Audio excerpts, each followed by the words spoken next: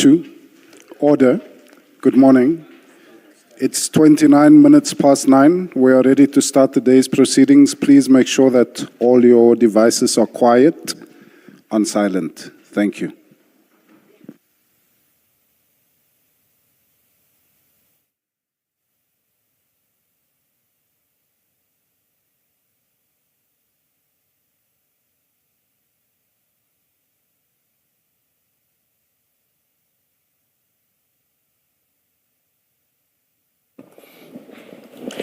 Good morning, Mr. Good morning, Mr. Bodlani. Good morning, Chair. Good morning, Advocate Johnson. Good morning, Chair. Let's start here. You remember yesterday we gave you some homework that stemmed from a question put to you by Commissioner Baloyi. And that question concerned the 4 counts that General Masemula is charged with, all of which are based on the Public Finance Management Act, or the PFMA as it is usually called. Commissioner Baloyi's point was, Commissioner Baloyi suggested to you, and she wanted a response, that those charges cannot stand alone. They must be related to some other offenses that do fall under the mandate of IDAC. You remember the question. I added to that question the fact that the section actually makes reference to additional, and I said to you that surely this must mean that the offenses under paragraph C of section 7(1) capital letter A, those offenses under the specified statutes there must therefore be, because of the use of additional, be additional to something that's already referred to. And if it's only offenses under the statutes, then IDAC does not have a mandate. I even said to you, you must give meaning to the word additional. In fact, I should actually have gone further than just additional. I should have said this is additional related, so underline related as well, statutory offenses.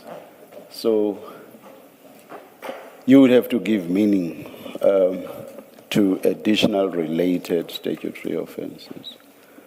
And if what General Masemula is charged with are only the statutory offenses, in fact, in this case, statutory offenses relating to only the one statute, the PFMA, on what basis does IDAC have a mandate to charge General Masemula under the PFMA, standing all by itself?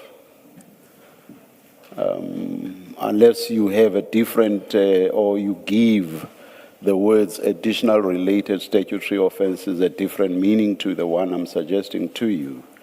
Can you please respond? Good morning, Chair and Commissioners. Yes, good morning. Good morning, Advocate. I've done the homework. I don't know if I'm going to pass, so we're going to give it the best shot that I could. I did go back, and it is correct, Commissioner Baloyi, that he faces charges relating to the PFMA. And so we've got to go back into Section 7, especially 7(1)A, and say, in the absence of. Now, we have several accused that are charged. And you will find that not all of the accused are charged for all of the same offenses. You may find that some face 3 or 4 and some face just 1, etc. But they all arise out of the serious, complex corruption and commercial crime matter, which is the Medicare matter. It is in that vein that we go back Chair. And when we look at Section 7(1)(a), the sub-A, our case, the Medicare matter, relates to serious, high-profile, or complex corruption, commercial or financial crime cases. That is the umbrella of the cases. The involvement of Commissioner Masemola in relation to the serious, high-profile or complex corruption, commercial or financial crimes are as related to the PFMA. When these offenses were allegedly taking place, the serious, complex, commercial,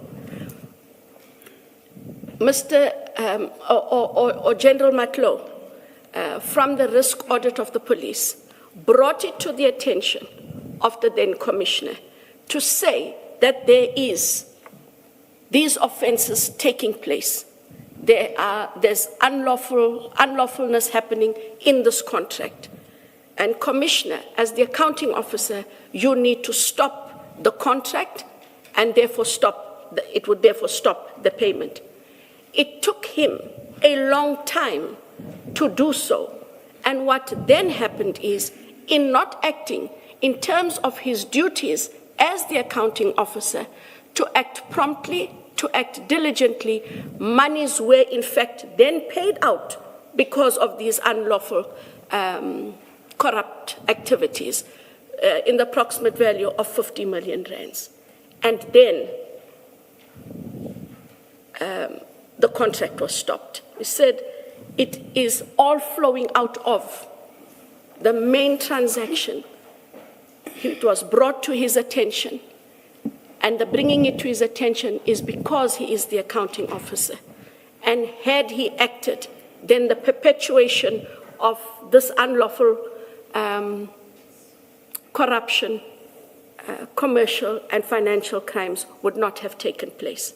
It is so, Chair, we never said that he was party to the corruption, but he is being charged then for the PFMA arising out of those matters that he had become aware of, and that we say he then did not stop. And that is as... That's a valiant attempt, but I do not think it takes you to a pass mark. Let me make a very cruel example and say, let us say all of the people that General Masemola is charged with were dead, all of them. And therefore, there was no question of them being charged with all the offenses, with any of the offenses you are seeking to rely on, and to suggest that General Masemola's charges are additional to. So General Masemola then has to be charged under the PFMA all by himself. So what would the PFMA charges be additional to? What would the PFMA charges be additional to? Nothing. You get my point. Yes. So it's on that basis that I say your attempt to just force the PFMA charges being additional simply does not work. Do you agree? It doesn't. It doesn't. Because all that General Masemola is charged with are the PFMA offenses. So when you look at him, those offenses, insofar as General Masemola is concerned, are not additional to anything, are not related to anything. It's just those PFMA offenses only. And you cannot force the additional by merely relating to charges faced by other people, charges that have nothing to do with him whatsoever. And the cruel example I give actually makes the point abundantly clear. Do you agree? I agree, it makes the point clear. Yes. If you'd allow me to, and then I stop. Yes, yes. In the manner in which it transpires, the PFMA is in relation to and that is as far as I take it. It is in relation to the serious complex corruption, commercial and financial crimes. If those had not taken place, there is no need for the charge to be preferred, PFMA or otherwise, against Commissioner Masemola. But that is as far as I can take that argument.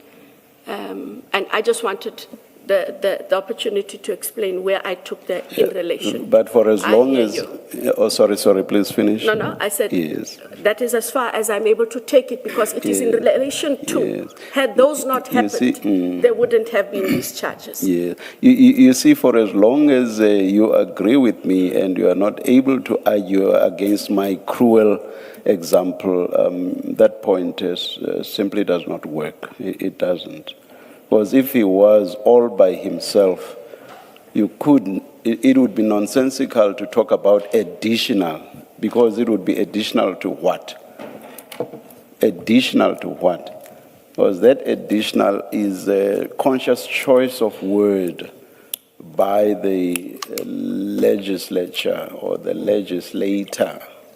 It's a conscious choice of word. Otherwise, they would just have said relating to these statutory, or rather, offenses arising from these statutes, and then the statutes would be itemized. The use of additional is because there must first be other offenses. Otherwise, additional simply does not make sense. You must accept that. I leave it there, Chair. Do you agree that otherwise I have to agree with your reasoning. Sorry. I have to agree with your reasoning. Thank you. I made the point I thought I need to make. Yes, it is based on my understanding. Yes. And I have... Yeah, I suggest to you, or as other people would say, I put it to you that your reasoning in this regard... will not hold water. It simply does not. Thank you. Advocate Silo, there's a further issue on this. If you go to file 9 on page 3520, this is General Mkhwanazi's own affidavit.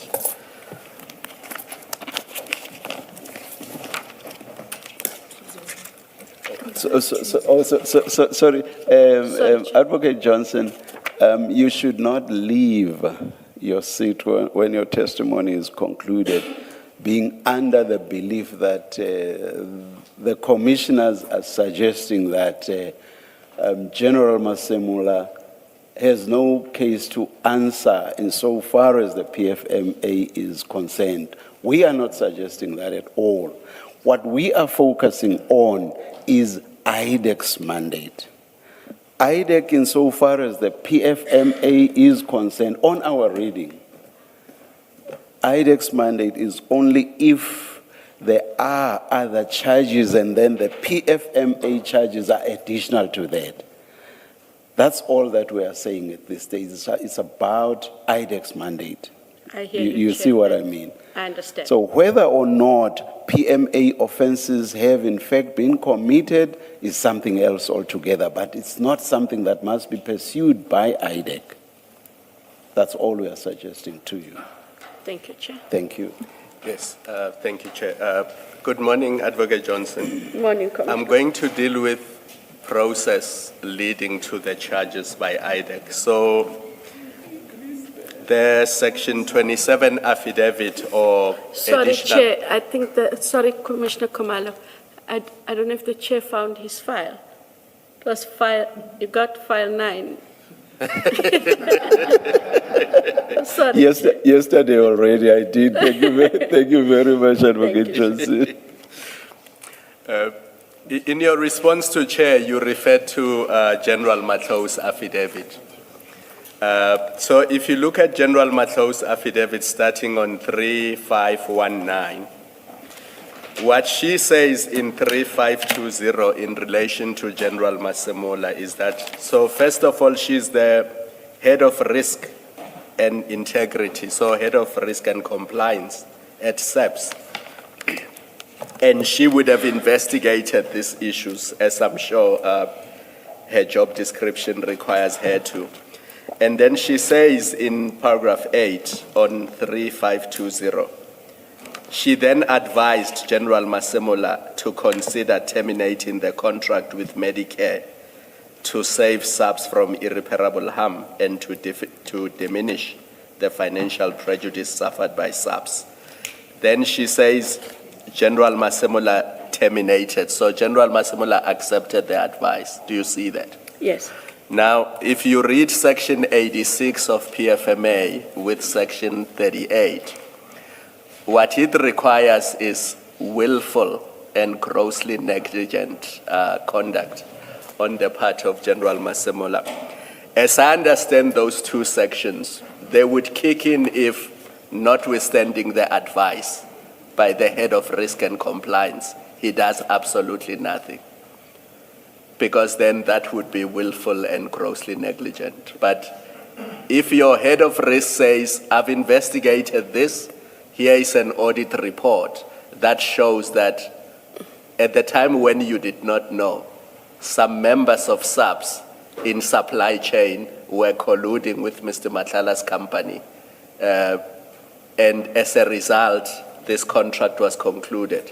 They were also colluding in relation to the issue of, I think it's in charge 3, of the orders, of the purchase orders, which is not something that as a commissioner you would generally know because it happens at supply chain level. If now head of risk investigates, gives you an audit report and says the purchase order process and even the granting of the contract from the beginning were tainted by criminality. You as accounting officer, you come in at that level and you say, now that I have all this information, what do I do with it?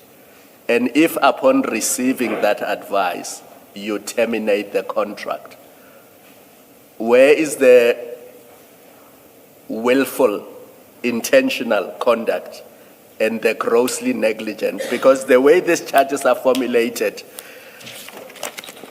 IDAC is basically saying from the date the tender was awarded, because they say from May 2024 until May 2025. So they say from the date the tender was awarded, already there was willfulness and grossly negligent conduct on the part of General Masemola.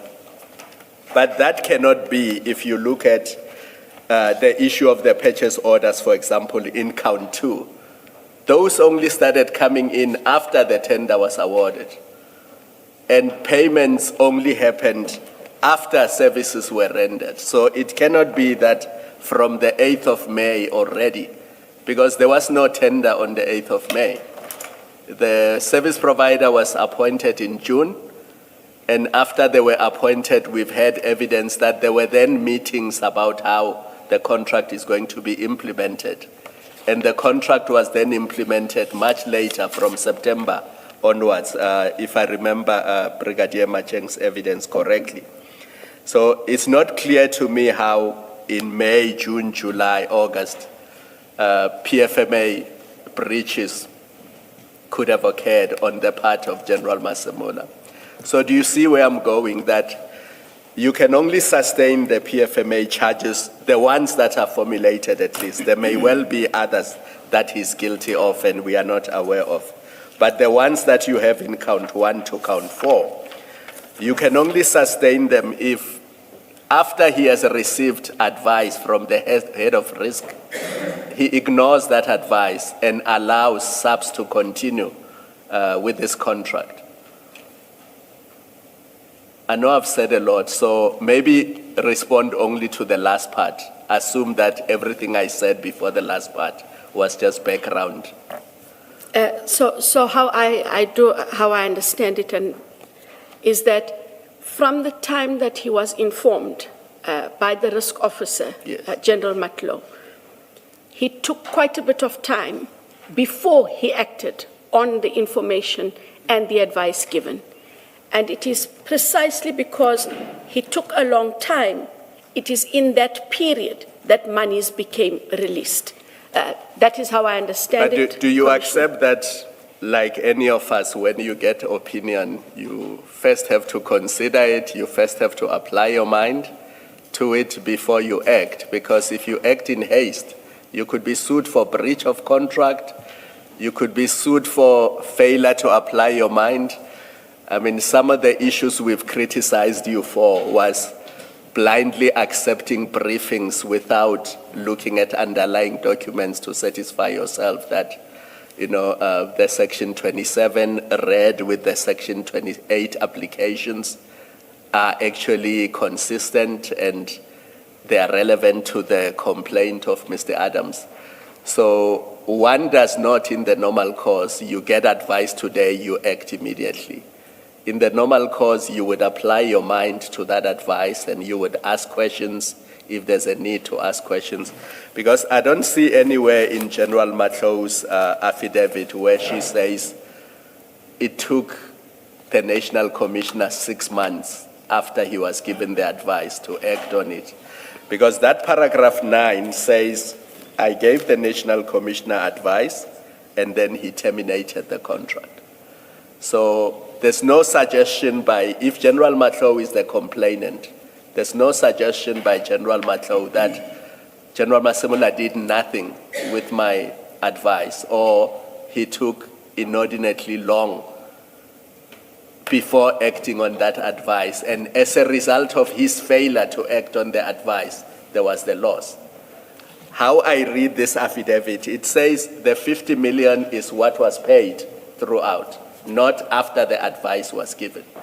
But the charge sheet creates the impression that the loss happened after the advice was given.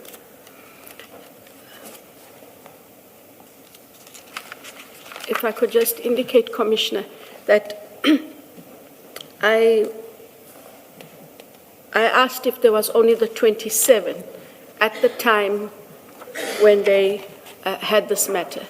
I'm given to understand that General Mkhwanazi submitted a preliminary report together with the Section 27 affidavit. I'm not sure if it is before the Commission, but that must be something that that would then have to be asked, as it might just give a different context, but I'm not seeking to take the point further in terms of the conversation, Commissioner Khumalo, between you and I. But looking at only paragraph 8, do you accept that the General says, I gave advice to the National Commissioner, the National Commissioner acted on the advice? The affidavit does not say the National Commissioner failed to act or did nothing with the advice given to him. I understand that. Yeah. Still on this issue, my concern in the debate about whether or not this falls within the IDAC mandate is that on the charge sheet itself, there is no allegation of corruption. You don't make that allegation in the charge sheet. The charge sheet and the charges are purely statutory contravention, PFMA, and working off the charge sheet as it is now, the impression that it creates, or that in my mind has formulated, is that there was no good faith intention to prefer a charge because it is justified, it is supported by the facts. This was just a scheme to get him arrested or present to court, to have him appear in court, and the purpose is achieved just by that fact alone. So you don't even get to the validity of the charges. That's why we don't discuss with you whether there's merit in the charges themselves. That's for the court to determine eventually if it does. But that which is obviously, at least in my view, which is obvious from the charge sheet and must have been obvious to the lawyers in your office and to the prosecutor who approves those charges, it must have been obvious just on the charges that we are not making an allegation of corruption against him. how do we justify him being here? That must have been obvious. And accepting, because it's difficult not to accept that it was that obvious to the lawyers who dealt with this. Accepting that it would have been obvious to them that this charge sheet is wholly inadequate for purposes of our mandate. There has to be another reason why, anyway, you approved the charge. If you did do a prosecution memo, you were prepared to do the prosecution memo and say to the prosecutor, I think he said it's the DPP, and for the DPP to approve this charge as it stands without saying to you, hang on, go back, include corruption in there so that it falls within our mandate. To me, it gives the impression that the whole purpose of this charge sheet was to just have him appear in court. Just have him, let's create a paper that presents him to court and he becomes an accused with a consequence that we now publicly know happened, which is he was removed from his position, whether it's a leave or suspension, whatever, but he's not in office. And I say that, and forgive me if I'm repeating myself, I say that because it's inconceivable to me that a whole lot of lawyers who looked at this charge sheet, none of them said, hang on, we can't do this. This is not good enough for purposes of our mandate. If we want to charge him as involved in corruption, even your interpretation that you give to the chair this morning, if that interpretation had been discussed, it would find reflection in the charge sheet. However, inelegantly expressed, if the idea was that, well, you know, he's implicated in the corruption, even if it's just these sections, but that connection, it would have found expression here with a lawyer's eye. And that it doesn't find expression suggests to me it's because you couldn't do it. None of you could get to the point where an allegation of corruption is made or him is being linked to the other accused conduct. And for that, you couldn't go that far, but it didn't matter because the real intention was never to get a successful prosecution of corruption or a successful prosecution that comes under PRECA. That was never the real intention. In my view, the intention was, as I say, get him arrested with the spectacle that comes with it, get him charged with a consequence that naturally will follow, which is the minister, and hopefully even he, National Commissioner, would say it's untenable for me to remain in this position while I'm undergoing a criminal trial, and that was its only purpose. That's what it looks like to me. You may comment if you want. And I do understand your reasoning, Commissioner Baloyi, but at no stage was there an intention to make a spectacle of anything. The prosecutors looked at the case in its totality. And as I explained this morning, it relates to. I accept, the only part that I do accept is they didn't draw the link between the two. That in itself does not make the conduct malicious, and there was no intent to put him on show. It was to charge him as they did. That link is not there. That cannot be taken away. But it should therefore not be seen as it was used as an instrument. They still firmly believe in those PFMA charges as they put them. And in my discussions yesterday, I did highlight that the Commission does find we have, where is the link between the two? Hence my explanation this morning. I took your point, but I have to clarify, there was never an ill intent. It might have been clumsily put in the way it is. Or incompetently drafted. Put, but that does not make for ill intent at all. Thank you, Commissioner. Thank you. Thanks. Seeing that we are dealing with these PFMA charges. Perhaps let me take you to a different but related issue.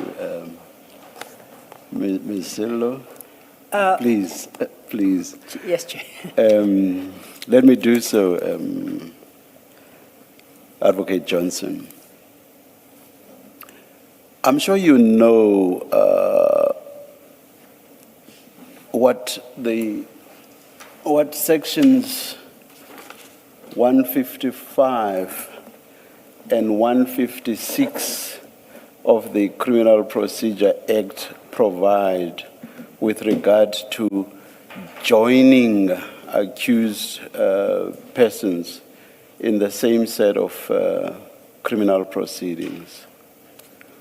Perhaps for the record and those viewing these, for their benefit, those viewing these proceedings, let me read both sections. 155. Chair, yes. Apologies, we are trying to project, so perhaps when you read, it will be projected as well. Thank you. All right. Section 157. 155 and 156. 155 and 156 of Criminal Procedure Act. It's coming up. Thank you.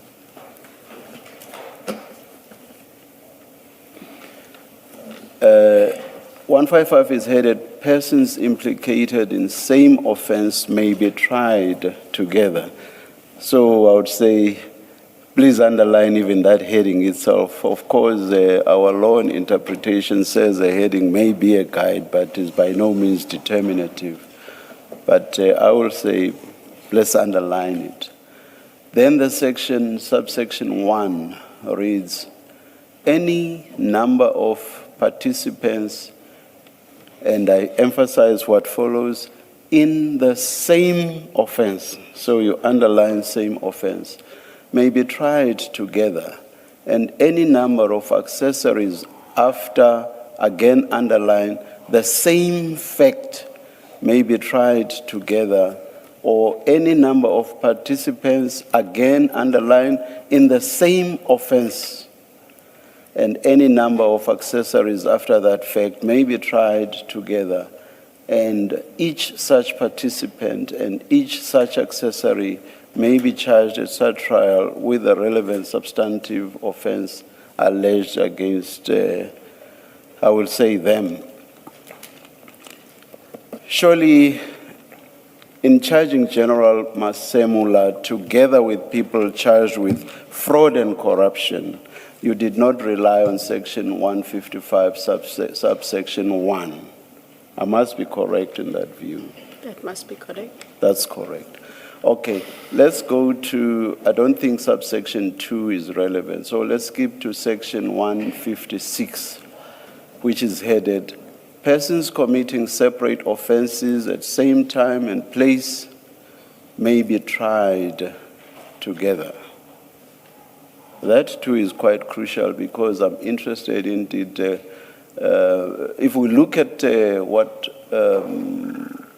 Commissioner Masemula is charged with, one immediately wonders if it can be said that he committed offenses at the same time and place with the people that he has been lumped with. But again, I will make the point I made earlier that a heading is merely of assistance and not necessarily determinative of the interpretation to be given to a statutory provision.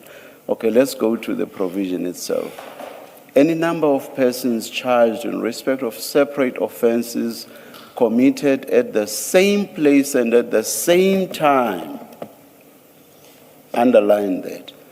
Now it's in the substantive part of the provision, so no longer just the heading. And or at about the same time. So that too, at about the same time, may be charged and tried together in respect of such offenses. And then here's another crucial part. If the prosecutor informs the court that evidence admissible at the trial of one such person will, in his opinion, also be admissible as evidence at the trial of any other such person or such persons. Do you think this subsection applies? Or rather, this section, it has no subsection. Section 156, do you think it applies? In what way has General Masemola, based on the PFMA charges, committed those PFMA charges at the same place and at the same time as the commission of the fraud and corruption? Surely that cannot be suggested, I do not think.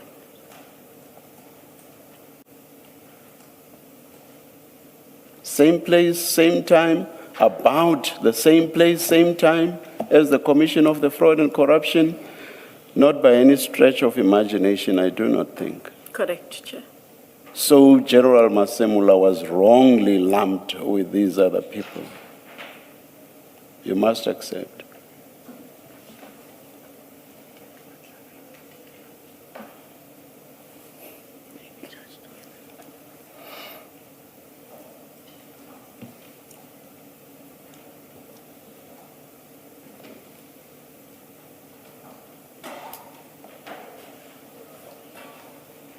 You accept that? I see that. You certainly must. Now, even when you look at jurisprudential precedent, I will refer you to, I know you're a good prosecutor. I watched you arguing, which appeal was it? The Pistorius appeal. You are actually a good advocate, I think, on my assessment. I will refer you to jurisprudential precedent with regard to the court's exercise of discretion under Section 1, under one of the sections I've just referred to. It should, I think, be relevant more to 156. Let me just see if the case was dealing with 156. Anyway, let me not waste time. Let me just read you what Trolip J.A. held. He says, in exercising its discretion, the trial court has to weigh up the likelihood of prejudice to the applicant accused.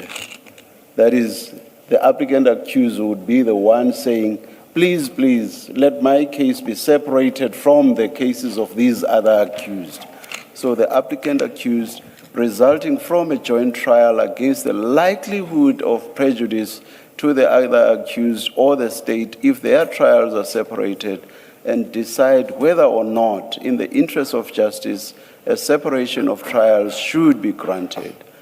Prejudice there means prejudice in the sense that no injustice should be caused to the party concerned, including the state. If we look at this, but what's crucial is that you've already accepted that in any event, General Masemola ought not to have been lumped together with these accused persons that are charged with fraud and corruption. Bear in mind that yesterday you accepted already that General Masemola is not complicit in fraud and corruption. Now you accepted now in my engagement with you now that he ought not to have been lumped together with these people. Now that he has been, surely, and based on this principle, you must also accept that he would suffer the sort of prejudice that Trolip J.A. says an accused person should not be subjected to.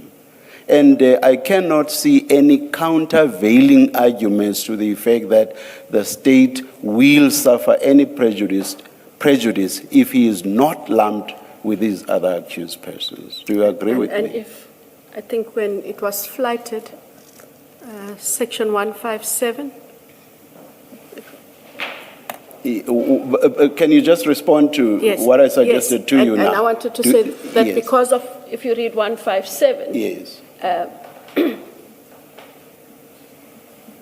that becomes a bit more, is more appropriate then in the circumstances and given the jurisprudence. Yes. But you basically agree with me. You've already agreed that he ought not to have been lumped together. Then I'm making another point, although related, which is that he will definitely be prejudiced in a trial that lumps him together with these other accused who are charged with fraud and corruption, both of which he is not charged with. Do you accept that? I accept that. Now, a question that goes to what I've always emphasized, I think I did so even on the first day, which is that we are not trying to suggest that General Masemula has committed no offenses, no. But, and this is something that Commissioner Baloyi's question touched on, we want to know why this was done. Why was this done? You've agreed very easily. You know these principles. You apply these sections all the time. Why was this done? Why was Commissioner Masemula lumped with these people, charged with fraud and corruption when he is not? When he is charged with the statutory offenses provided for in the PFMA, why was he lumped with these people? At face value, it seems to me that this must have been done to embarrass him, to taint him, and to make the public, or to cause the public to see him as also being complicit in fraud and corruption. People are not going to, ordinary members of the public are not going to analyze this. He stands there with people charged with corruption, fraud. He stands there with them. And most of the noise when the case is talked about is going to be about the fraud and corruption. People are not going to delineate and say, but not Masemula. Do you see what I mean? So this was done, I suggest to you, to embarrass him, to taint him, and to make him look as if he too has committed fraud and corruption. That was calculated, I suggest to you. What do you say? Chair, I understand. I gave the contention that I did, that the prosecutors put him in one matter because there's the serious complex fraud corruption, and it would be one matter when they lead the evidence with the PFMA. I'm giving you the explanation that I have for the prosecution. I accept that this matter, he should be separated, but at no stage, Chair, was there an intention to embarrass. I can understand the optics thereof, but at no stage in the charging of Commissioner Masemula was there an intention that he be embarrassed. Were you involved with the decision to join him as a co-accused in this, with the other accused? Were you involved with that decision? Yes, the prosecutors take the decision. When we were briefed, we agreed that he's charged only for the PFMA. No, my question is, someone made the decision that he will be accused number, whatever number, on that gallery, right? The prosecutors. My question is, before that decision, or when that decision was made, were you party to that decision when it was made? That he would be added at the end. That he's added as a co-accused with the other, however number, whatever number they are. Based on the contentions that I've given, which was given at the time, yes, ma'am. You see, what's problematic with this is the fact that you have already agreed that in terms of the sections, he ought not to have been joined at all. He ought not to have been. Now, what makes this situation worse is the fact that he is being joined down the line. Not that it would have been correct if he had been joined at the same time the charges were brought. No, that would still have been legally wrong in terms of 155 and 156, and you've agreed to that. Now, but what makes it worse here, he is joined down the line. Surely your minds should have focused on, we already have charges against all of these people. We are charging them with fraud and corruption. Now we want to put in an additional person. Is it in accordance with the law to join him in terms of 155 and 156. Surely your mind should have been focused on that. It's not as if a mistake happened, we just lumped these people together, instant, these cannot just happen. So if it's wrong in law, it would have been wrong, even if it was lumped right at the beginning. But now, the point I'm making is, you lump those together, they are all charged with fraud and corruption. It makes sense to lump them together in terms of 155 and 156. Now with him down the line, how is it that your minds are not specifically or particularly focused on, but must we lump him together with them? Surely your minds should have been so focused. Otherwise, I do not understand why that was not the case. I understand you, Chair. Did you? I may be repeating Commissioner Baloyi's question, but I will repeat it for emphasis. Did you focus your own mind on this issue at all? Yes, there was a discussion on whether he was going to be charged separately or whether he was going to be joined. I give the argument and can take it no further than what was given. After that discussion, or during that discussion, did you specifically focus on which basis under 155 or 156 we can join him? Did you focus your minds on that? Not me specifically. When you said there was a discussion, did that discussion not involve you? The discussion involved with 157. Should he be charged separately or should he be charged jointly? The prosecution you team... can't, sorry. You can't separate 157. It must relate to 155 and 156 as well. You cannot separate 155 because you charge people in the same proceedings if they have committed the same offense. That discussion happens and then we go to we then go to Commissioner Masemola. So you were part of that discussion, you say? With the prosecutors. Yes, when they did the briefing. Yes, there was an engagement with the prosecutors. Yes. And you concluded that there was a legal basis in terms of the Criminal Procedure Act to join him in these proceedings. And if you say so, and you must have reached that decision. So if you say you found a legal basis, what was that legal basis? And in terms of which section exactly? So in terms of the legal basis that we found, Chair, it was the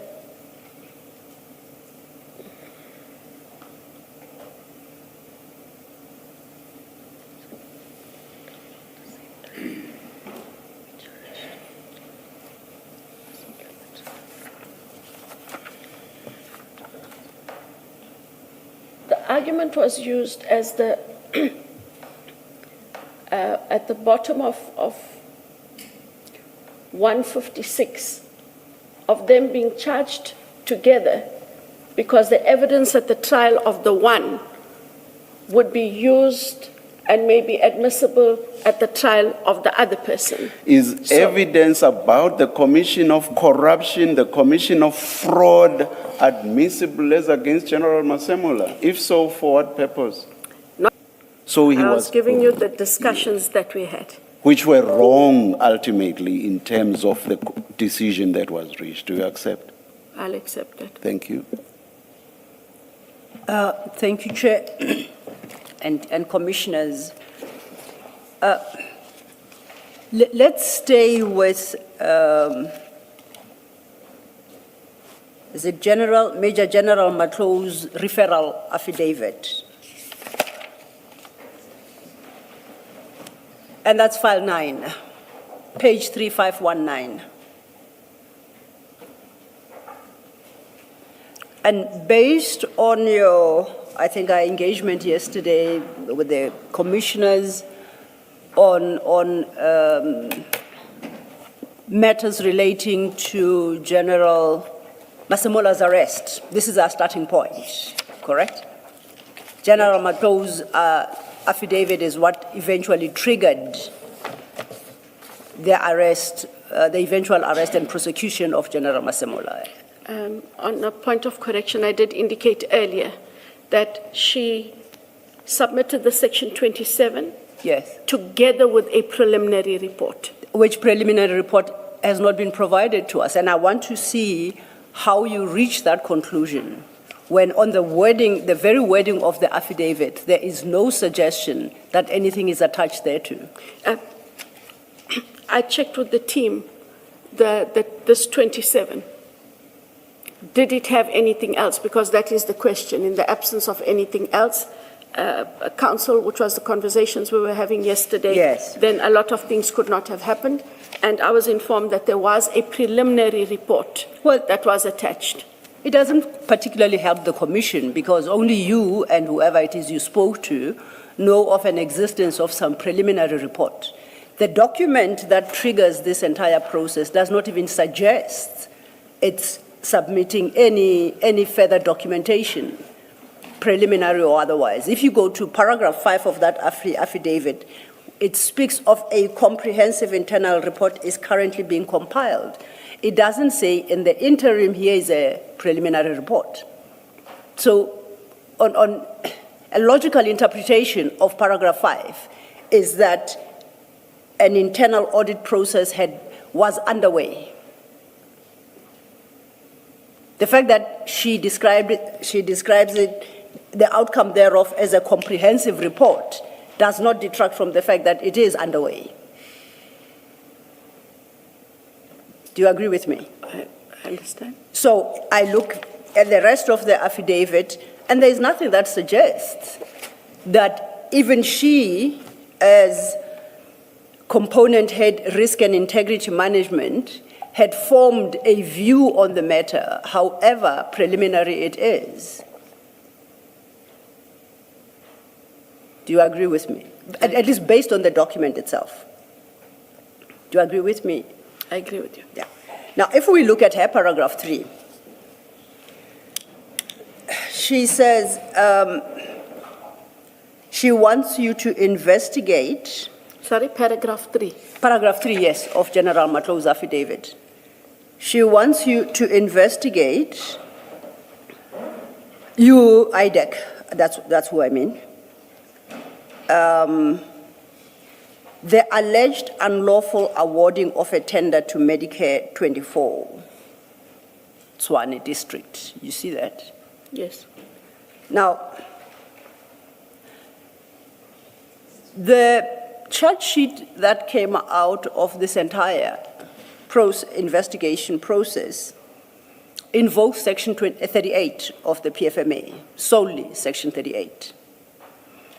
And you know that if we take a step back, Section 217 of the Constitution prescribes that all organs of state should establish a system and make appointments regarding bid adjudication, bid evaluation, and that entire formal structure to deal with the issues of public procurement.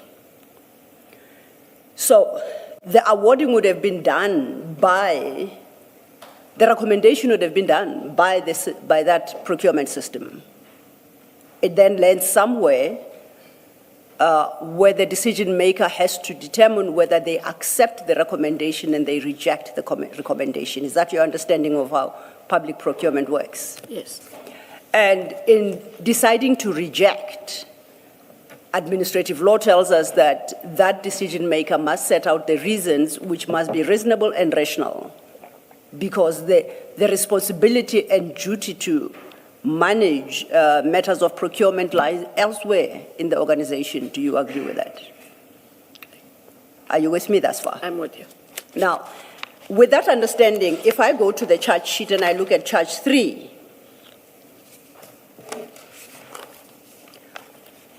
how do we rationally explain away charge 3, which is a charge of gross negligence for failure to comply, in that General Masemola, him, I take it as the accounting officer of SAPS, failed to ensure that Medicare 24 Tshwane district was properly screened and tax compliant? Whose duty is that? That must be the bid evaluation. So why, and now I'm just trying to get some, why is he being charged for failings by the bid evaluation committee if we have since discovered that in the process of evaluation, it turned out that this particular entity was not tax compliant and neither was it properly screened? Unless we are suggesting the bid evaluation committee and the bid adjudication committee, after they have discharged their duties, the whole tender and process and documentation must go before General Masemola, where he must satisfy himself that this entity was tax compliant. Is that what we're suggesting? Amongst others. Doesn't make sense. I didn't think it would. Staying. Please indicate to me when it would be appropriate to give Advocate Johnson the citation of the case I quoted from. I forgot to do that. This would be good. I'm happy to. Thank you. I just gave you the name of the judge. The matter from yes, Trollop J. the matter, yes. The matter is S versus Ntuli and others. 1978, Volume 2, South African Law Reports, page 69, Appellate Division. Thank you. Thank you, Chair. Can I just add, without making a debate about it, a difficulty about this count that Ms. Silo has referred to, and which is part of what leads to my conclusion that I put to you earlier, is even this count, what that provision deals with is that the accounting officer must make sure that the institution complies with its tax obligations and everything that is listed there.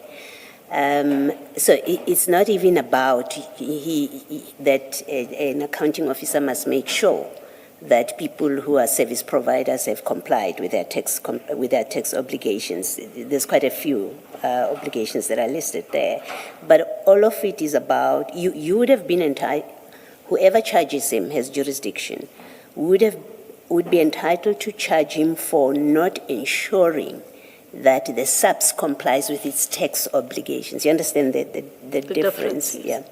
So it's charges like that, a count like that, that reference to Section 38 as one of the charges against him that feeds the suspicion that I have about the motive of putting these charges, and me saying, but lawyers could never have missed that Section 38(1)(e) has nothing to do with his involvement with the tax compliance of Mr. Matlala's company. It has to do with SAPS's own tax compliance.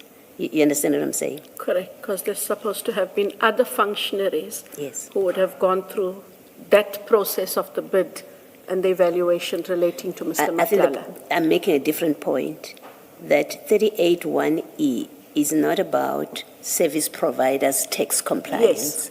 It's about SAPS's own Compliance. with its tax obligations. Yes. And so the charge, and I mention it only to say it's part of what feeds suspicion about what was the purpose of these charges, which clearly seem to be poorly conceived against the National Commissioner, at least by IDAC. Thank you. Ms. Silo, thank you. Thank you, Commissioner. And Advocate Johnson, that precisely makes the point, because Section 38(1)(e), as Commissioner Baloyi correctly points out, is in relation to SAPS's tax compliance. Yet the reading of that charge suggests that Tshwane, is it Medi 24, ought to have complied with that particular section, and that General Masemola failed to ensure that Tshwane complies with that section. You see the challenge? Yes. And the interesting thing is the entire charge sheet is based on Section 38, and I'm just going to quickly project Section 38, because I think this is what leads to the challenges, for instance, in count 3.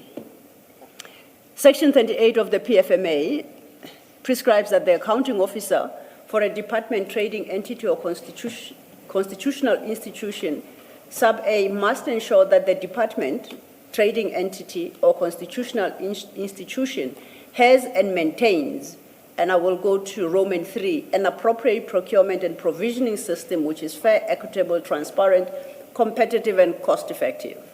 On a reading of that, you would agree with me that that is the responsibility that General Masemola bears. He must ensure SAPS maintains an appropriate procurement and provisioning system that is consistent and compliant with Section 217 of the Constitution. Now, it is that system that receives, interrogates, bids. My logic, which may very well be faulty, would be his failing to the extent that it falls within 38. The charge ought to have been, my view, that he failed to comply with 38(1)A Roman 3. He did not ensure SAPS has got such a system. Would you agree with that? I agree with that. Now, if we go back to charge 2,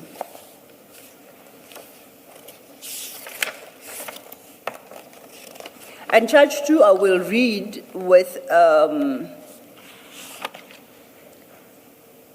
General Mato's referral affidavit at paragraph 3, just to remind you, at 3519, General Mato had indicated that she was initiating a criminal investigation into the unlawful awarding of a tender to Medicare. And if one has regard to 6, we learned that 7, we learned that Medicare 24 was awarded that tender and resulting in a contract being concluded. And at 8, we learned that General Masemola terminated that contract. Firstly, if then we follow the logic of procurement, of a bid process, it culminates in a contract, and as General Matoi points out, that contract brings into being contractual rights and contractual responsibilities and liabilities.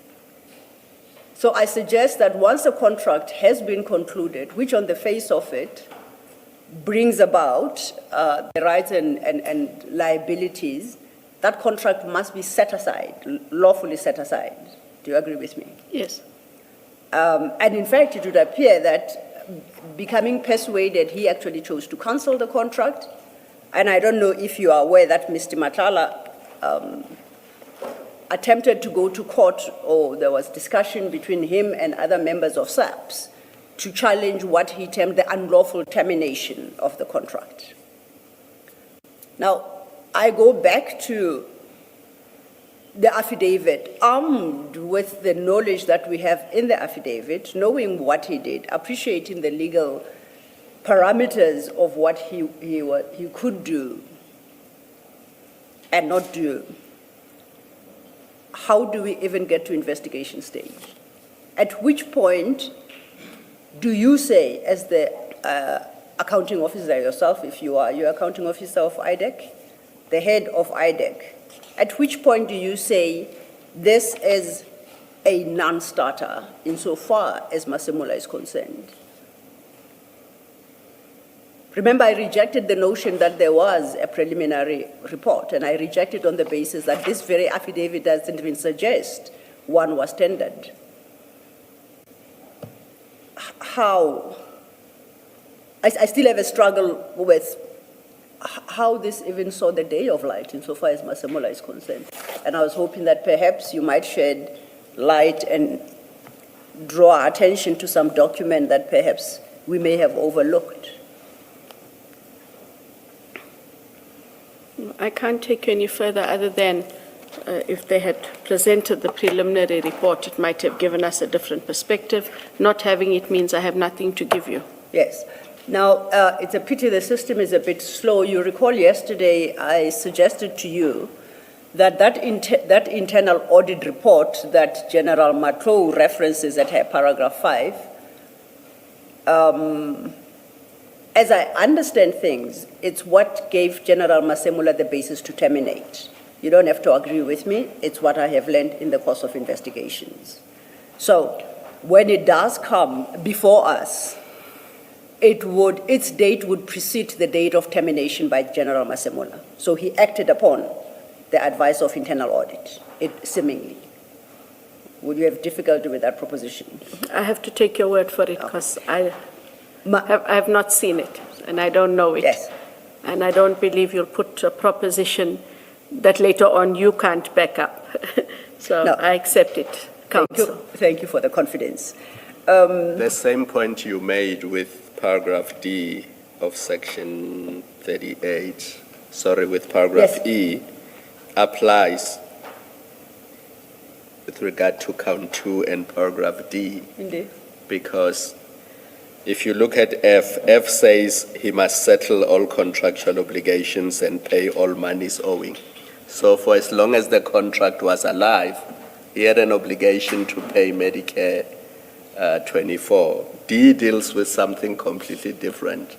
So breach of D is not consistent with count 2. Because count 2 is about it's about maintenance and management of assets. So make sure that assets don't get lost. Make sure that if you have liabilities, they are managed. But the charge says he shouldn't have paid invoices. He shouldn't have accepted orders. Now, if he did as the charge suggests, he would have breached F of section 38(1). Indeed, Commissioner, and to assist you, Advocate Johnson is projected the subsections D and F. We've spoken about E, D, F, and D is relevant to count 2. It is on the screen, and that is what Commissioner Khumalo is referring to. So under F, Advocate Johnson, for as long as the contract was alive, SAPS had an obligation to accept purchase orders and to pay invoices. But the charge suggests that General Masemula should have acted contrary to 38(1)F and not paid the invoices and not have accepted the purchase orders. I see. Do you see the problem there? Thank you, Commissioner. And then staying with the issue of the internal audit report, which you accept, my proposal that it is on the basis of that internal audit finding that General Masemula terminated the contract. And the proposition to you was if he terminated on the 15th of May, that audit report was availed to him prior to the 15th of May. You do accept. You said you accept, at least for the moment, because you haven't seen it. I accept that. And I thank you for having the confidence in me to accept my say-so. The point I seek to make now, though, is the facts of that report and the findings only came to the attention of IDAC on the 26th of June, 2026. Now, as I was complaining that the system is rather slow this morning, that was by way of a further affidavit by General Mkhwanazi, dated the 26th of June, 2026, which currently, I guess, is in printing and copying. It's a big document in that I think it's a 284-page affidavit in which the introductory paragraphs are the same as any affidavit. From paragraphs 2 to the penultimate paragraph, it's the entire reproduction of the report itself, together with its findings and recommendations and everything. And then it's got whatever paragraph it will be as a concluding paragraph. And she signs it on the 26th of June, 2026. So officially, for purposes of investigation, that is the first time IDAC even becomes aware of the basis on which General Masemula eventually had to terminate on the 15th of May, 2025. You would accept that. Logic would tell me. Unless, once again, you or somebody within IDAC were able to explain that they obtained that audit report prior to the complainant, General Mkhwanazi, submitting it in a form of an affidavit on the 26th of June 2026. Now, to the extent that your investigators told you there was a preliminary report, which of course I take issue with, did they indicate when they received that final audit report prior to the 26th of June 26, if they ever did? No, I just know that there was a preliminary report with the Section 27. Then I don't have the details, Chair, unfortunately. We will await that affidavit and see. Now, this is, again, I'm still staying with General Mkhwanazi's affidavit, and it's because these are now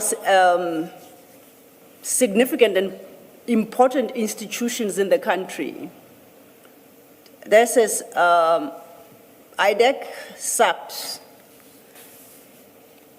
When this affidavit is received in the terms that it is, it does not at least implicate General Masemola on the face of it, does it? The affidavit at 3519. Oh, you're talking about the Section 27, sorry. Yes, the Section 27 Yes. from No. General Mkhwanazi. No.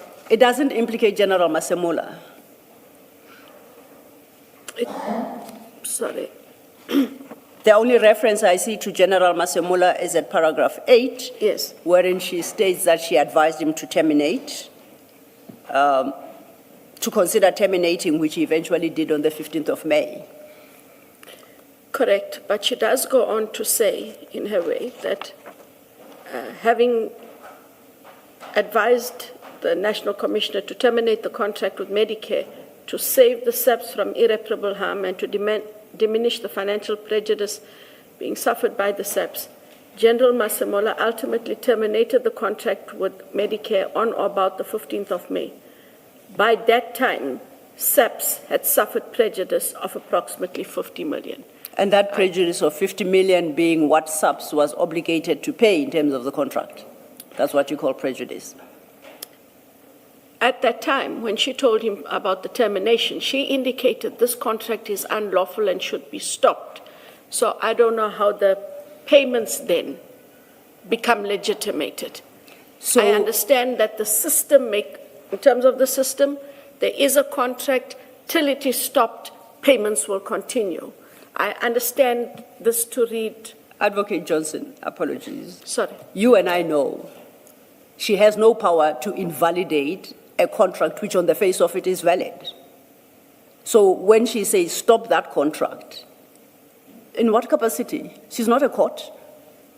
She's not a court, no. Yes. But she is the risk, she's the head of risk and integrity, and she is saying to him that this contract has been unlawfully awarded and we need to stop the contract.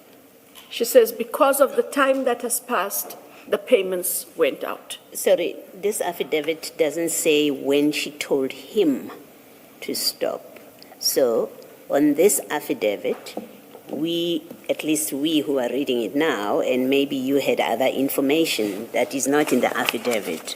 On this affidavit, we don't know whether she told him in January, whether she told him on the 14th of May, and what the expenditure was by the time she told him when it dawned on her that this contract should be terminated. So it's not what you're telling us now is not in the affidavit. So maybe tell us, where did you get it from that she told him to terminate, he did not, and in the intervening period after that, and the 15th of May, 50 million rand was spent, which would not have been spent had he acted when she told him. There's facts that are not contained in this affidavit, and they hold only if you got them in another way. I understand.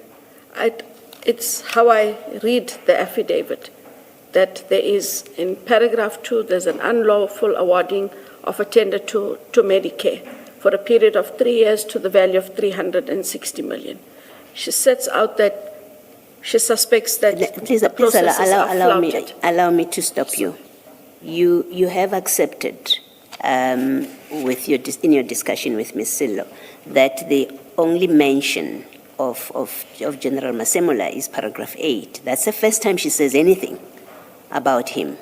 That doesn't mean that she has not investigated and this is what she has found. She has done that. That's why she gives you the background story in this affidavit. And then at paragraph 38, she says something that now directs to General Masemola. And in fact, on a reading of this paragraph, the way she says it, she may not have intended to, but the way she says it is, I advised him to terminate and he did terminate. That's what paragraph 8 tells you. You say, well, she told him earlier, he took his own time to terminate when she had told him earlier. And all I'm putting to you is that which you are saying doesn't arise from this affidavit. On a sensible reading of this affidavit and paragraph 8 in particular, or any paragraph in the affidavit, those facts that you are now speaking to are not here. Where did you get them from? Commissioner Baloy, I read paragraph 8 as her having advised him to terminate the contract. General Masemola ultimately terminated the contract. That he does. I read it from that ultimately. There wasn't an immediate action. It was ultimately terminated and then prejudice was suffered. I don't take it from anywhere else, but just that reading. But you see, to criticize him for not terminating immediately, you must know when was he informed. I understand. Logic dictates that. It doesn't come out of here. Yes, and that's a simple point I'm making, that on this paragraph in the whole affidavit, we don't know when she told him, right? So if we don't know when she told him, we are not in a position, and that you must accept, we are not in a position to say he delayed actioning her advice because she doesn't tell us when she informed him.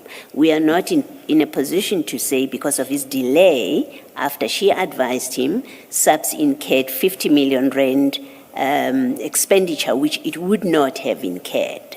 It's not there aren't facts in this affidavit that make us able to conclude that therefore he delayed and he's liable, he failed to secure the monies or the assets of SAPS.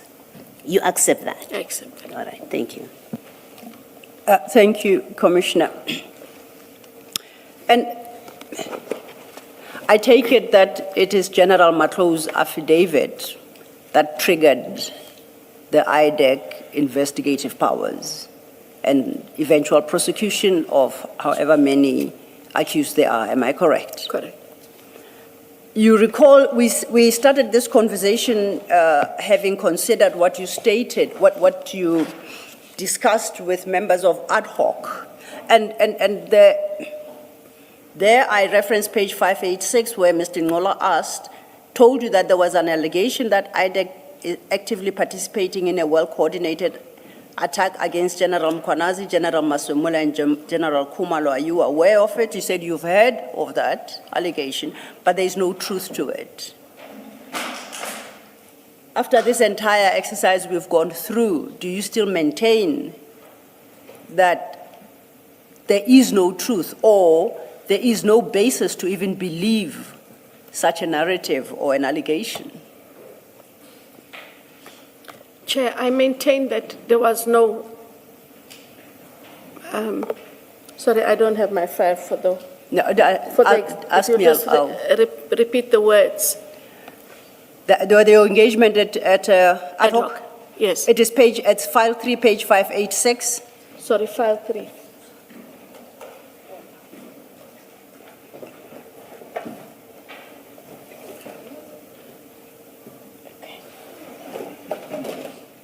Sorry, Chair. It's quite in order. Page 586. 586.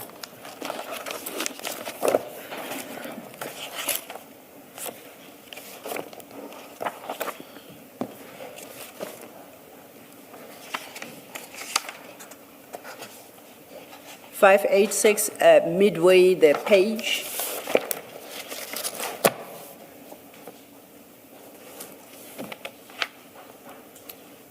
This is after, I guess you to be faster to find your own name, after you say that is correct. Then Mr. Ngola puts the question, there is an allegation. And then that's immediately followed by your response, and then you reference other criminal matters within the IDAC space. And you conclude, while we're at it, with the words, there is also no witch hunt against Lieutenant General Khumalo because there were no matters brought to IDAC prior to the referral by Mr. Adams. That's the...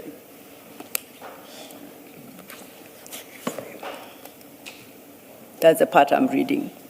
And I can very well perhaps appreciate the position you were in at the time you responded. Mine is slightly different. Do you still maintain the position after our 1.5 days of engaging with specifically decisions by IDAC targeting, no, wrong word, aimed at least 2 of these generals and the PKTT? Can you still say the narrative is baseless?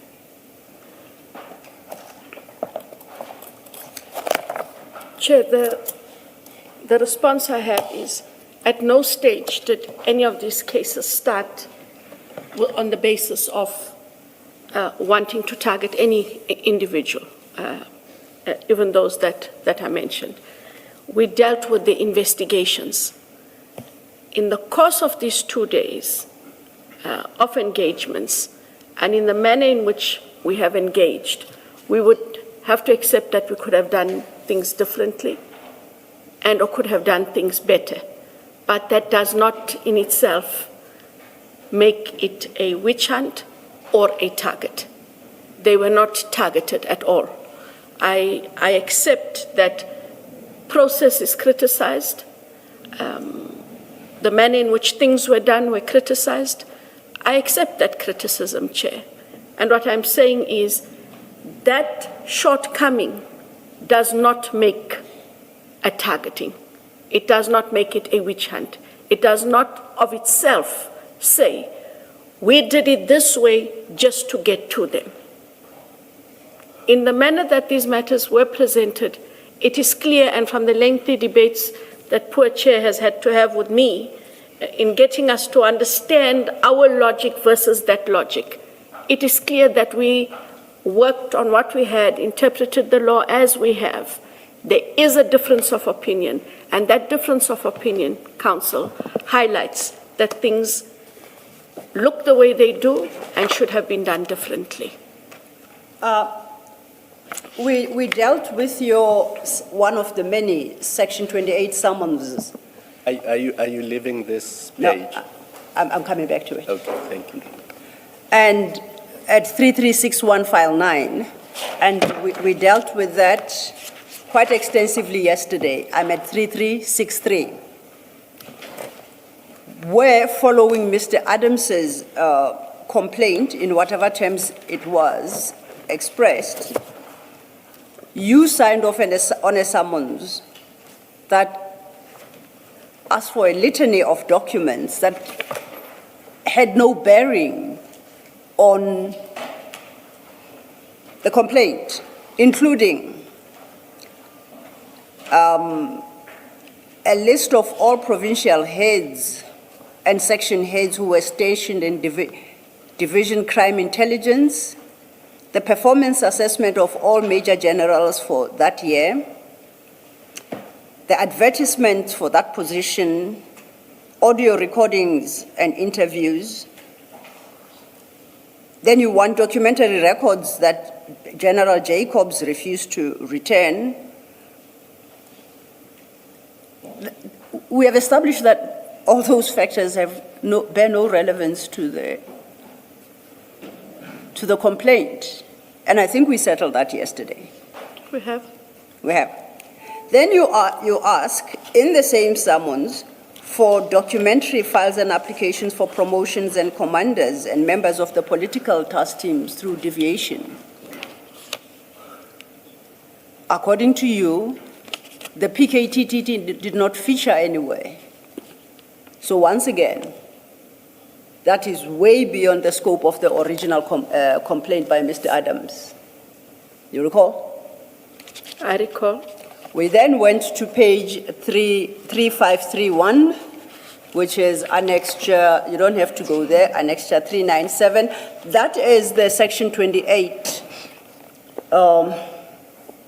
summons signed by Advocate Manilao, which wanted the identities and certified travel documents of PKTT members who went to arrest Mr. Adams. And he does so under the cast number relating to the Mukwele appointment. You could not explain that section 28, and I think we landed at a place where you said it ought not to have happened.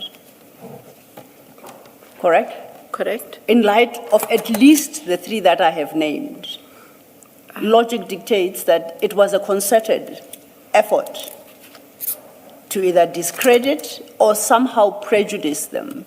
How can you sit there and you say the narrative is entirely wrong? And how do you suggest that it's just a difference of opinion? It's not. The facts, at least, are on the side of the narrative. What facts do you put forth to countenance that?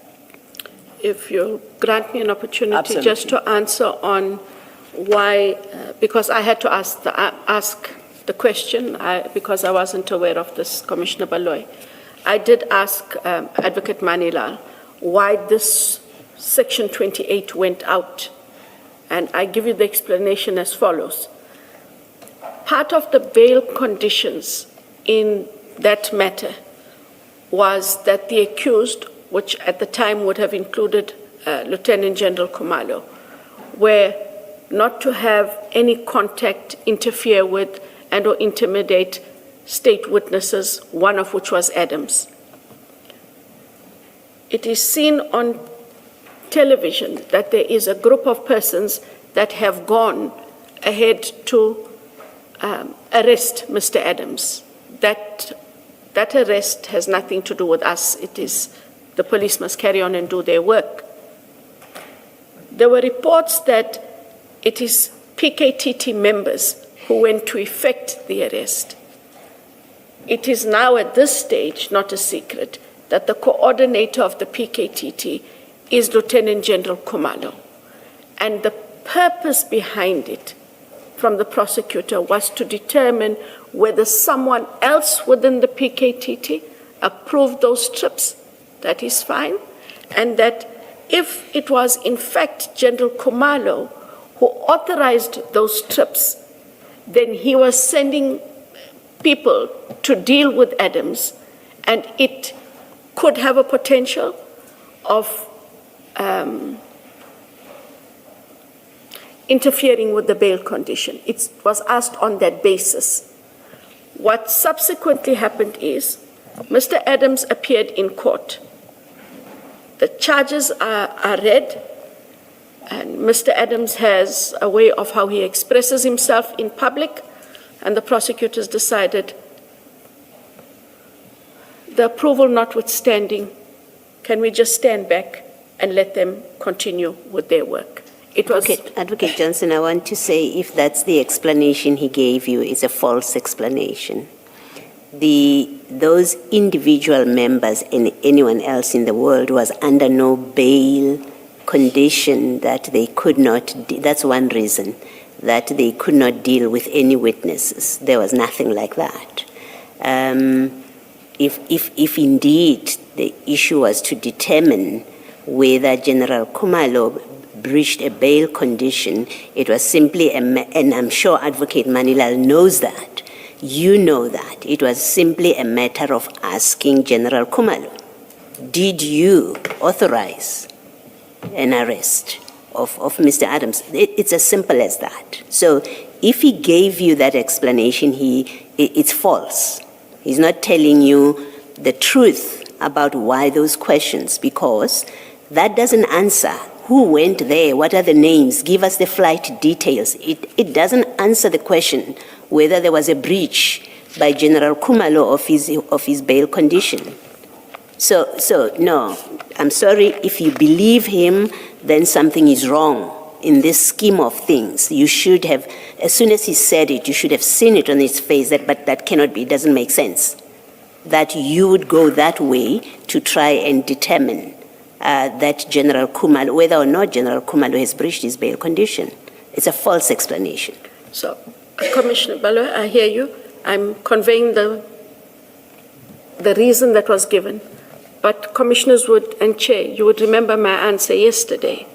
I did say that if, in the manner that this process was used and what was requested by asking about PKTT, then it is an abuse of the process. I did stand by that, and I did indicate that there would have been a better way for us to have engaged and to find out what had gone on. I'm not differing from my point. I don't retract my point. I just wanted to merely give clarity on, because I had to ask. I didn't know. My hope is you saw through that explanation. And that's what I would have hoped you would say, that this is what he says, but I have a problem with his explanation. That is why I stand by the proposal I made yesterday. I can't deviate from that proposal. Yes, thank you. And the problem is, in all that we have dealt with, particularly that arrest of Mr. Adams, it doesn't seem like anyone bothered to establish why he was being arrested. Had he committed, is he a suspect in a particular crime? How it comes across is because he was a complainant in some matter against inter alia General Khumalo, who happens to be the head of PKTT, a beggar subunit, that therefore Mr. Adams is somehow insulated from action by the PKTT, even where the PKTT has evidence of wrongdoing. That's the effect of it. So you brandishing that condition over General Khumalo to say, whatever wrong he commits, you dare not touch him because he's my witness, and if you do, you'll be breaching a bail condition. That's quite a bridge. Of course it doesn't make sense, because what I did do in that engagement, I asked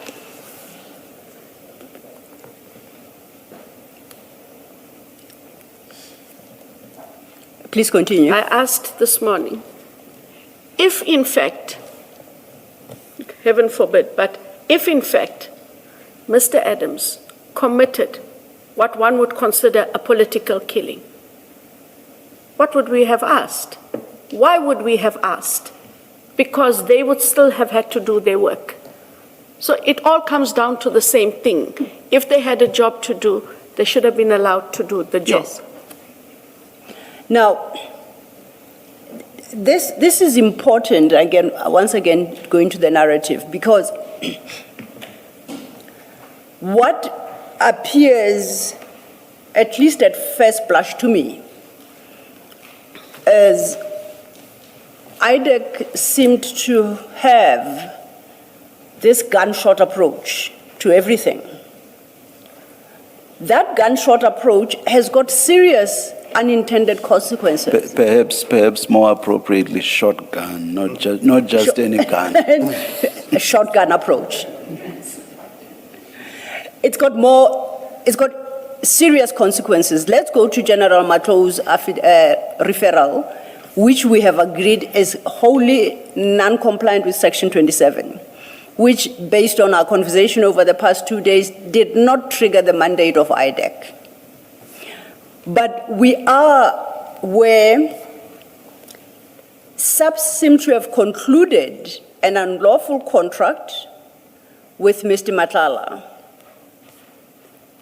But the prosecution for that sits on a highly questionable legal basis. Do you see the consequences? Because if the investigation is unlawful, the question must arise, what effect does that have on the prosecution? Ongoing prosecution. Instead, had IDAC opted, in light of General Matala's affidavit, General Matlo, the Sotho names. Oh, I do apologize. I apologize to both General Matlo and Mr. Matala. So I think the second name is Matala. Yes, I was going to say that, Commissioner Baloy. I saw yes. saw the words charity, Matlala Matlo. Thank you. Thank you. No, she intended to say Matlo, Commissioner Baloy. Just thank you, General Kumalo. My eye must have fallen on that. My apologies for that. Now you've called him General Kumalo. Okay, it's time for a break. Commissioner, I'll leave it there.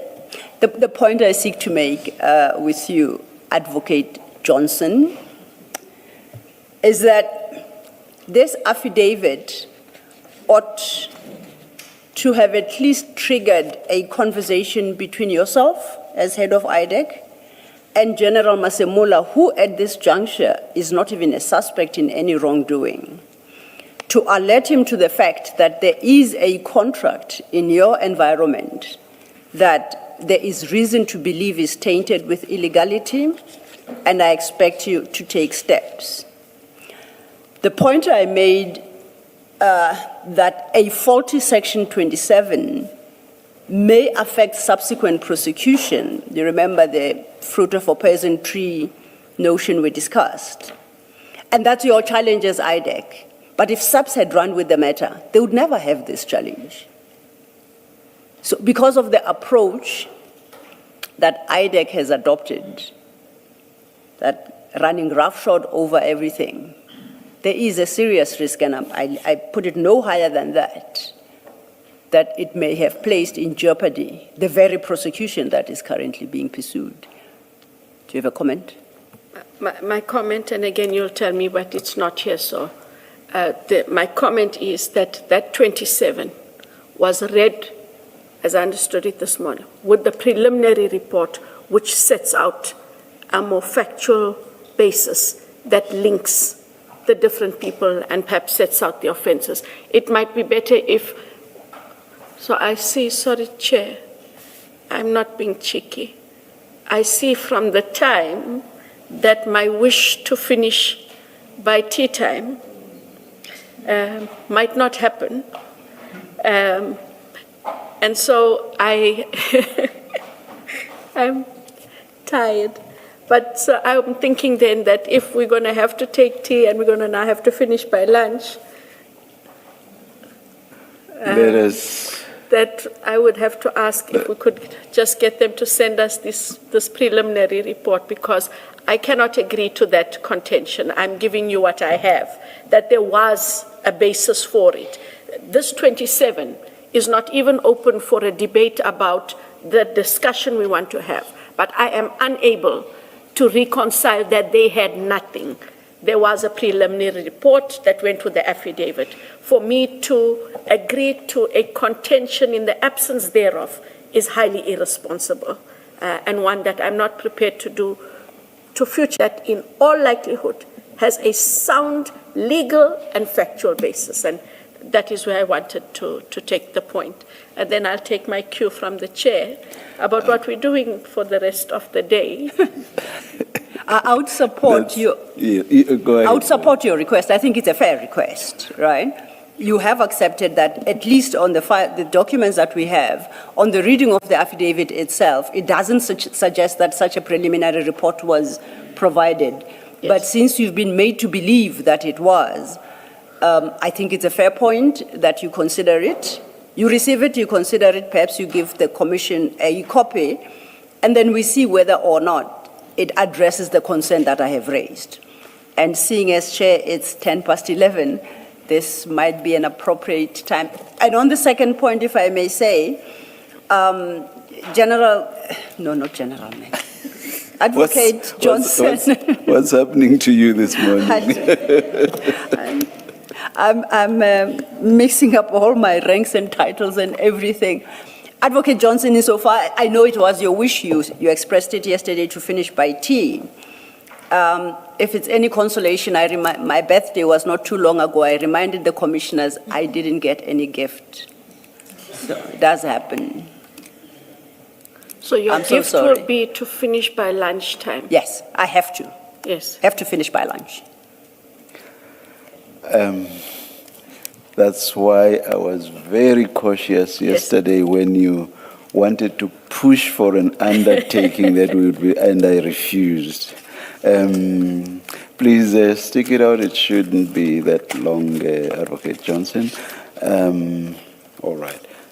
Here's something I should say. In fact, I should have said when we started this morning, my ruling on the Karim postponement application is ready. Why I am not delivering it now or did not deliver it in the morning was because Mr. Karim's attorneys had not been advised. I gave an instruction to the Commission's attorneys to write to Mr. Karim's attorneys. So I will deliver the ruling at 2 p.m. before we commence. Let's come back at 11:45. Let's adjourn. Thank you, Chair.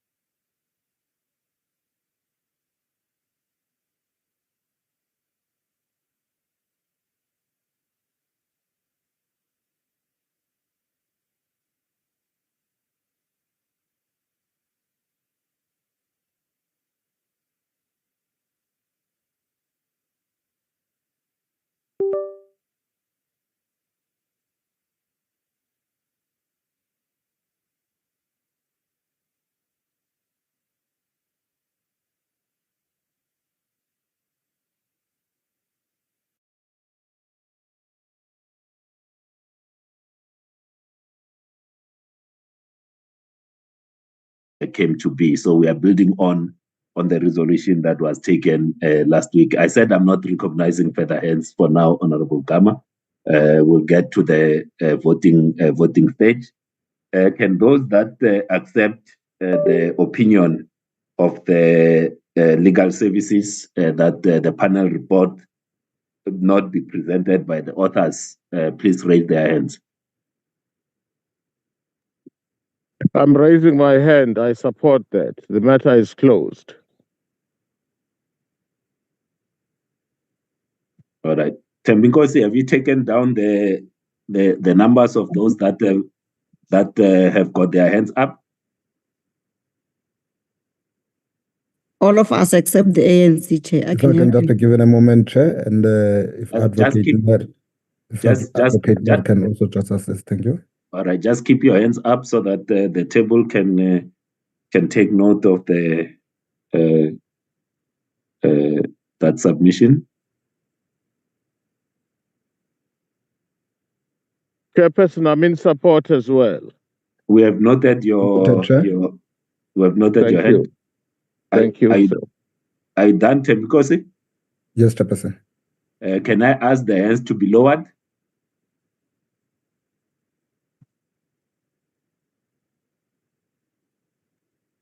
Can I ask for the hands to be lowered?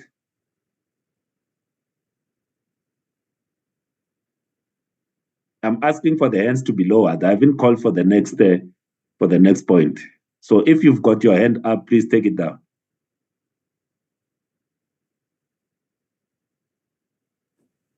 Honorable Musa, please take your hand down. Thank you very much. The other side was that, Honorable Musa, please take your hand down. I've been asked, I don't know what you're voting for right now. The other view was that this matter be delayed until the legal opinion or further or the legal opinion is circulated. Can I get the hands of those that support that view?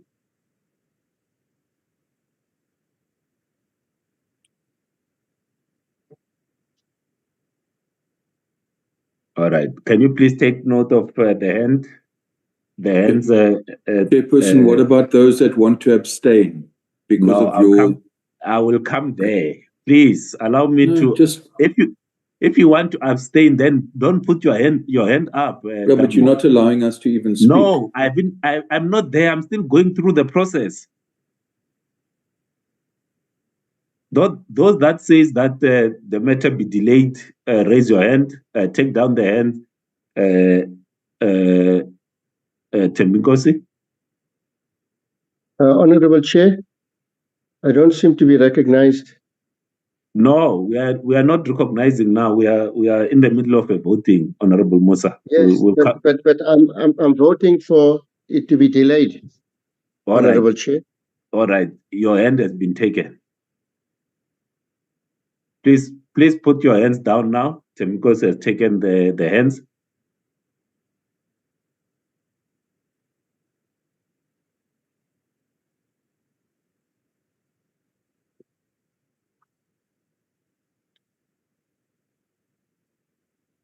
All right. These hands that I'm seeing are the ones that says it be delayed, correct? All right. We have seen all the. Correct. All right. We have seen all the hands. Please take down the hands.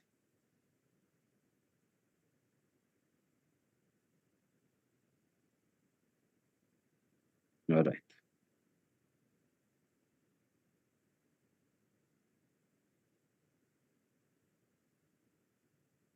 Any member that wishes to abstain on this, raise your hand.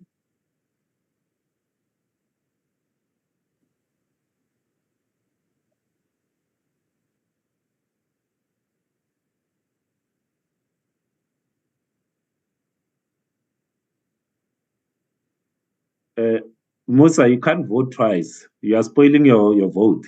No. I'm sorry. There's been a bit of a issue here with my phone. Sorry.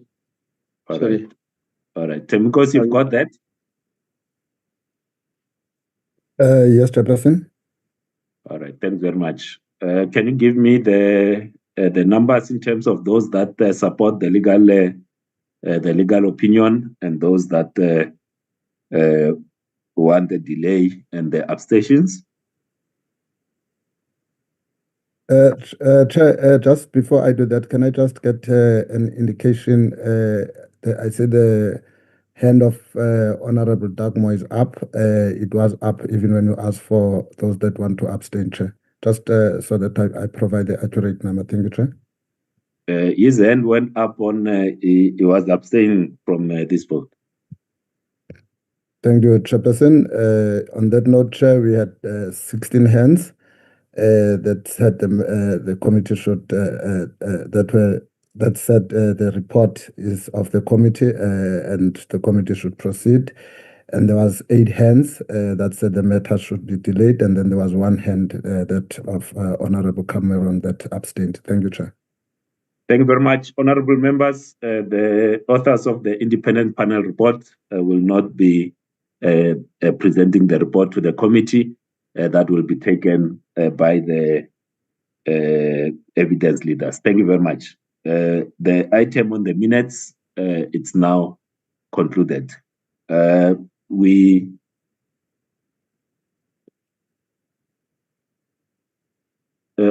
Dagmo and Honorable Matau. Okay, thank you. Chair, I had raised in regard to the opinion which we have been indicated was still underway, that we could please get a deadline by which that opinion would be provided to the committee. That was an outstanding matter. And then I still have one other matter related to the minutes arising, if I could do that once this other issue is dealt with. Thanks. Can you raise your other matter that you did not raise when you raised your original matter on the opinion? Thank you, Chair. The second relates to I think it was the point under evidence leaders where the legal advisors talked to a potential conflict in regard to Advocate Mkhwanazi. I'd like to request that judgment which they refer to is made available to the committee for the record. The actual judgment which they refer to involving Advocate Mkhwanazi in his capacity as an acting judge. Thank you. Right. Thank you very much, Honorable. And then I'll get the legal to indicate when they will finalize the legal opinion on the questions as contained in Resolution D. Honorable Madlanga.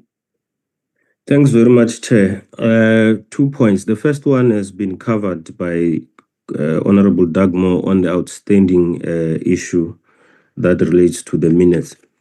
The second issue, Chair, is for noting. You don't have to do anything about it.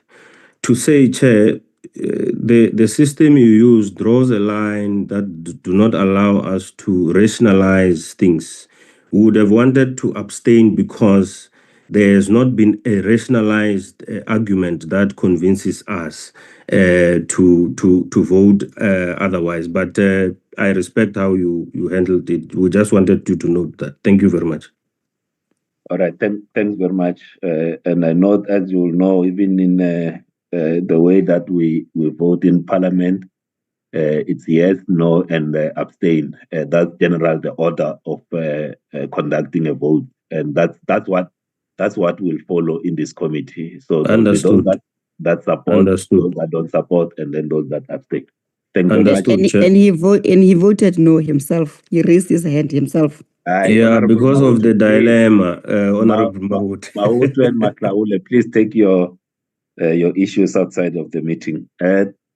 Legal, Mr. Prince, indication of when you will finalize the opinion on Resolution D now that you have the research that came through last night. Thank you, Chair. Chair, we will be able to present a consolidated opinion by Wednesday, or deliver it by Wednesday next week, if that is acceptable by the committee. All right, thanks very much. So that's the response, and if you could assist, if you could also assist with just circulating the judgment on that was referred in the last meeting by Advocate Mkhwanazi when he was an acting judge.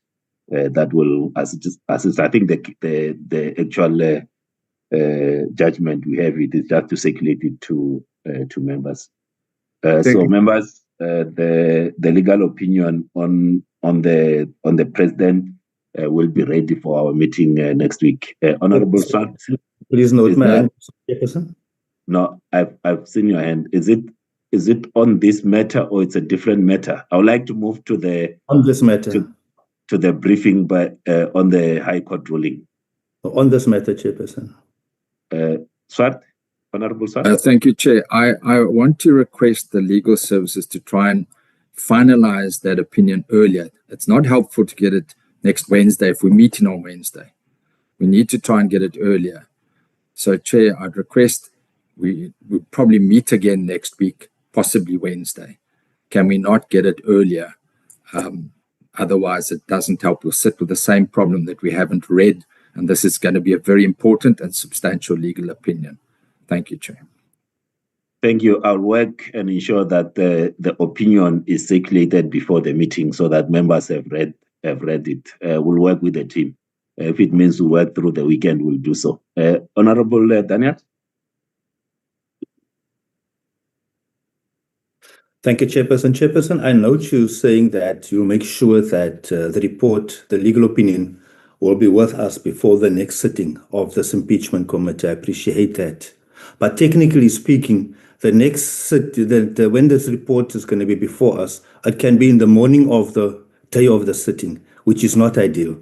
So please, Chairperson, what has just happened now is not really how we want to proceed in this committee, where we have to vote, rather consensus. And I think if you do ensure that it's not before 10 o'clock on the day that we meet, that we're getting it, and rather a few days before, for us also to be able to peruse and come back with an informed decision and opinion. Thank you.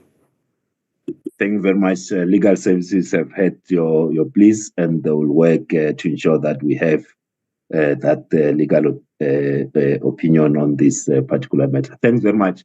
We now move to the next item, which is the briefing on the court judgment that was issued by the Western Cape High Court.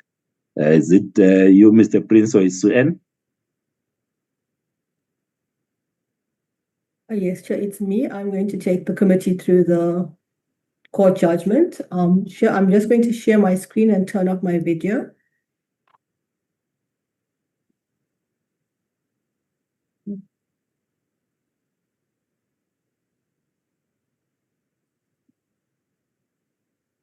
Chair, just to confirm that the screen is visible. I can see it. Sure, Chair. Chair, I'm going to not read everything, but I'm going to take the committee to the important aspects of the judgment. As you know, it deals with lots of technical legal issues, so we will try our best to summarize what the court had said so members are aware of the different aspects and the different legal challenges. So I will start at paragraph 7. I think the committee members are all aware of the background, what led to this point of the judgment. So on 12 June, the President approached the Western Cape High Court on an urgent basis, seeking to interdict the Speaker and Chairperson from commencing an impeachment inquiry. The Speaker abided in the matter, but the Chairperson opposed the matter on legal grounds, but did not make submissions on the President's guilt and innocence, that is regarding to the substance of the allegations against the President. The judgment of the Western Cape High Court, the interdict application was heard on the 15th and 16th of July 2026 before the full bench of the Western Cape High Court, comprising Mkhwanazi ADJP, the acting Deputy Judge President, Francis J. and Davis J. The judgment was handed down on the 24th of July 2026. There are 3 judgments in the matter. Davis J. penned the second judgment, with which Mkhwanazi J. concurred. They formed the majority. Francis J. penned a dissenting judgment. The majority and the minority agree on the following issues, and that is in paragraph 9.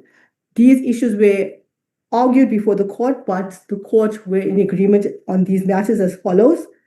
They agree that the court has jurisdiction to grant the interdict sought, that the report of the independent panel is reviewable. C, the interdict application is not rendered moot by virtue of the fact that the committee has already begun its preparatory work, because properly construed, the relief sought by the President was not to prevent the committee from continuing with its preparatory work, but rather to prevent the hearing of evidence so that a successful review will not be left hollow. D, the validity of the report is not res judicata because the Constitutional Court did not decide the particular issue. And E, the objections based on urgency, non-joinder, and abuse of process were dismissed. Chairperson, in paragraph 10, I draw specifically to the matter raised by the committee to the chairperson. The committee in its affidavit had objected to the jurisdiction of the Western Cape High Court, and some of the other respondents also argued that the committee's authority to proceed with the impeachment process flowed from the Constitutional Court's order referring the report to it, read with the amended Rules 129I. They contended that an interdict altering the impeachment inquiry would, in substance, suspend the operation of the Constitutional Court's order. In their view, only the court that granted the order may vary, rescind, or suspend it, and a lower court may not undermine an order of a higher court. Thus, according to these respondents, including the committee,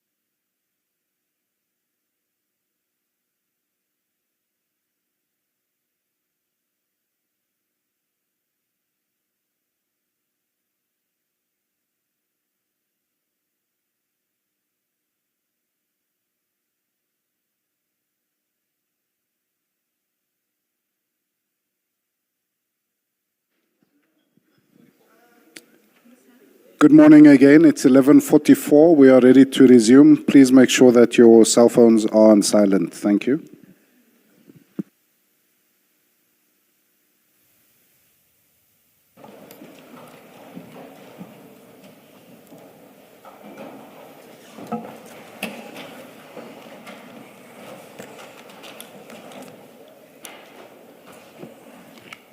Yes, Mr. Thank you, Chair. Advocate Johnson, were you able to locate the preliminary report that you had hoped to locate during the tea adjournment? That is correct, Chair. I have sent it to Mr. Maga to make sure that it goes through that. That we receive it? Yes. Okay. Well, I'll await it. In the interim, your file 9 has been updated.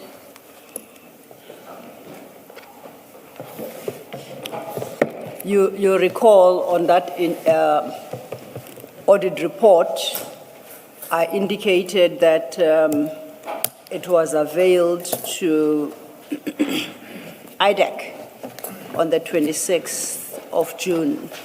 Now, it's a huge document. It's now added as CJC 398, starts from page 3534.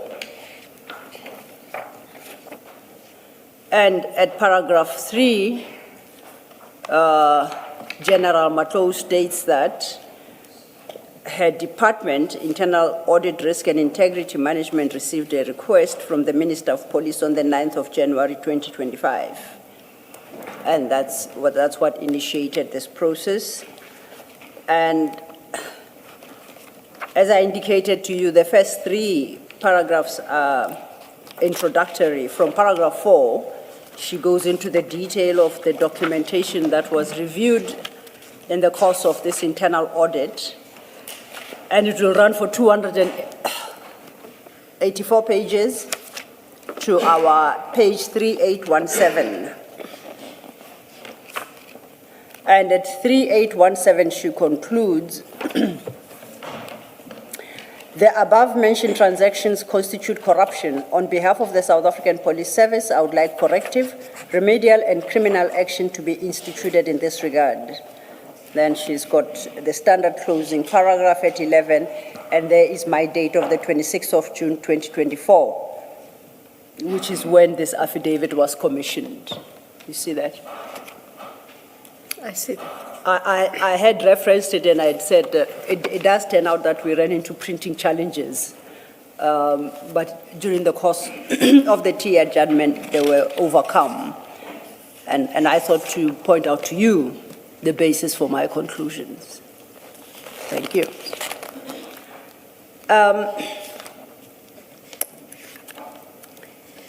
Commissioners, unless there are further questions on this topic, I would like to move to the next. Thank you.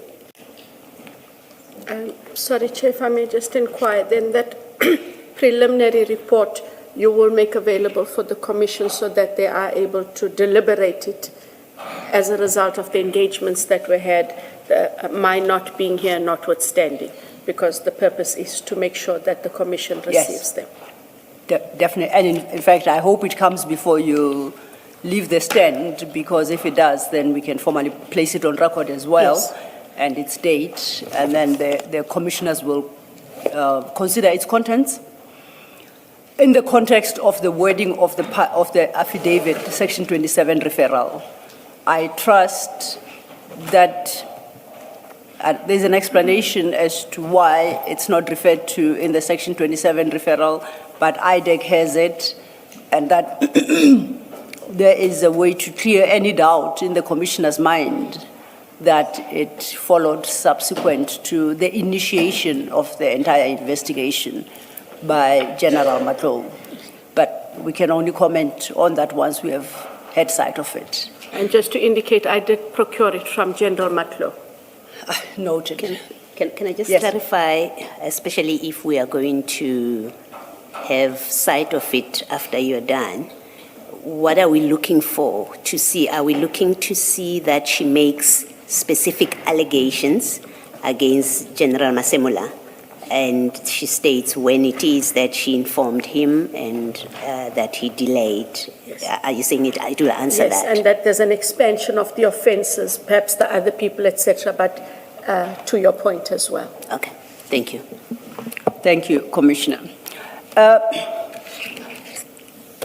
Advocate Johnson, you recall yesterday Commissioner Khumalo asked you, he first made an observation and asked you a question, that there seems to be a hand in all this that we've spent the last 2 days discussing. And if memory serves me well, you denied. Now, my proposition to you is all that we've discussed about these investigations and aiming at the generals and the PKTT is wholly outside the mandate of IDAC as we understand it, as contemplated in terms of Section 7, 1 capital A. That's my assessment.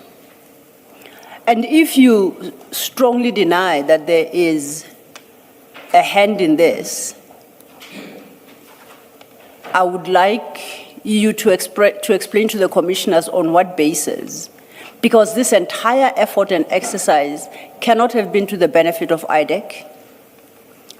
It's not to the benefit of the country to flout legislative prescripts in the manner that it would appear have been flouted by IDAC consistently and deliberately.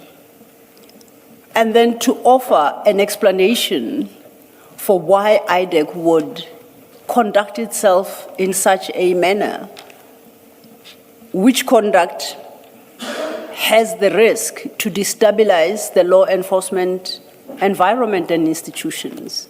Thank you.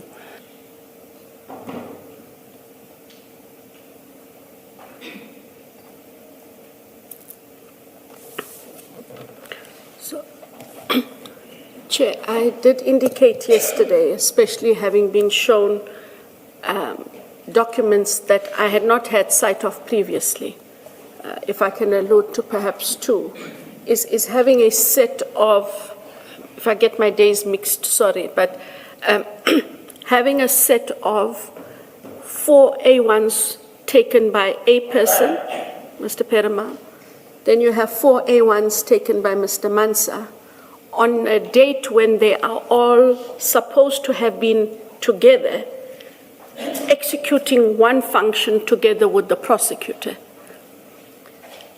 It's not for me to determine, I'm sure that exercise will still be done through your engagement, on which is the right set of affidavits, supplementary affidavits. That is one example. Closer towards the end of the day yesterday, I'm given a file, and in that file, we have the Public Service Commission report, dated 2023, Commissioner Khumalo, which I see for the first time.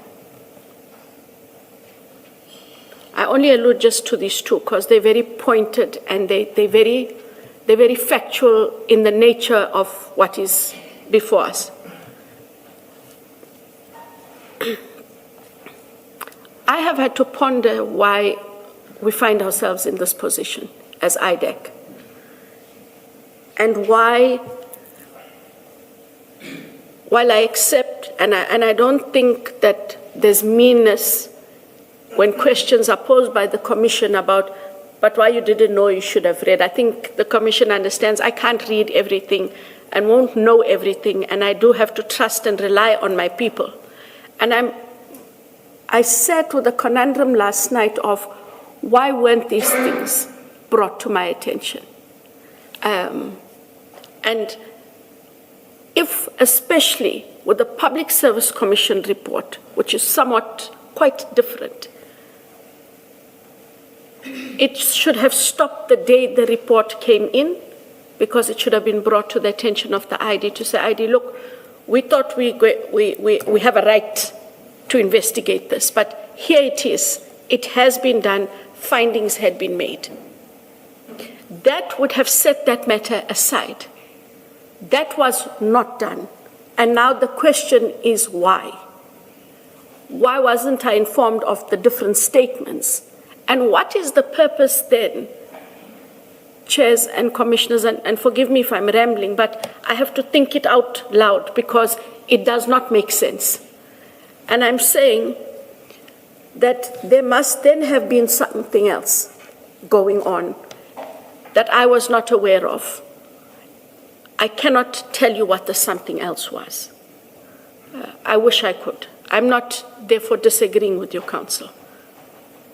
I just needed to put it in a way that I am able to, unfortunately, not reconcile, but try and understand about what it is that was going on. You can't reconcile yourself with bad when at all times, I know that I made mistakes as the head of ID, non-intentional, and a lot of them are perhaps administrative things. But at no stage did I apply my mind in a way to seek to to vilify anyone. And so when you don't always have the full knowledge of things, I think the challenge I sit with commissioners is how will we as IDAC will only be 2 years old on the 19th of August. And as a young institution, what will be the mechanisms that have to be put in place for these underlying hands, persons and personas not to have the kind of influence there seems to have been had? I'm unable to take it further than that. What could the something, as you put it, possibly have been? Surely you must have your ideas. Because one could easily say it was improper motives. But I'm not necessarily suggesting that. I want your own thoughts. What could the something possibly have been? The something, Commissioner, I take it also from my time at the DSO, the Scorpions as they were. A lot of the times, and history had shown that, you find that staff get overzealous in wanting to present their case. But more often than not, you find that they engage with persons outside the purview of the work we're supposed to do, and you are not privy to that engagement. Mm-hmm. And so the mind you expect them to bring to bear on the mandate and on the cases is what you're engaging them on. It has been a past experience. In the way things happened this past week, it seems that there are other actors that might have been engaged with for us to be where we are. And when you talk about other actors, are you talking about undue influence, perhaps? I don't want to put it so harshly without having any, but to say that persons might have, for motives known to them, cast certain narratives or provided certain information. And you find that without of necessity, because what you expect, everybody gives information. Lots of people like to say lots of things. Do you verify it? Do you consider the source? And do you ever stop to ask, why did that source come to you? It is a question I've had to ask in this very painful few days you've had with me on the Section 27 referral of Adams. How it came about, what was the purpose, and look at where we are today. But you cannot seek to extricate yourself as you appear to try to from what happened especially with regard to what you just referred to, which is a Section 27 referral. That was there for you to see, and right from the first day, we took you through that document, and you agreed when I suggested to you that it had open quote, nothing, close quote. You accepted that when I so suggested to Correct. you. So you cannot seek to say others may have acted wrongly. I will say to you, you too acted wrongly. And if there are questions to be asked about why, those must relate to you as well. Correct. On a document or on an affidavit that had nothing except for factual conclusions, you acted. It had to be your decision, you as the head of IDAC. It had to be your decision, and indeed it was, for any investigation to have gone on in the first place. Cut a long story short, I do not understand why you would want to blame others. As it should have, the buck stopped with you. And indeed, from where I'm sitting, it did. And that is why, as I was carrying on with the Adams matter, that brought starkly home, from start to finish, the responsibility across the board. Yeah. In the first two instances, there are different instances that I used, as I hadn't been aware of them. But I sit here today knowing that I have to take responsibility for all the actions that flowed, intentionally or unintentionally. And I will be judged for those actions. Yes, but why I'm going back to where we started on the first day of your testimony is because in the context of blaming others, you are referring to the Section 27 affidavit. And it is in that context that I say you cannot blame others. It is my responsibility. It is and it was your responsibility. I accept that, Chair. Thank you. Thank you, Chair. Thank you. Advocate Johnson. As I indicated, I would like to move to a different topic. I have a few small topics to cover with you quickly, and I hope we can wrap that up in an hour. We now have it wasn't a promise, but a new hope that you'll be done by lunch. I hope to at least deliver on that one. Okay.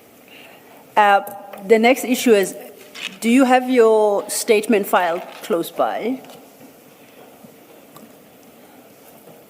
And in particular, the first October 25 statement.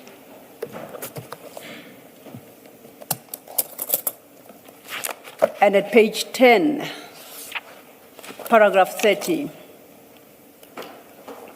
you indicate once the investigation was concluded, this is the investigation following Mr. Adams's Section 27 referral.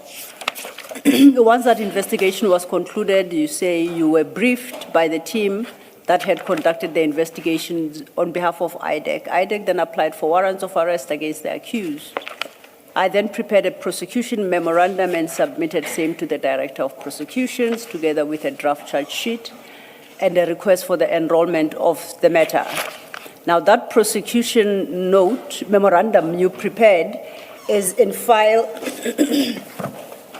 8, page 3256. If you could lay your hands on file 8.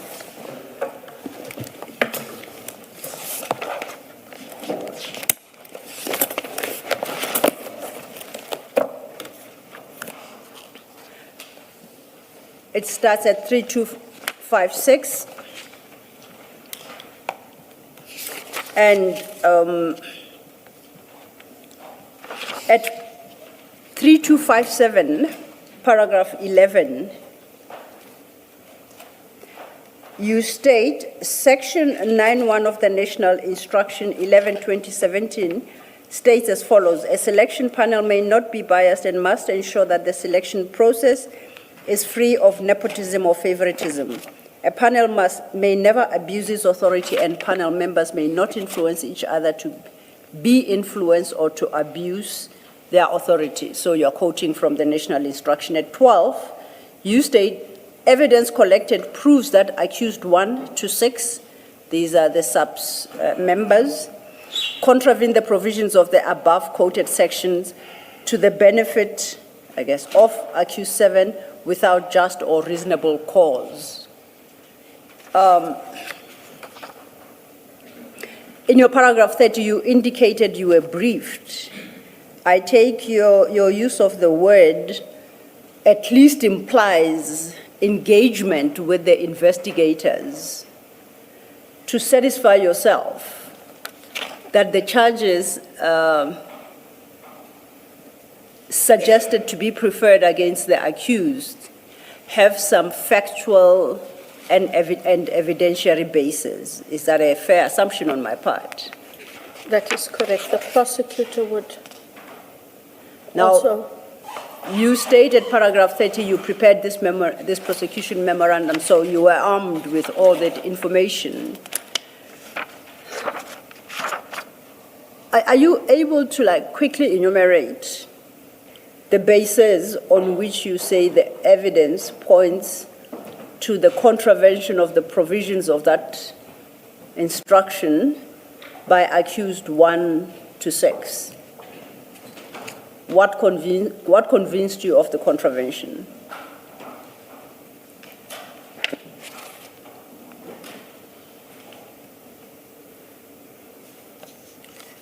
And at least, if we take the wording of Section 9 quoted, must show nepotism, it must show favoritism.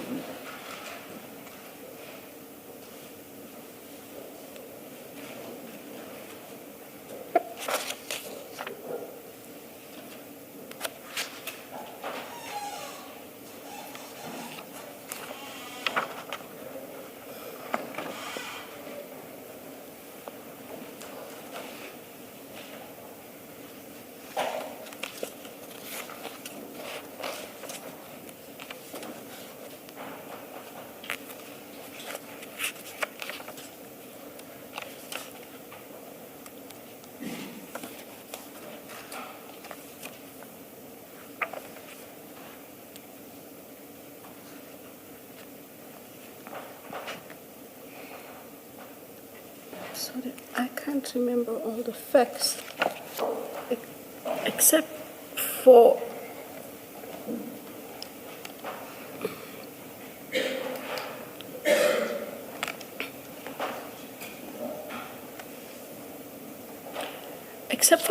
what comes to mind, and I'm sorry if it's short. No, accept. Okay. I think what comes to mind is that the selection panel tampered with the panel documents. The panel wasn't who they initially purported the panel to be, and when the investigation started, they had removed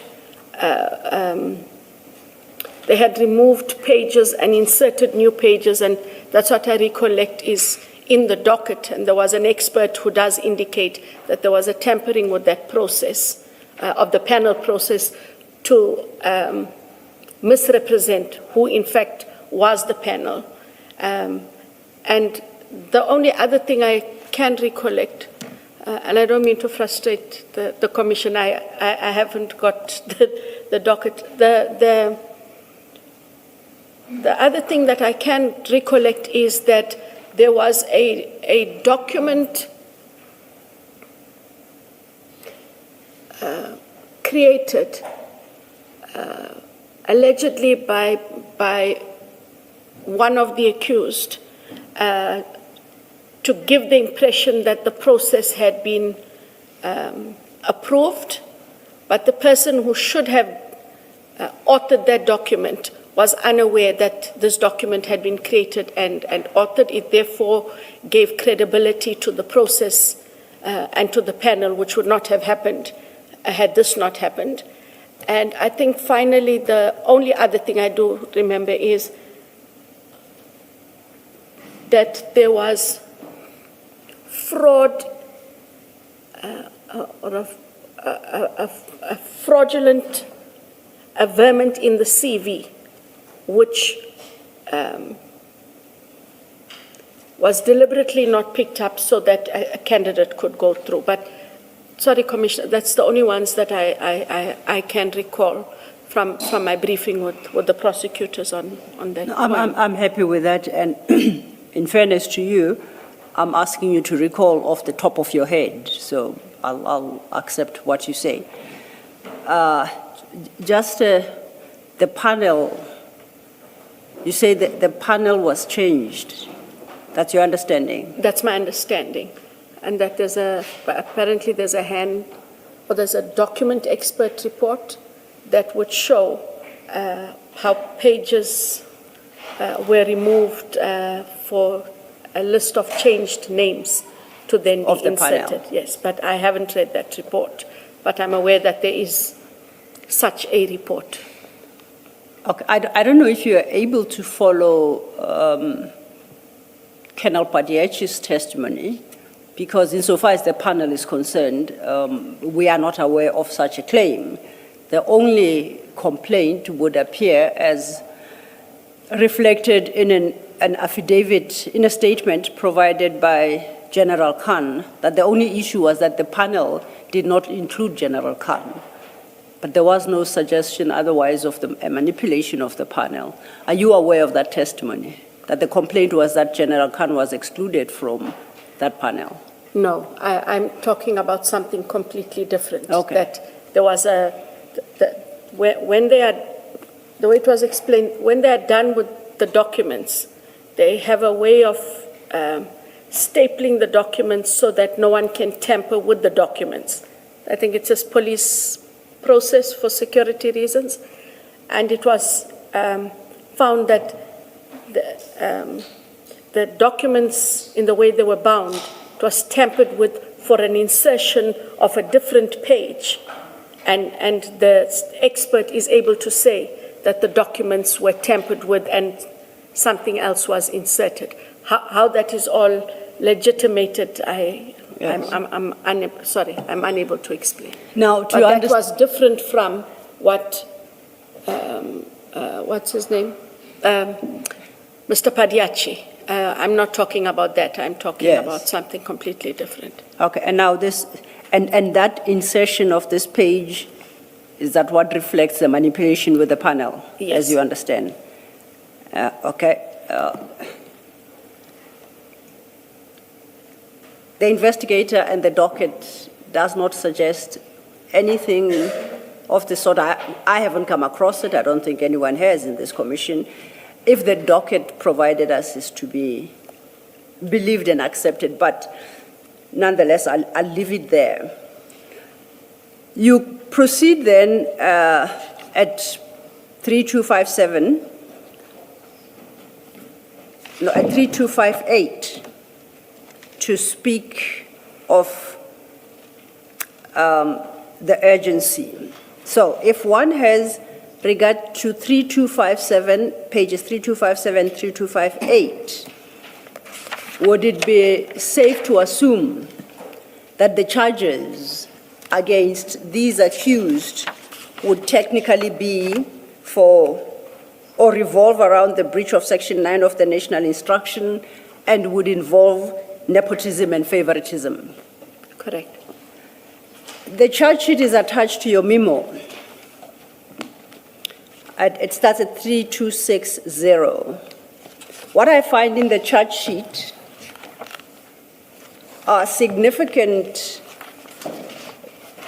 I think, in respect of each charge, is extensive invocation, reference to an invocation of the provisions of the Prevention and Combating of Corrupt Activities Act 12 of 2004. Now, I'm trying to marry the content of your memorandum, which complains in large part of nepotism and favoritism, and trying to understand how that lends us into PRECA, because the charges they face are predominantly PRECA-related. In circumstances where the charges based on PRECA, including gratification and I think commission of crimes in the future, don't find reflection in the original memo.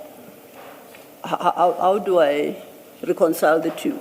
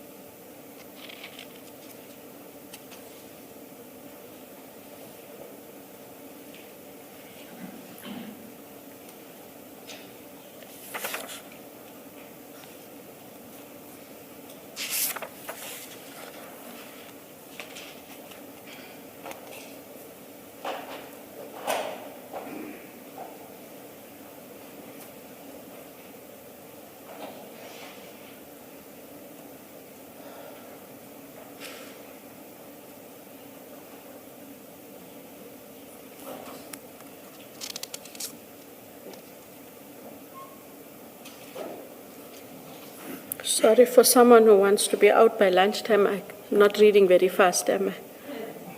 It's okay, take your time. You haven't seen these in quite a while.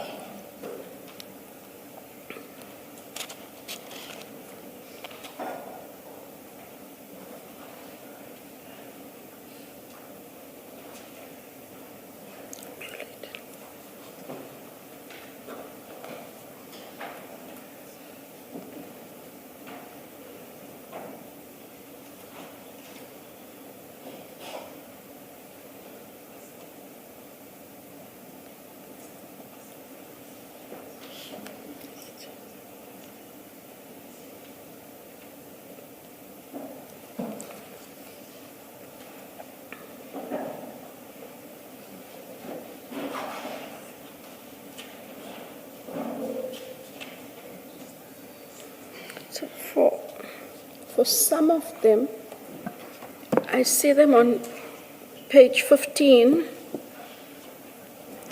Please reference the red number at the top. This one. You said page 15. I think you are looking at the typed page of that, whatever document. No, it's got a black number. Okay, the 3,000 and something top number. Are you in file 8? So yeah. Or are you working off your own copy? I'm working on the chart sheet. The chart sheet starts at file 83260. 3260. Okay. Sorry, I was in the. Yes.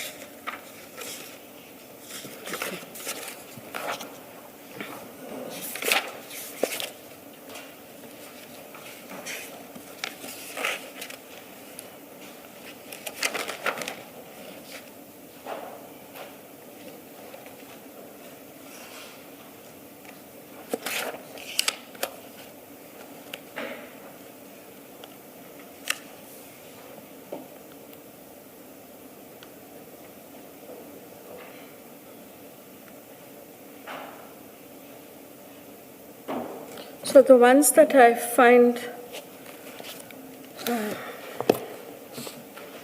relevant to the memo are on 3267. It would have been points 3267. Points 12 point 12.12, 12.13. Okay. 12.14. We agreed about 12.15. I'm not going there. So 12.15 is out? Yes, I think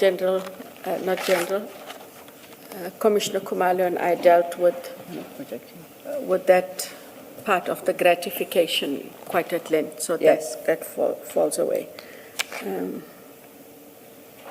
So 12.12 speaks of accused 7, and that is Mrs. Mkwele, submitting false and misleading information in application and curriculum vitae. 12.13 is misrepresentations made by the accused with regards to the verting of accused number 7. And 12.14 speaks to accused 1, 2, 3, 4, 5, and 6 abusing authority vested in them by disregarding and not complying with SAP's national instruction. I'm still trying to get to PRECA.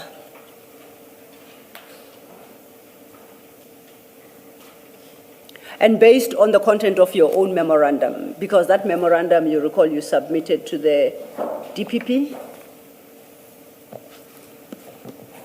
So at the time of the memorandum, yes, we had worked on that which is in 12.15, talked about the gratification in the form of employment.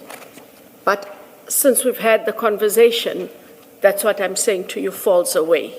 It no longer finds place there. But it's got a different problem because your memorandum doesn't even invoke PRECA at all. It speaks of no gratification. It speaks of nepotism and favoritism. That's the point I sought to make earlier.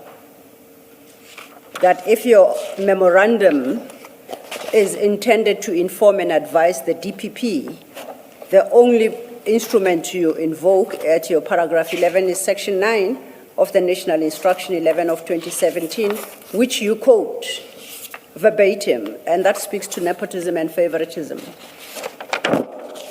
Is it maybe, and this is the best that they can do, paragraph 14 of the prosecution memo? That's the only reference to gratification.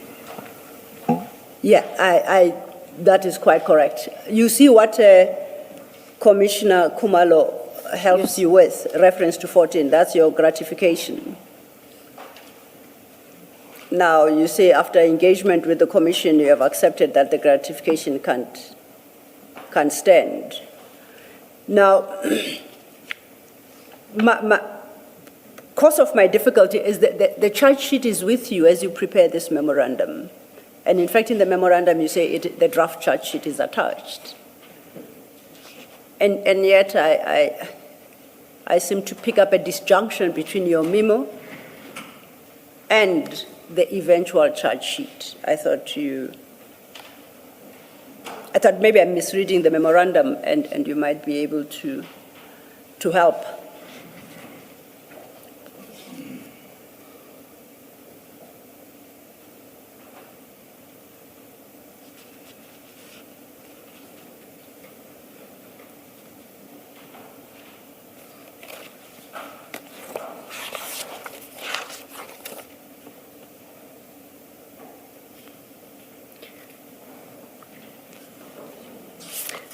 The charge sheet, the memorandum is a summary, but the charge sheet is also attached so that the DPP is able to apply her mind to both the prosecution memo and the charge sheet.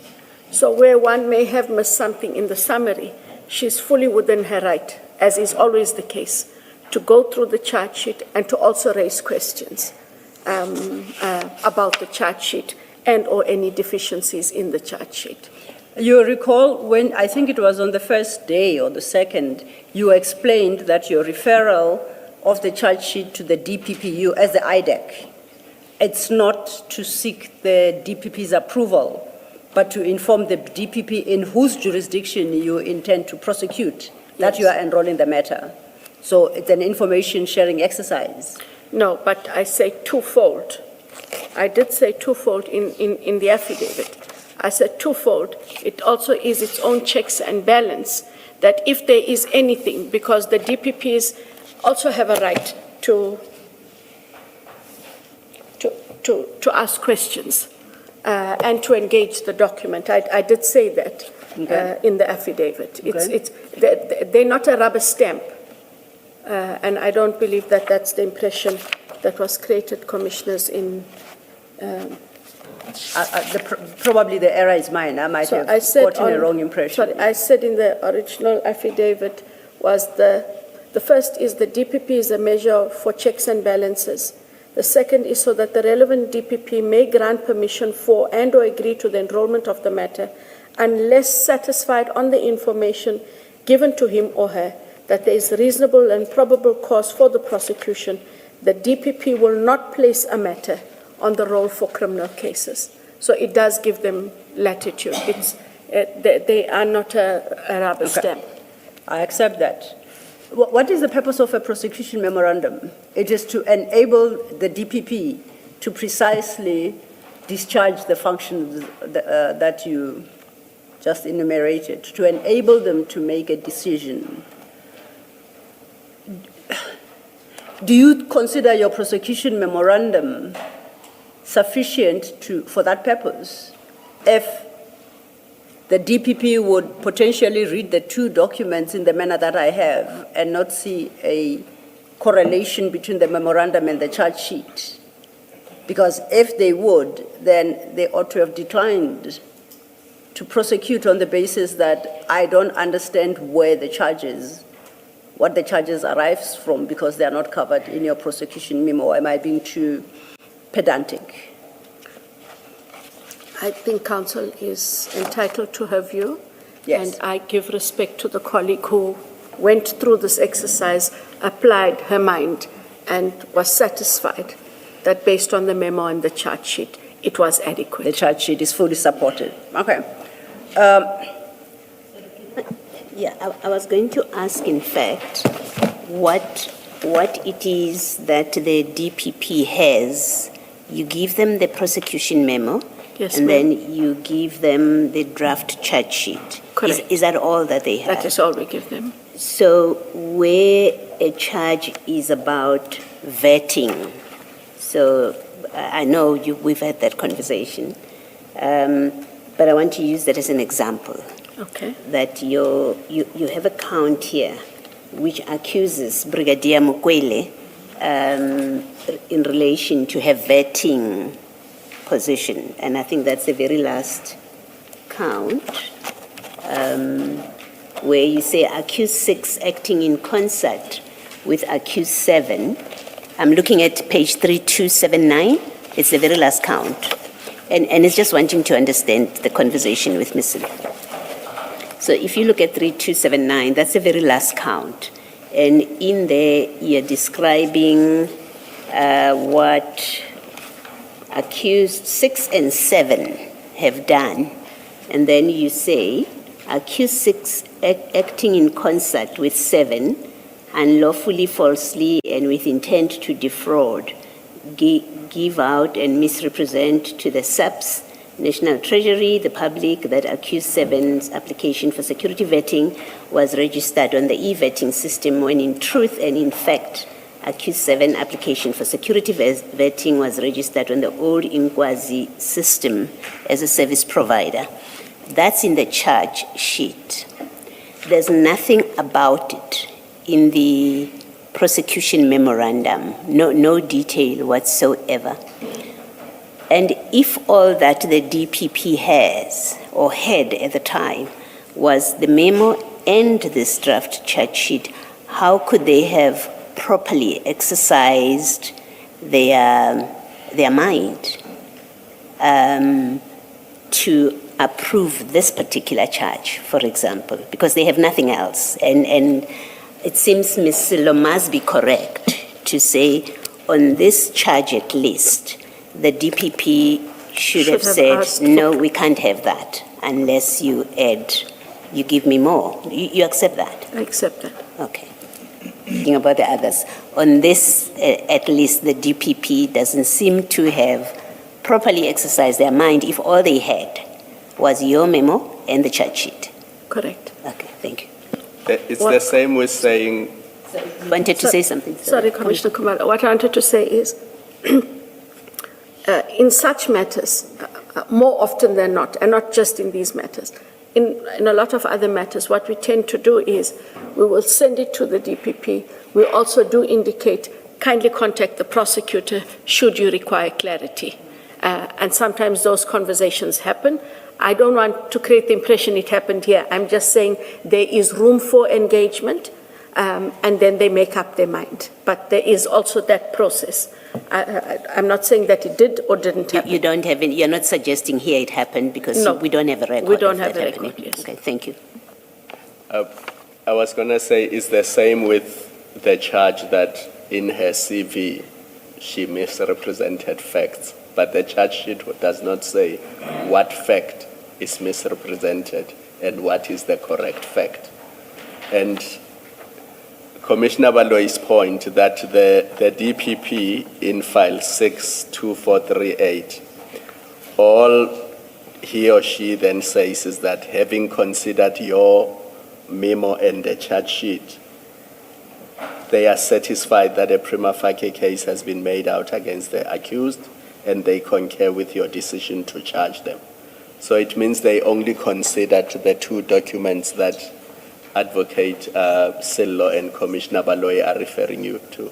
And it's the following day. I mean, there wasn't even a week to consider and come back to you and say, where is this, where is that? What is inquiry? What is e-vetting? They seem to have rubber-stamped what was in the charge sheet, and there wasn't any engagement or consideration, because I doubt that any such engagement would have taken a day to finalize. I accept that, Chair. Thank you, Commissioners. Now,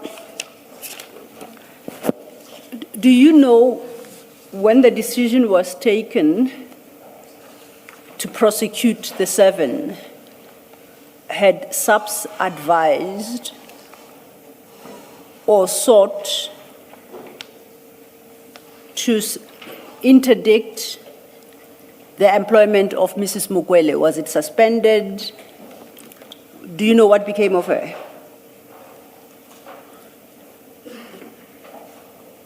No, You're not aware? No. Having taken the decision to prosecute, did IDAC at least make a formal request to the National Commissioner to say we are proceeding with this prosecution and we have the applicant herself as accused 7, and we hold the position that her appointment is unlawful, and either suspend her start date until the criminal case is disposed of, anything, just to get her not to be in office, because you're suggesting that the appointment is tainted. Did IDAC take any such a step? What IDAC does is we write up, I think the police call it a situational report after we have an arrest of any SAPS personnel across the board. We just give them a summary of the charges, who was charged, when they appear, and that then goes to the police. It is for the police to decide what steps they're going to take, but we have to put everybody in that was charged, not just one particular person. And then we escalate it to them for further action. Those are the kinds of reports I recall sending. So the report itself doesn't even make a request for consideration by the powers that be within SAPS, because if considering the litany of sections of PRECA that you have invoked, this sounds like a grave, serious crime, and that in order to halt any adverse consequences flowing from that appointment, you at least would say, I urge you, National Commissioner, to consider suspending, giving effect to this appointment until the criminal case is done. You didn't, it doesn't go that far. Not for a specific individual. When it is sent on the understanding that the police will take whatever action, almost invariably disciplinary action, and they will decide against whom that action is taken. Staying then with your memorandum at 3258, you have under item E, urgency.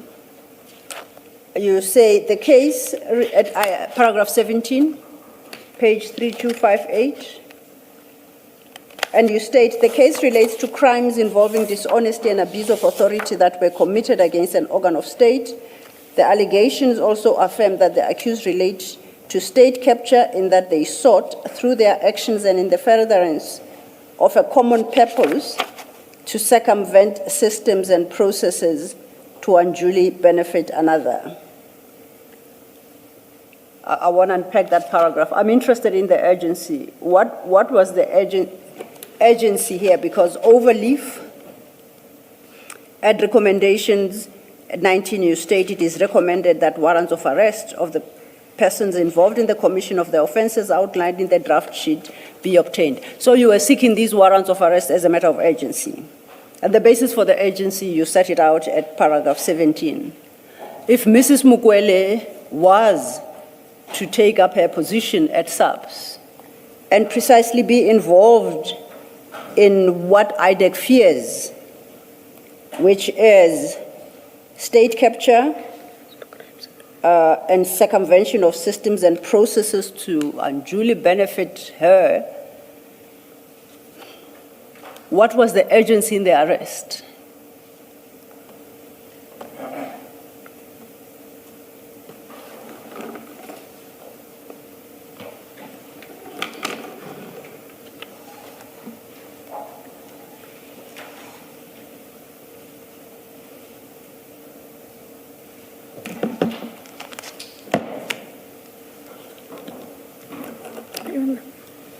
I don't know why it's got urgency there, because when you read the content, the content doesn't make anything urgent. It's your heading. So I know it's my heading. I'm trying to figure out why the heading urgency, because the content doesn't talk to urgency. I would have thought that the urgency is in the grave crimes that have been committed and the threat of state capture. At least that's how I read it.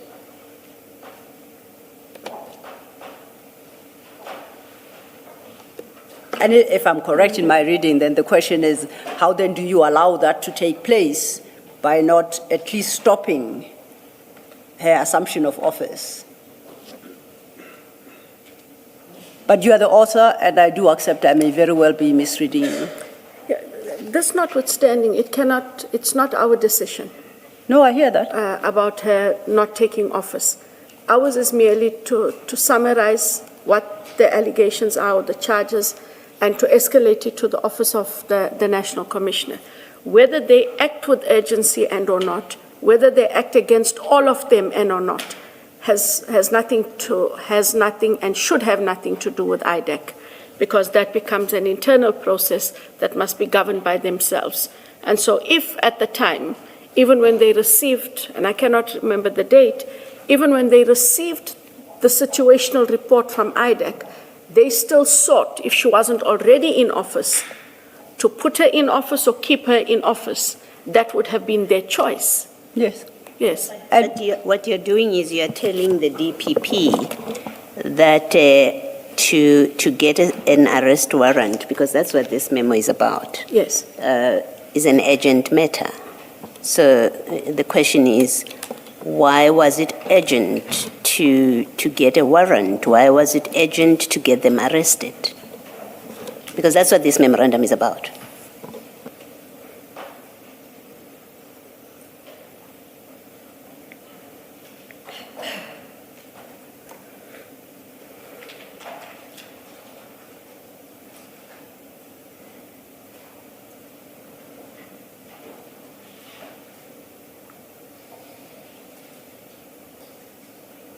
I think for me, Commissioner Baloy, what does stand out in terms of memory is that it related to the abuse of authority that was committed against an organ of state, and that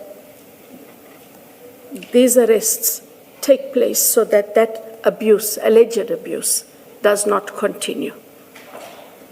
The abuse you're complaining about in your memorandum is they failed to comply with the instruction about employing this person. And you've explained that your briefing, your recollection, is you were told there had been manipulation of the panel of documents. So we're talking about, on this memorandum, you're talking about past activity, something that has been done and completed. You now want them to be arrested for that which you describe in paragraph 11 of your memorandum, because that's what you say is the problem. You want them to be arrested for non-compliance with that. And even your charge sheet speaks to past activity, except for that part where you say if she had been in office and continued to work, then she would have been doing, she would do what General Khumalo wanted her to do. That's the only future thing, but it's not in your memorandum. And working on the basis that your charge sheet, rather your urgent request for warrants of arrest and that they be arrested is connected to the breach of that national instruction. The question is, why is that matter that warranted that they be arrested or that a warrant is issued on an urgent basis? And it's not to say, we are not yet at the conversation about why arrest. It is, why was this urgent to do?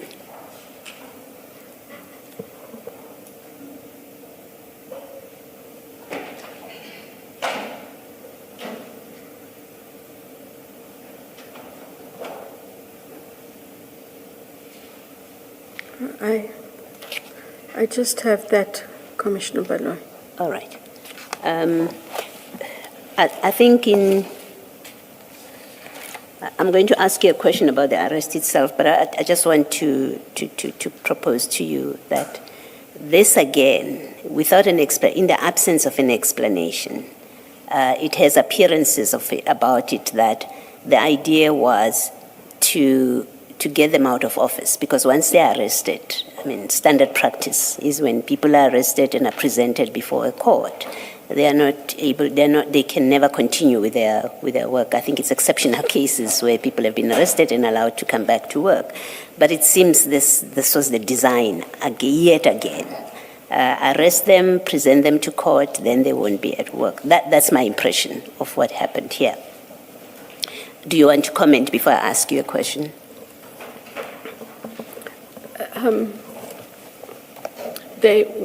When they were arrested, I know you and I are going to have a technical discussion about what in office and out of office means. When they were arrested, they were not removed from SEPS. They were not able to go to the office, but they were still able to carry out their official functions. And I know technically, what's the use of carrying out your function in another place when you were supposed to be in one place? But if the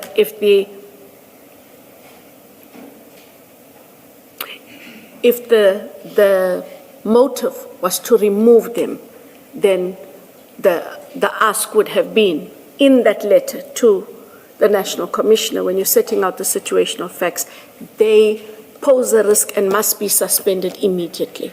And that was not done. We left it to the discretion of the police on how to deal with it. Okay, that's a different discussion. We do know that there's a bail condition that says they must never go to the office. We do know from the documents that are before us that, in fact, at least General Khumalo, I don't remember the others, the National Commissioner put him somewhere else, right, in the meantime.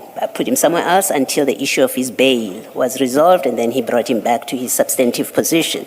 So there was an effect that came out of the fact of their arrest. There was a consequence to it. But my question, coming back to my question, why was it necessary to have them arrested? You could have summoned them, as you did with the National Commissioner, to come to court, as you've done in other cases. And I ask you this question because in the ad hoc committee, this topic came up, and you said that there was no risk of them fleeing and not presenting themselves to court. Why did you sign authority that they should be arrested? So on a point of correction, I don't sign authority for them. I misspoke. Okay, why do you sign a request? Why do you make a request? Because that's the sole purpose, in fact. of this memorandum under the heading recommendation. It is recommended that warrants for arrest of the persons involved in the commission of the offences outlined in the draft charge sheet be obtained. So you are asking for warrants of arrest, and we know it's history now. We know you got that request, they were arrested. My question is, why, if you go to ad hoc committee and you say there was no need, there was never any risk that they would run off, and Colonel Pariachi accepted that they could have presented, you knew where they worked, you knew their addresses, why do you make that kind of request that they should be arrested?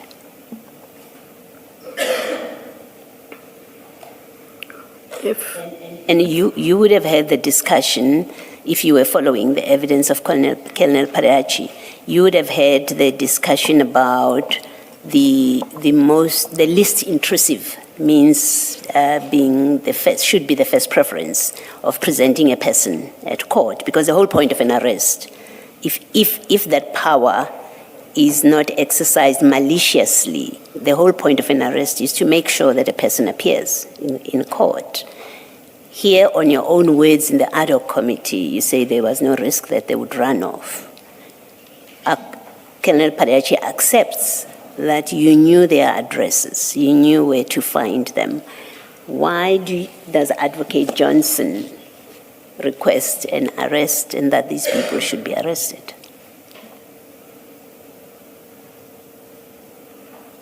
I know that at the time, even though it was not immediately in that time, that we had a lot of debates, and there were criticisms where we invited persons to hand themselves over.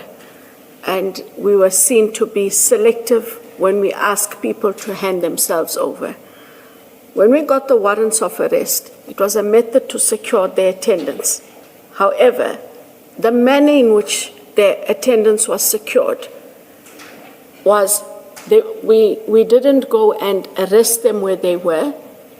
I'm just explaining, I'm not saying that it makes it any better. The investigators called the different suspects, asked where they were, asked if they would hand themselves over, how much time they needed, told them where to come. And the actual execution of the arrest only took place then at the police station, and that was the means of then securing their attendance. But the process before that sought to be collegial and to ensure that they'll get to us as they get to us within the time frames they give us, that they should indicate what they need, that they contact their lawyers, etc. It wasn't. The process didn't seek to embarrass anyone. It did, because with another witness previously, there were pictures that were circulated of General Khumalo in handcuffs. So there's no, and in fact, the very fact itself of an arrest is traumatic for any person. So you cannot sit there and seriously say, well, because of how we did it, that mitigates anything. It doesn't. If you accept that as a matter of law and fact, there was no compelling reason to arrest these people, to bring them to court. If you accept that, then you must accept that it was a misuse of the power and discretion to arrest, because its sole purpose is to bring a person to court. And if you have other ways of bringing them to court, that must be the default. And that is a default that is not only about respecting human rights, but we live in a society where you cannot infringe, you cannot breach the law, infringe human rights, take the most intrusive action and then say, well, at that time we were subject to criticism in other cases that we are selective. Then that's an admission that you use that process of bringing a person to court for a purpose other than what the law permits and prescribed it should be used for. So you in fact concede in your long explanation that that power was used for a purpose that had nothing to do with ensuring that these people do come to court. What do you say to that? I hear Commissioner Baloy's explanation, and I'm saying that is the route we followed. Did they appear? Did they appear in your court? Argument. Okay. That it was not. There are less intrusive means. Yes, that and that should and have that, been used. Yes, and that it was an abuse of that process that's available to you. I'm not taking it further than that. You accept that? I accept it. Did they appear in court on the same day? Do you remember offhand? I can't remember offhand. I'll have to check. All right, but most importantly, it is you accept that in these circumstances, an arrest was not necessary. They could have been summoned to appear in court whenever you eventually presented them to court, and there would have been no harm to the state's case. I accept. You accept that. Thank you. Thank you, Commissioner. On that score, then let's go. You recall you effected corrections and amendments to your original October 25 statement. And in that statement, you deal with the arrest of General Khumalo. We now have deleted the entire paragraph 14, and in fact 15, and replaced it with what you set out in your third statement at paragraphs 10.1 and 10.2. Your third statement, page 3.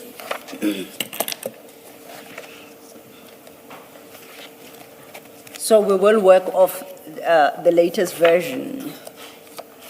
So your new paragraph 14 regarding General Khumalo's arrest, you state that Lieutenant General Khumalo was arrested after he had landed at Oliver Reginald Tambo International Airport, OTIA. I do not recall where he was traveling from.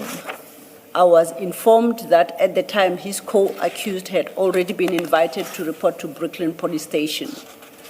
If whoever the arresting officers were aware that he was traveling from somewhere to Joburg, why was he not given the courtesy like others to report to Brooklyn Police Station upon his arrival in Johannesburg?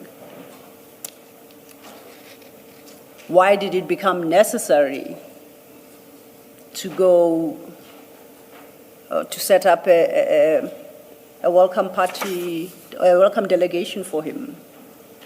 Because you stated your new paragraph 15 then, the investigators went to OTIA to inform General Khumalo that there was a warrant of his arrest and for him to hand himself over. But that doesn't make sense. They didn't go there to inform him so that he can walk himself to Brooklyn Police Station. They actually went there to arrest him.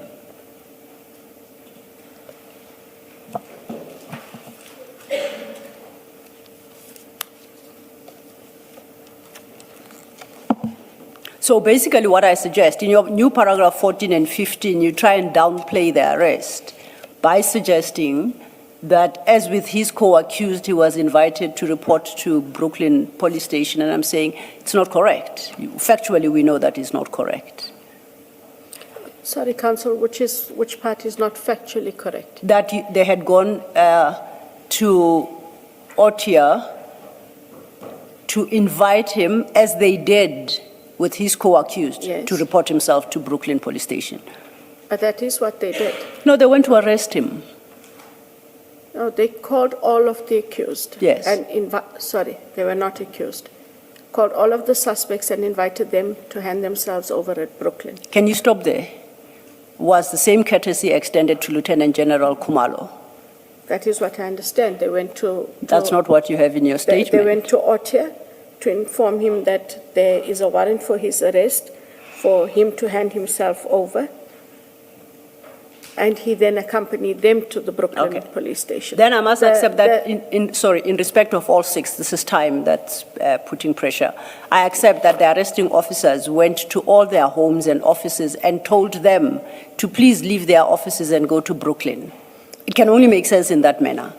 Because otherwise, I suggest, to invite them to report must be by means other than physically going to them. So you either call, send a message, send an email, some other form of communication.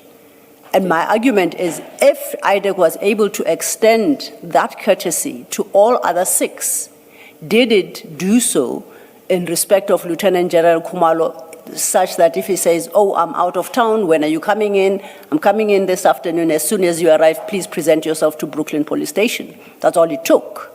But it doesn't sound like you did, or by you, I mean IDAC did.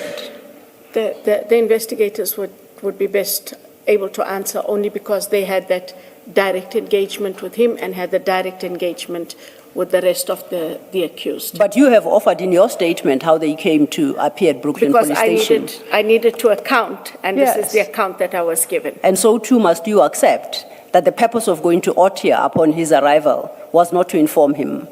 I have a sneaky suspicion that he's got a telephone, he's got a cell phone, that somebody within IDAC, the number may have, including yourself, considering his seniority. And that was easy to call him, to send him a message, a WhatsApp, Signal, what is the other new one? The Swiss one, we learned something. Okay, I don't know about the Swiss one, but I take your point. Yes. I take your point. I'm saying, actually what you are stating, it's a rather misleading. They went at the airport to arrest him, period. They went there to arrest him. And by arresting, it doesn't mean they have to speak gruffly to him. They could be very well nice. But at that point, he no longer had an option to go anywhere but straight to Brooklyn Police Station. That in any language constitutes an arrest. Would you accept that? I'm accepting your point. Thank you. That now, as I understand, that was, I call it the first arrest, and not that there was a second, but I do so to distinguish it from what I call the aborted arrest, the one of June 18th. Yes, June 18th, 2020. Yeah, thank you. Now, the one of June 18th is in respect of docket 543/06/26, the second docket. Now, it was not that arrest or application for those warrants. They were not in any manner prompted by the arrest of Mr. Fadiel Adams by the PKTT. No, there is no connection between the two. No. Okay. Did you ever have a conversation with DPP Advocate Harrison from KZN regarding Mr. Adams's arrest, whether impending arrest, issue of arrest warrant, or his actual arrest? Did you ever have a conversation, whether it's orally, by WhatsApp, email, whatsoever? Did you have any communication with DPP Harrison regarding Mr. Adams's arrest? I did. I also think I wrote her a letter. The gist of the conversation was just to indicate, I'm not sure if you are aware that Mr. Adams is a witness and in an IDAC matter. And I just wanted to know whether or not he's going to be arrested, just so that we know how to handle him, because we are one NPA. It's actually in a letter, and I think it's best that I make that letter available. Yes, please. I was already told I'm overdue in my office, so I'm going to go there when I have time this afternoon, and hopefully still have access to the emails. I did write her a letter, and I made it very clear in the letter, and I think that is why it's important the Commission get the letter. I said, I do not want, I surmise, but I said, I do not want her at any stage to think that IDAC is indicating that he should not be arrested if he committed a crime. I just thought that because it was open knowledge that he was a witness to IDAC, just give us a heads up, because witnesses become difficult and they become difficult to manage. It is on that basis and that basis alone.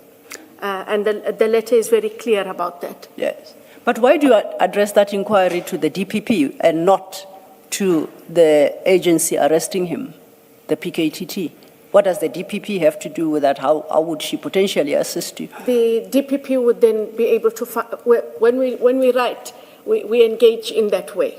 I write to the DPP. If she wanted to know something that was happening in Pretoria, she would write to the DPP in Pretoria, and the DPP goes ahead and finds out if there is such a matter and who's dealing with the matter and what the matter is about. And the DPP was able to find out and indicated not the details, but that they were looking at a matter, there was a criminal matter, and we left it at that. We did not engage again. And after that, we did see the arrest as it happened.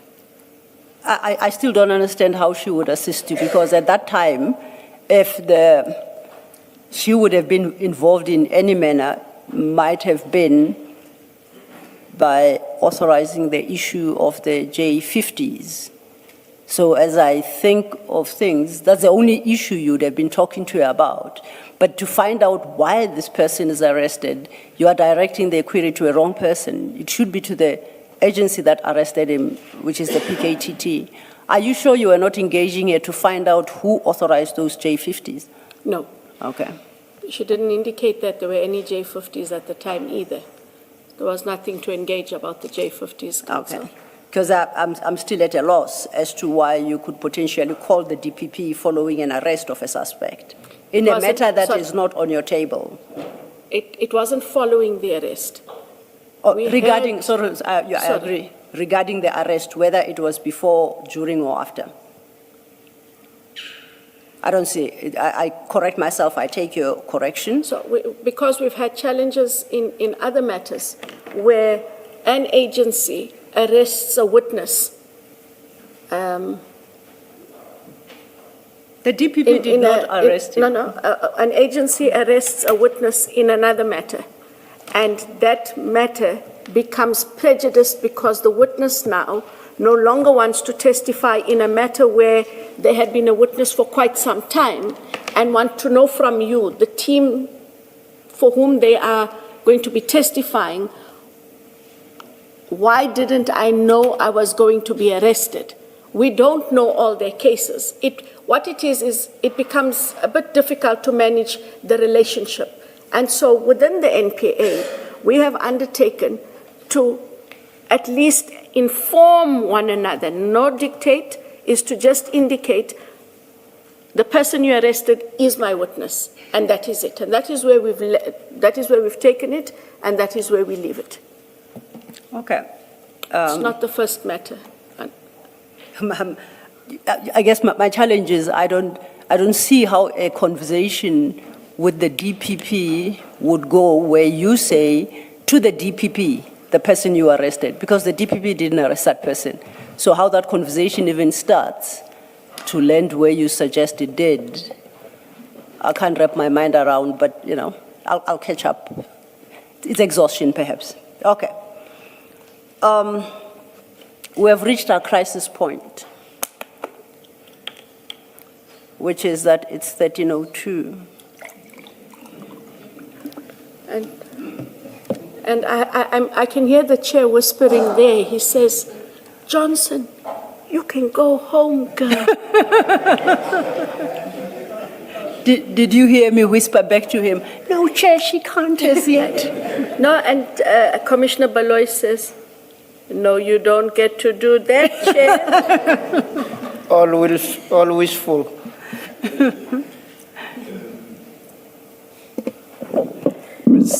Silo, how much longer do you think we're going to be? I'm asking because we could continue and have a late lunch. Okay. Yes, we could. May I not attach a time because I don't think I've kept to any that I've previously offered. But, okay, I have 3 little matters to when address. you do them like this, they don't look little to me at all. No, what's remaining, I promise you, they're very little. It's a bit intimidating when she says 3 little. Perhaps let's take the lunch agenda and then... Chair, may I ask, I know you had an engagement already at lunchtime for a judgment. Will we come back, finish this, and then you proceed with the judgment, or you'd have us wait out? Let me straight away say it will just be the ruling with no reasons. So We'll be back. You should rather either sit there or sit anywhere but inside so that we start immediately. Thank you. Let's Thank you, Chair. adjourn and resume at 2 p.m.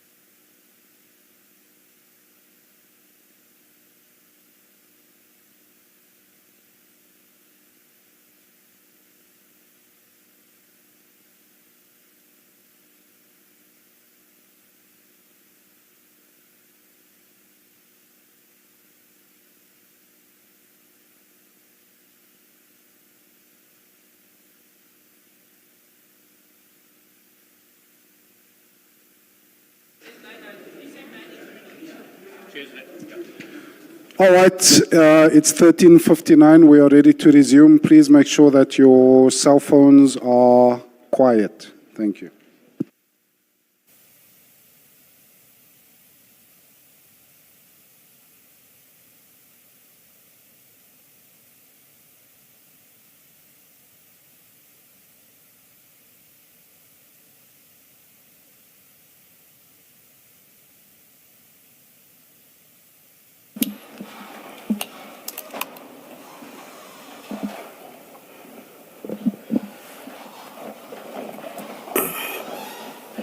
The ruling I'm going to make is in relation to the postponement application of Mr. Karim. Having considered all the papers filed and oral argument presented by both sides, I make the following ruling. 1. The hearing of Mr. Karim's evidence is postponed to 14 August 2026 at 9:30 in the morning, at which hearing Mr. Karim shall be required to appear and testify in person, subject to paragraph 2. 2. Mr. Karim will be excused from appearing on 14 August 2026 only if 2.1. He has voluntarily subjected himself to an independent evaluation by a medical specialist agreed by no later than Monday, 3 August 2026, between his representatives and the Commission's evidence leaders. And 2.2, such independent medical professional has provided a medical report to the Commission by no later than 12 August 2026, confirming Mr. Karim's inability to testify on 14 August 2026. 3. Failing the agreement envisaged in 2.1, the independent evaluation and report envisaged in paragraph 2.2 shall be performed by an independent medical professional nominated by the chairperson of the Association of Medical Professionals, in the field of medicine in which Mr. Karim's current doctor practices. 4. The reasons for the ruling will be issued at a later stage. I hand down the ruling.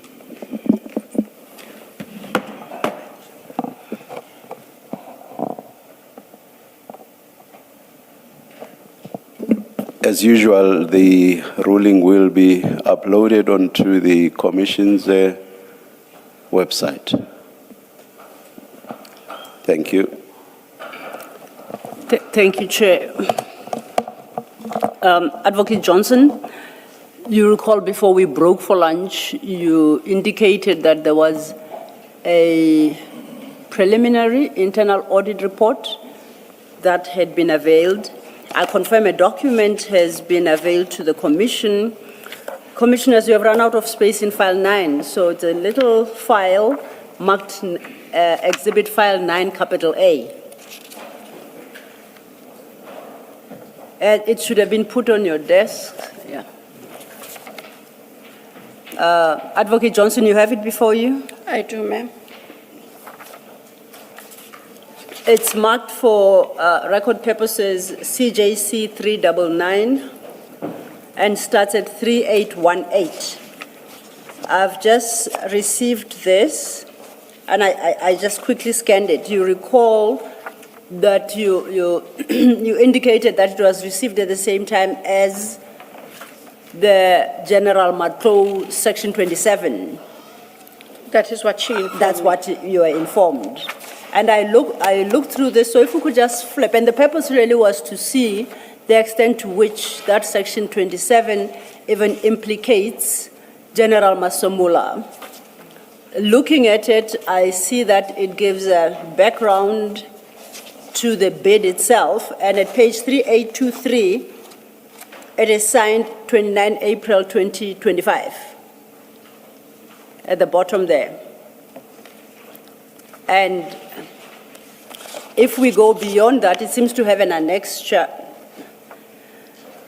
and addresses at 3824 accountability, responsibility, and distribution. It kicks off with a detailed analysis of the bidding process, and it gives all those details, the bid evaluation, and at 3838, it then makes certain observations regarding red flags and or evidence of fronting in the bid of Medicare 2420, sets out the basis for concluding there were red flags, then addresses at 3839 the various companies registered to Mr. Matlala, at 3840 registered to Mr. Van Wyk, as well as other 12 companies registered to Mr. James George Murray. Then at 3841, it makes general findings at paragraph 3.4. And they are set out there. But the interesting thing is that the conclusion 3.7, it concludes the bid adjudication committee did not exercise due care in considering an evaluation report from the bid evaluation committee. Then it draws conclusions at 4. At 5, recommendations 5.1.2, the recommendation is that the bid should be terminated. The accounting officer should seek legal counsel on how to proceed with termination. The termination of the bid is consistent with section 23.1C of the general condition of contract, which states that the purchaser, without prejudice to any other remedy for breach of contract, by written notice of default sent to the supplier, may terminate. At overleaf at 3843, it states evidence 5.1.3, evidence of procurement irregularities were observed in the bid. Therefore, the bid is currently being subjected to a forensic investigation with a view of pursuing a criminal investigation against the supplier. So, and that seems to be the conclusion. So we know this is the preliminary report is available on the 25th of April, 2025. And in terms of... Sorry, Ms. Where do we see the 25th? Me? Where do we see the 25th? Oh, date? that is at... It's on the second page, Commissioner Baloy, I think it's, yeah. Second page of the report. It's 3823. It's also there. Oh. It's signed and dated. Oh, yes, thank you. Yes, by the Acting Chief Audit Executive, T.E. Mkhwanazi, and by Chief Risk Officer, Major General Matlou. In fact, it's the 29th of April. 29th of April, 2025. And we know from General Matlou's Section 27 referral that by the 15th of May, General Masemola had terminated that contract. So 2 weeks later. 2 weeks after this report, General Masemola had terminated the contract. I get it. And remember, as Advocate Sillo said, 5.1.2 said he must seek legal counsel on how to proceed. So one must assume that in those 2 weeks, he sought legal counsel. That is correct. Thank you, Commissioner. So, and I know I read it very carefully. Where I land is, insofar as General Masemola is concerned, it doesn't cure the shortcomings in the Section 27 affidavit as submitted by General Matlou, because it is absolutely silent on either irregular conduct, unlawful conduct, criminality attributable to General Masemola. Is that your... And I know perhaps you only had an hour as well to go through it. Is that your interpretation as well? From the From the document yes. itself, yes. Then I think that then settles the matter. And it goes back to the concession you refuse to give me, and you say it's dependent on the contents of this document. You've seen the document now. Are you going to agree with me? You said it would be irresponsible, I think, to agree with me without having had sight of the preliminary, the interim audit report you have now had sight of. So on the basis that the condition has been met, I take it won't be irresponsible to agree with my conclusions.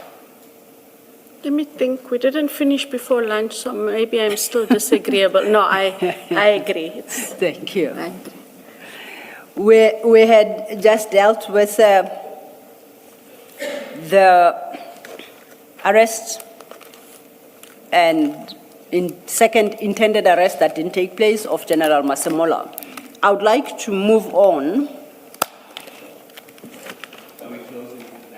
Yes, we are closing 9A. Thank you, Commissioner.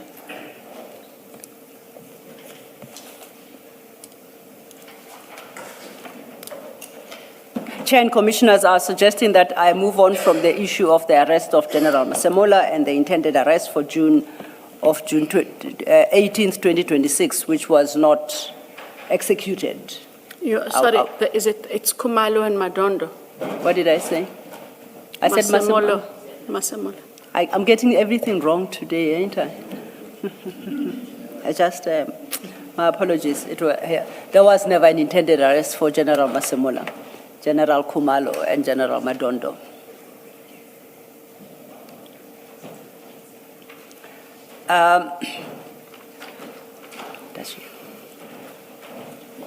Advocate Johnson, a document will be distributed to you.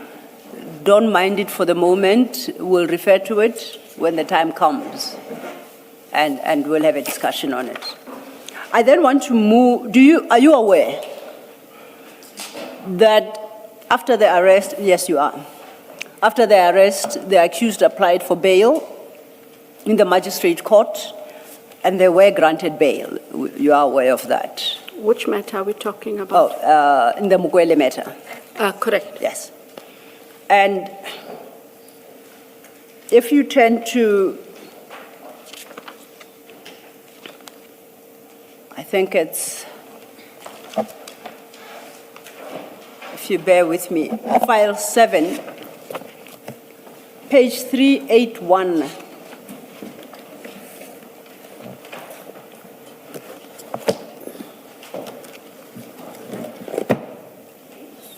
Page 3, no. CJC 381, page 2948. Apologies, Commissioner. It's CJC 381, page 2948.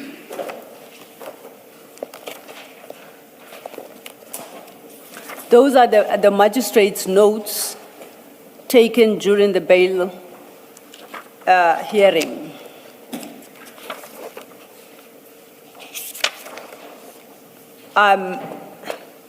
Are you aware of the condition granted, bail condition granted by the magistrate at 2949? It's condition 3 that accused number 1, 3, 4, 5, 6, and 7 are prohibited from being at any premises of crime intelligence within the country, RSA, while the matter is pending. The fourth condition was Mr. Brian Padiachi will assist the accused with the collection of any matters or items of personal nature the accused may have at the premises, in the crime intelligence officers. I don't see everything there, but that's the gist of the fourth condition. May have left. Or may have left, thank you, Chair. May have left at the premises of any crime intelligence office. Now, you were asked about this condition at the ad hoc committee, you recall? I must have been. Let me see if my record keeping is what it ought to be. 653.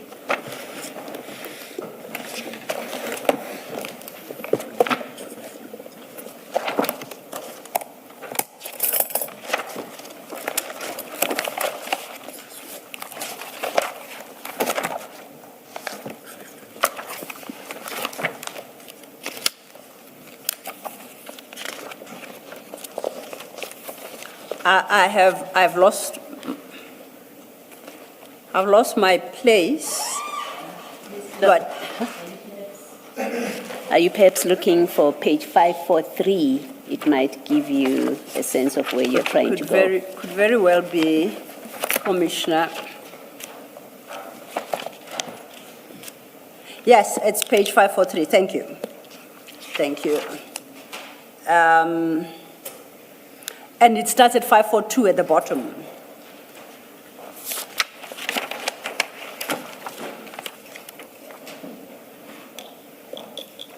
And at the bottom, Advocate Arendse, referencing some of the complaints by Lieutenant General Mkhwanazi at the press conference of the 6th of July, 2025, states,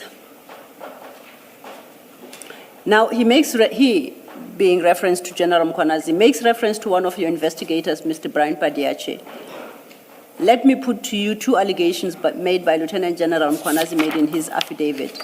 He said, quote, a further condition is that the accused required anything, if the accused required anything related to their work, it could only be obtained through the intervention of the investigating officer. This is in relation to General Khumalo. Then at the bottom of 342, it indicates that General Khumalo has applied for the bail conditions to be amended, but the hearing of this application to amend has been postponed on numerous occasions. Then you respond to this bail condition at page 543, and you state the assertion being that Mr. Padiache would be allowed to have access to criminal intelligence is incorrectly interpreted, mainly because we have witnesses at CI. Those witnesses had indicated that they had been intimidated and victimized. The condition for them not going to CI was to ensure that the witnesses were not intimidated. Mr. Padiache would not have been allowed to access any documents from CI. If after that one identified that there were documents from CI, we would have had to follow the process we had followed initially, which would have been to issue a Section 28 subpoena to the National Police Commissioner. No one would have been allowed to go to CI, engage any personnel, or take any documents. It is Mr. Padiache who, in fact, would call Lieutenant General Mkhwanazi to let him know that he's going to be in the province. There are a lot of points raised in your response. I will, for the moment, not deal with the issue of Lieutenant General Mkhwanazi and Mr. Padiache having to call him, because I don't understand what he's got to do with this particular bail condition. I'm interested in the point you make that it would be wholly wrong to have a condition that entitles Mr. Padiache to access to CI documents. That was your view, correct? Yes. Are you aware that when the Lieutenant General Khumalo, I think there were 3 of them who challenged this condition, that Colonel Padiache filed an affidavit in opposition of the amendment of that condition in circumstances where you, as his leader, knows that that condition would not make sense because Mr. Brian Padiache himself does not have any security clearance to access information that is within the CI offices. Correct. What's your comment to that? So, first of all, and that is why I said what I did at ad hoc. We have no right to enter those premises. And if, as per the bail condition number 3, that bail condition was way too wide because it talked about crime intelligence within the country. These were crime intelligence officials, Chair, at head office. So, and the purpose for which I understood they were going to ask for that condition was merely based on the fact that there were witnesses still employed within crime intelligence and that these witnesses feared any of the accused coming back. That part made sense, but not the bar them from every crime intelligence office in the country. And that the only role that Mr. Padiachi was to play was to accompany them. They would take what they needed to take for whatever reason they needed it. That is how I understood the condition was supposed to work. Well, I guess that might be because you had discussed it in the office. Are you aware that such a condition was not even sought by the prosecutor? Even a watered-down version, as you put it, that they be allowed to go into CI offices but accompanied by Mr. Padiachi. Even that was never sought. Sorry, Counsel, I don't follow. If the prosecutors didn't ask, who made this condition? Sorry, say that again? Sorry, I didn't follow. If no, I missed your last point. Please repeat. You say that the conditions were not sought by the prosecutors. Who sought, then how would these conditions be imposed? Because, and please, I don't mean to be condescending. Yeah. As a career prosecutor, we always stand up and we ask. We will suggest bail, whether we oppose bail, we'll agree to bail, and the court will ask, are there conditions? And then we say, yes, and we've either agreed to the conditions or there's no agreement, but these are the conditions. You have to give the conditions to the presiding officer, who must either accept, reject, engage, and then conditions are set. So that is the purpose of my question, Counsel. I'm not doubting what, I'm trying to understand, how do we have conditions then?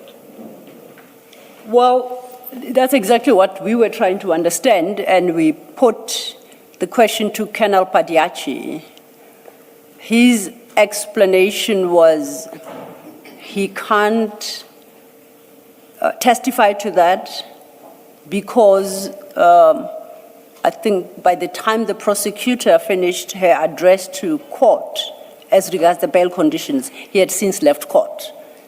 Alternatively, that maybe the magistrate overheard him and the prosecutor conferring in a corner, and without it being requested in open court, the magistrate then decided to add that condition. That's his explanation. Please don't ask me as to the logic of it. I have to disagree. Yes. And the prosecutor, Mayor Joy Hlachwayo, is an experienced prosecutor. She's not going to be standing in some corner having a chit-chat with whoever. If there were conditions to be asked, she would have asked them. So the fact that he walked out of court should not cast aspersions on anyone in there. I am of the firm belief that, and I do not know this magistrate, I am of the firm belief that the prosecutor would have had to ask for these conditions, and they were then endorsed by the court. I do recall, Commissioner Baloy, that I think everyone was flustered after his testimony.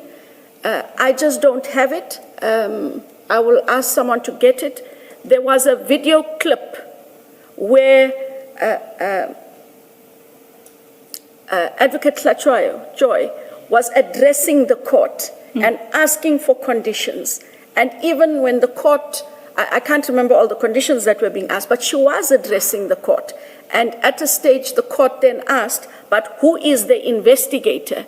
And she is the one who said, it is a Mr. Padiachi or a Mr. Brian Padiachi. Yes. That is what I took from that clip, not having my own personal knowledge. So I do not agree that even if he left, that I can't dispute, But a magistrate would not just endorse that which is not asked. It's just out of practice. I find that highly unlikely. I agree with you. I fully agree with you. See, that is the most striking part of this condition. Firstly, we do have a clip of the prosecutor addressing the court, and we hear all her complete address and engagement with the magistrate until she finishes. And nope, it's a longish clip. We don't have the time to play it. We can avail it to you. You'll watch it at your leisure. Firstly, during that particular address, which I understood to be the application, which is the application for bail, Mr. Padiachi is visible behind her at all times. Yes. So I don't know which point he left, but that was his testimony. That is the first. Second, on listening to that clip, nowhere is a condition in the terms expressed ever requested by the prosecutor.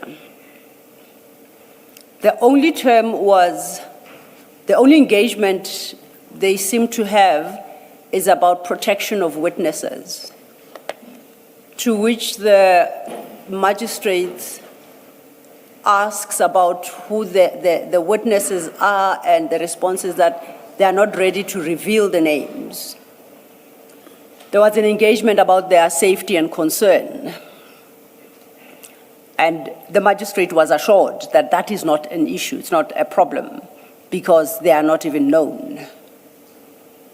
So let's not conflate the condition regarding the security of witnesses with access to their CI documents and material. Correct. But somewhere, somehow, the magistrates end with that condition, and specifically nominates Mr. Brian Padiachi as a go-between between the accused and their material in their offices. So the questions you're asking yourself, I thought that I had hoped you might be able to shed light, because Mr. Padiachi's excuse is that he probably had left court by the time the condition was discussed. We see from the clip he never left court. That then brings to the fore the question again, where does the magistrate get this condition from if it was not a matter ventilated in open court? Had to have been ventilated in open court. But it wasn't.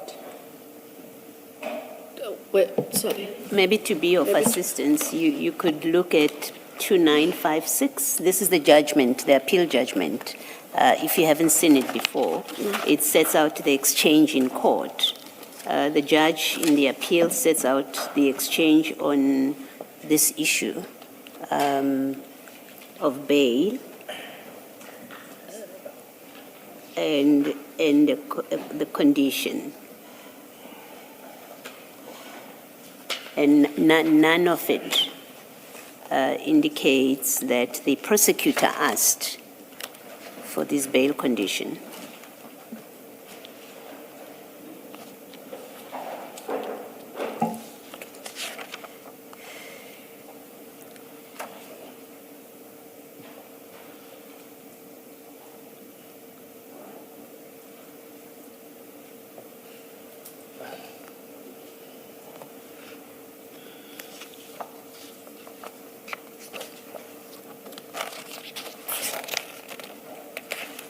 If I may, Advocate Johnson, Sure. I think it might be helpful for you to jump to 2959, that is the judgment, under paragraph 19, where the judge, the High Court judge, then analyzes the appeal. Before you get there, 18.3, where both counsel agree that the court did not seek submissions from them about the condition it intended. I think that 18.3 wraps it up. I see that. And then the judge considers the appeal at 19.3, points out that the legal issue to determine in these bail, in these proceedings, namely whether the magistrate erred in imposing the bail condition, must be assessed based on the material that was before him and the way he dealt with that information or evidence. And then from page 2960, he references applicable legal principles. And he concludes that at 2962, at paragraph 19.17, I'm unable to find any judicial basis on the evidence and submissions before the court quo for the bail condition that was imposed. In exercising his judicial discretion, the magistrate did not confine his assessment to the facts presented before the court.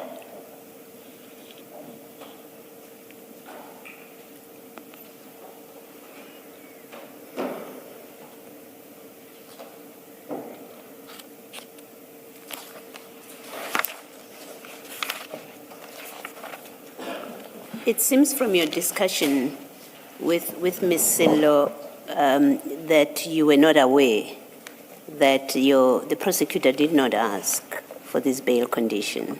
Am I correct? Yes. How does it work? You would have received a report back. No? Is that not how it works? Because this is a big case. So I think, and correct me if I'm wrong, I assume because it's not a run-of-the-mill case, because of the personalities involved in the organization that is involved, it's playing out in the media.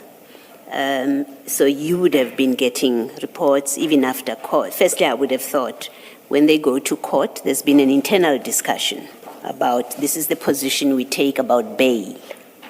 And the prosecutors and investigators would have, yes. You're not part of that No. discussion. But when they come back, you must get a report back about Correct. what happened.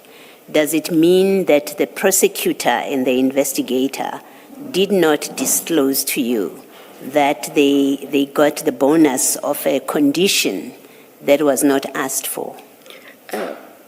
From my recollection, Commissioner Baloy, the condition that I recollect is that the accused, they raised the issue of the witnesses and that the witnesses being at head office and that there was a condition that the accused would not be allowed to go to head office and that should they want to go there, they would contact Mr. Padiachi. And that was it, because of the witnesses.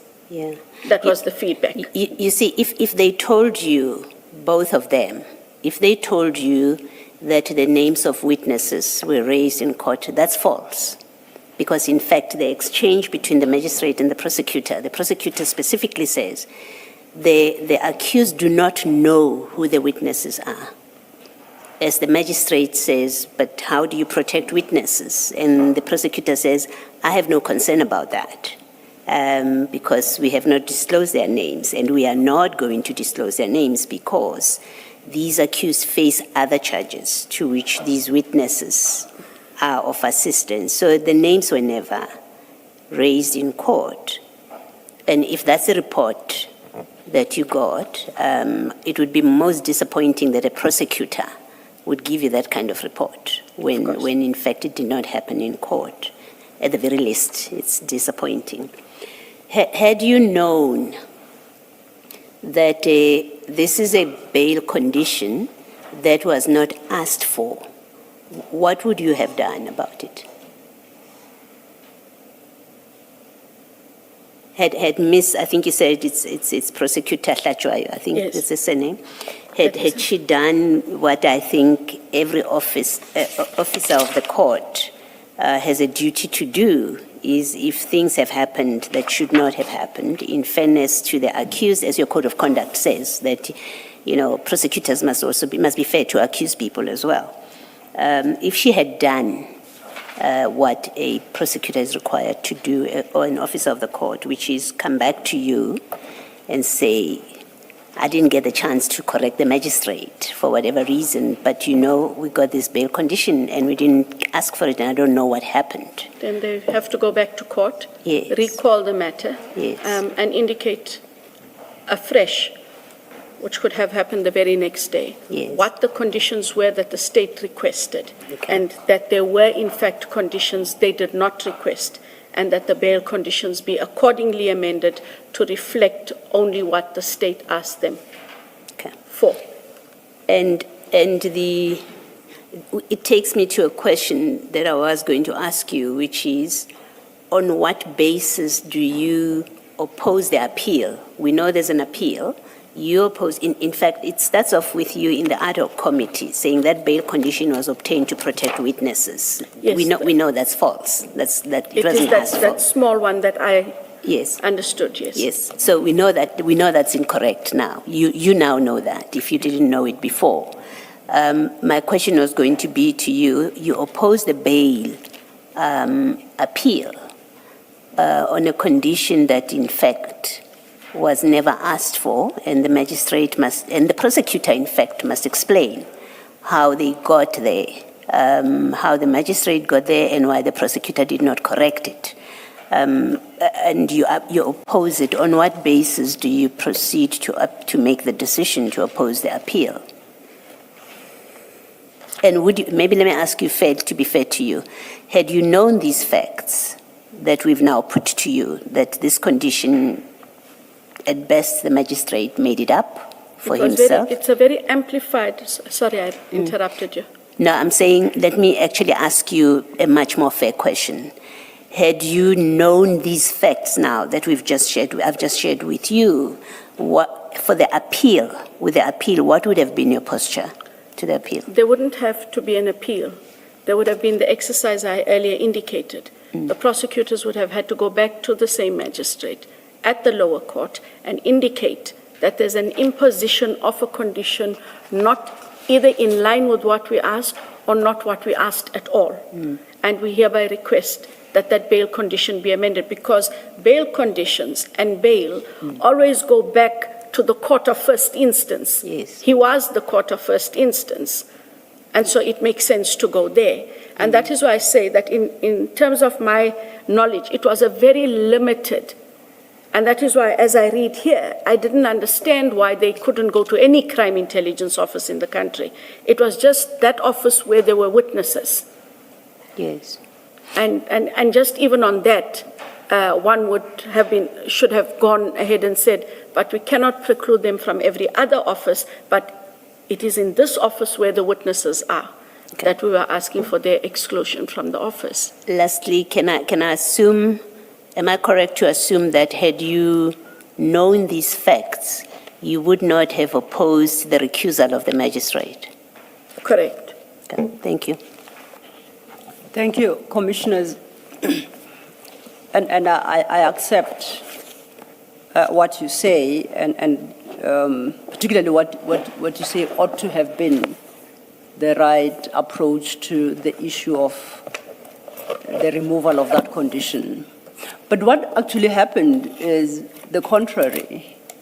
IDAC, through Mr. Badiachi and perhaps the prosecutor, actively opposed the amendment to an extent that if we go to file 8,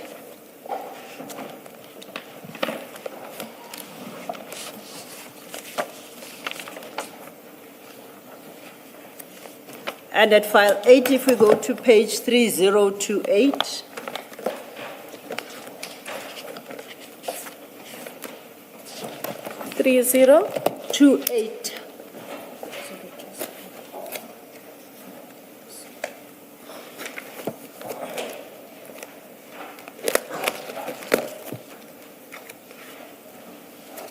that should be an affidavit of Mr. Brian Badiachi.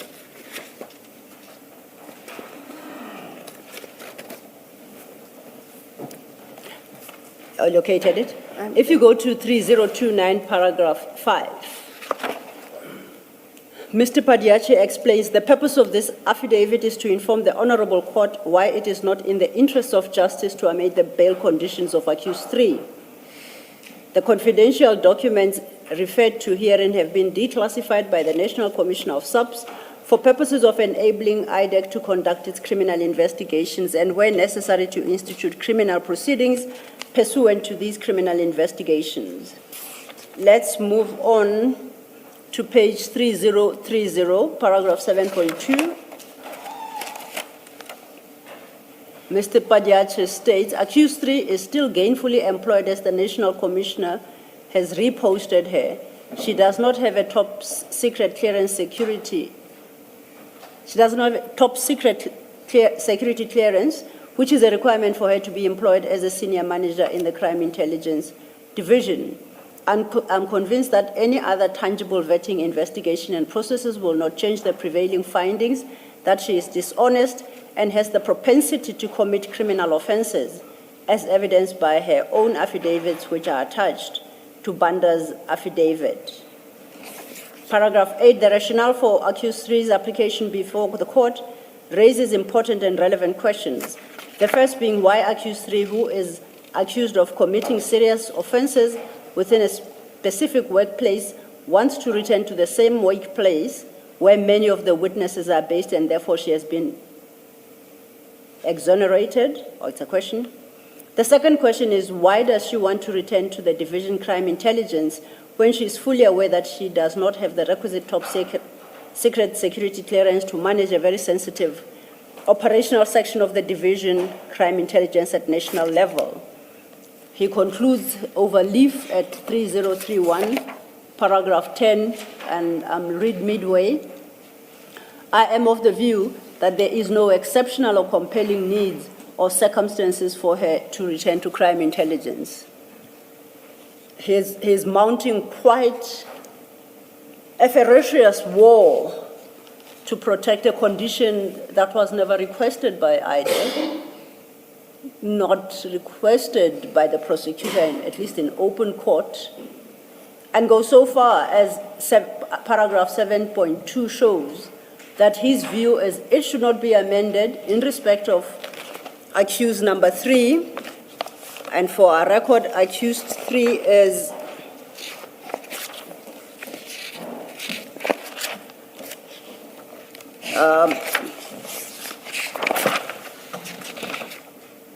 Mr. Josias Ligalakala.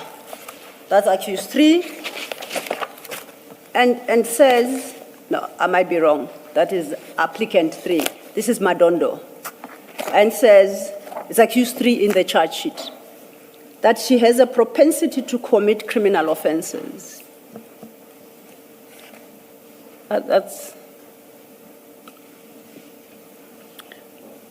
okay. As if that was not enough, if you go to page 2985, same file.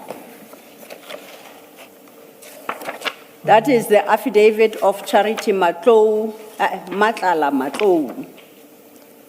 Yes, she is the Chief Risk Officer. You recall we came across her Section 27 affidavit in the SAPS Medicare contract. And she, at 2986, paragraph 8, she speaks of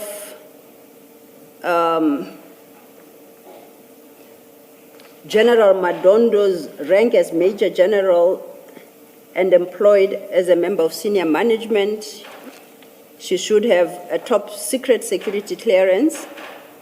The fact that no action was taken by Divisional Commissioner Lieutenant General Khumalo since 2024 February raises serious concern, as Madondo's mere presence in the Division Crime Intelligence poses a serious security risk to crime intelligence and the subs.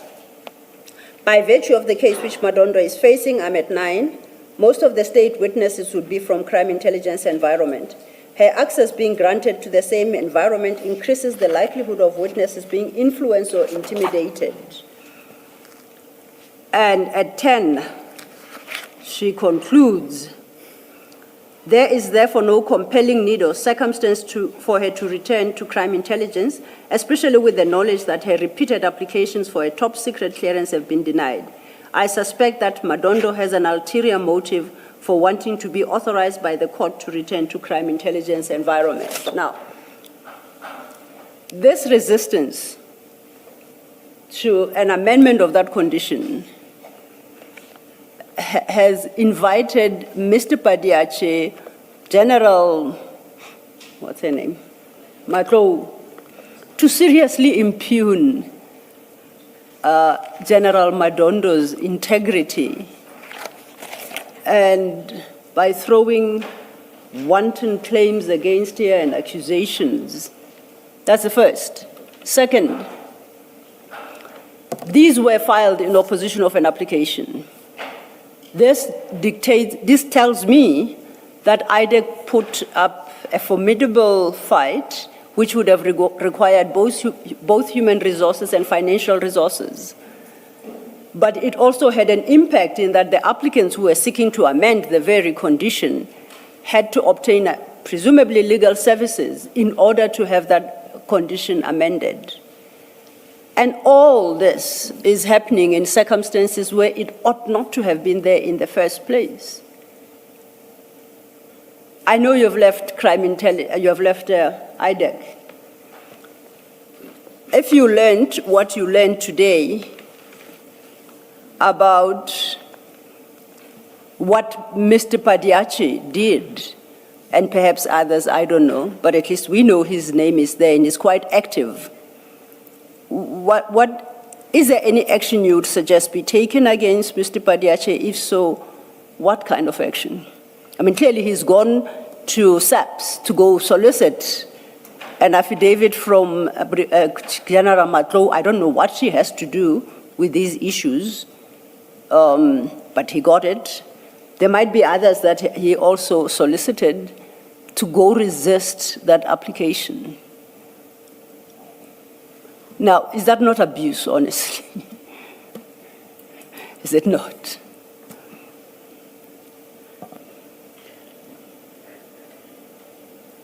Out of my own personal experience, Chair, when we do decide to go to court after bail has, even the state when we want to bring in a bail appeal, we can only go, as I know the law, and maybe someone else changed the law in the meantime, we are only able to go ahead and appeal on the bail record. That's it. If there are certain aspects, be they legal or factual, personal, mitigating or aggravating, that were never part of the record, you cannot bring in anything new. And you cannot bring in anything emotive. The only thing we are supposed to have told any court, higher than the quota quo, is the quota quo erred for the following reasons, but it must have erred on the reasons as already espoused to in the lower court. These things, I'm assuming, were not said in the bail affidavit in the lower court. I would assume, and I hope I'm correct, that General Mkhwanazi also did not depose to anything in the lower court. So the action in which this part is taken is both excessive, unnecessary, and beyond the scope of what the bail appeal allows us to do. It is very prescriptive. I did learn in my young days once, I took a chance because I didn't know any better. And the judge told me very nicely, which record did you read? Because in the one I read, the thing you're telling me is not in there. And you learn very quickly to confine yourselves, Chair. So you used the word.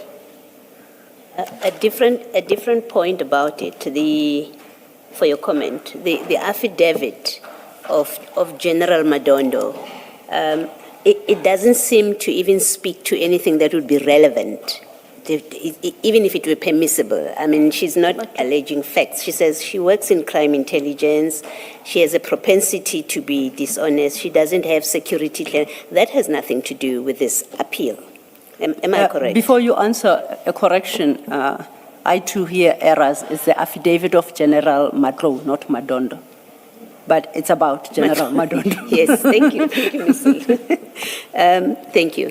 The affidavit of General Matlo, I'm looking from paragraph 6, the kind of material, the kind of things that she's speaking to. It's all about a security vetting panel. Among the documents in the security vetting file, I note that she has 3 affidavits, and then 8, 9, pretty much nothing. And then there's a fear that she will interfere with witnesses, but nothing that says we have witnessed so-and-so, and this is the access she has to them. So it's truly, truly irrelevant, other than to create atmosphere in the appeal. Yes, and if one wanted to say propensity to commit crime, it ought to have been raised in the lower court. Yes. That she did, in fact, commit crime. Yes. What were those crimes, and were they then relevant to the adjudication of the matter as it was in the lower court? Using the word propensity must have a basis. A crime must have been committed, relevant to. Yeah. So it is a relevant question, or a necessary question that you not for you to answer. But what interest did she have to file this kind of affidavit, opposing a bail application where she's not involved whatsoever in a matter, and here colluding with Colonel Padiachi, because he says pretty much the same things which have nothing to do with the bail appeal.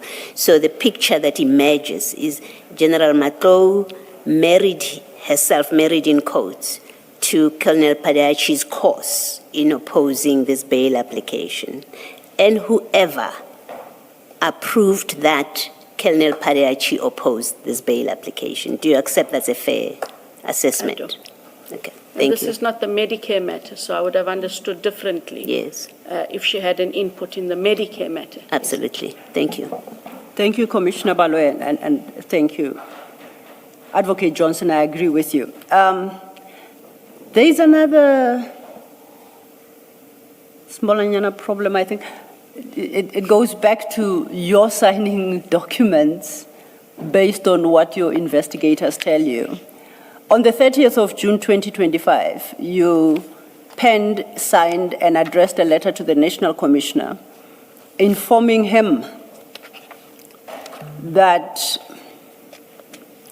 General Lushaba, General Kumalo, General Madondo, it's going to be projected here, General Legalakala and General Gabela, as well as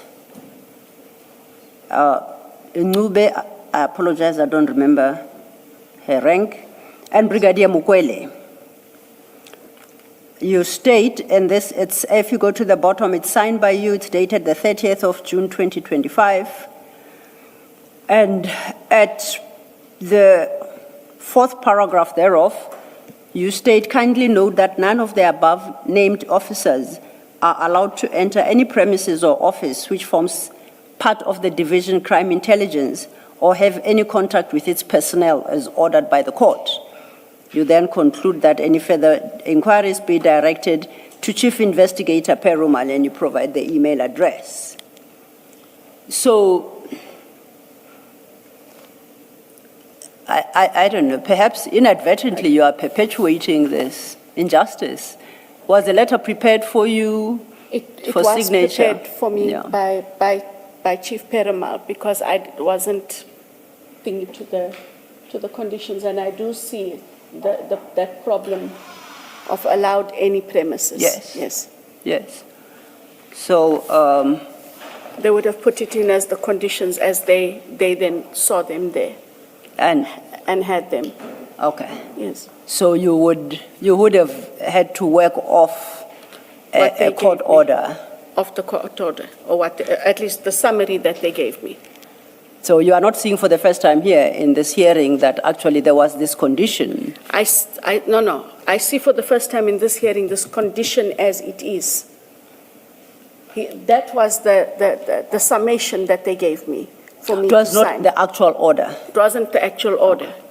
So they drafted a letter for you, explained it, I take it, and you took them at face value and you trusted them implicitly and signed. That's about what Because happened. it had to go to the National Commissioner, yes, what had transpired in court. And once again, you didn't satisfy yourself that those were the correct conditions, actually. No, I didn't ask to look at the conditions. Okay. Commissioners, and I think it's more, especially in the light of what you said now, as you're sitting there, that this bail condition is too wide. These people are employed in head office. You may not have seen the order itself, but you sign a letter that says they may not go anywhere in the whole country. That is crime Sorry. intelligence. Yeah. I didn't read it that way, in the whole country. For me, it was any crime intelligence intelligence office, and for me, they are bound here in Pretoria. I didn't see that as in the whole country. That is why I'm saying, Chair, when I see the handwritten condition as it is, that is more explicit than what that paragraph was. It is incorrect to have asked for that condition. And I'm not sure if that's a condition that was asked for, because take it from us. It wasn't asked for. Okay, because your investigator says he doesn't know where it comes from. That's what he told us, because at some point he left. So he doesn't say, I was in court when it was asked for. He said, I don't know. And we've referred you to the judgment where there is this, where the judge sets out the engagement about this condition, and in fact says that was not asked for. So I think it's at least on the evidence of Colonel Padeachi and the judgment itself, the appeal judgment, we can accept that it's established that the condition was not asked for. Thank you. Thank you, Ms. Thank you. And if I could just perhaps add to that, you don't have to take our word for it that it was not asked for. The judge in the High Court, that's precisely the basis of his overturning it, because it wasn't asked for, and the judgment states as much. Yeah, it's just I am taken aback that there's a condition that was not asked for. It is not something that I have experienced or engaged with other colleagues about. So. And then it's not something that you wouldn't expect to happen in any event. Not at all. Absolutely. Okay, then I would like to move to the next issue. You have and I think we have dealt with the issue. You have an investigator. Let's start at the ad hoc page, transcript page 626. File 3.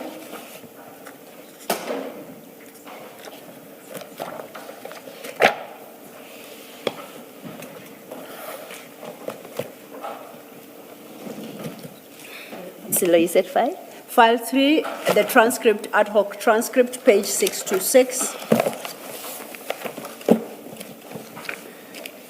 Midway that page, you are having an engagement with Ms. James. 626. Correct. And Ms. James inquires from you, do you know Sunil Belochan? You say that is correct. Is he employed by IDAC? You say he is employed by IDAC.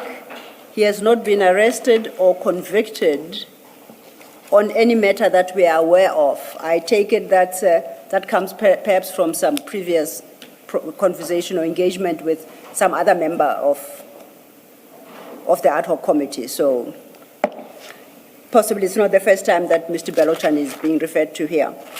So you confirm that he has not been arrested or convicted in any matter you are aware of. Ms. James says there's currently a case. You said there are no rogue elements within this organization. Here you have a member that you have appointed. There was red flags from 2014, again in 2024.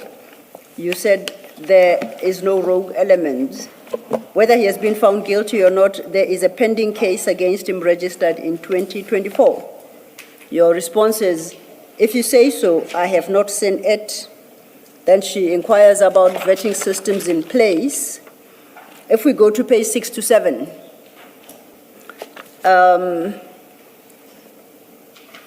midway, 6 to 7, Ms. James says, can we agree that you have a member employed in IDAC that has 2 cases and the one has not been finalized and IDAC is compromised?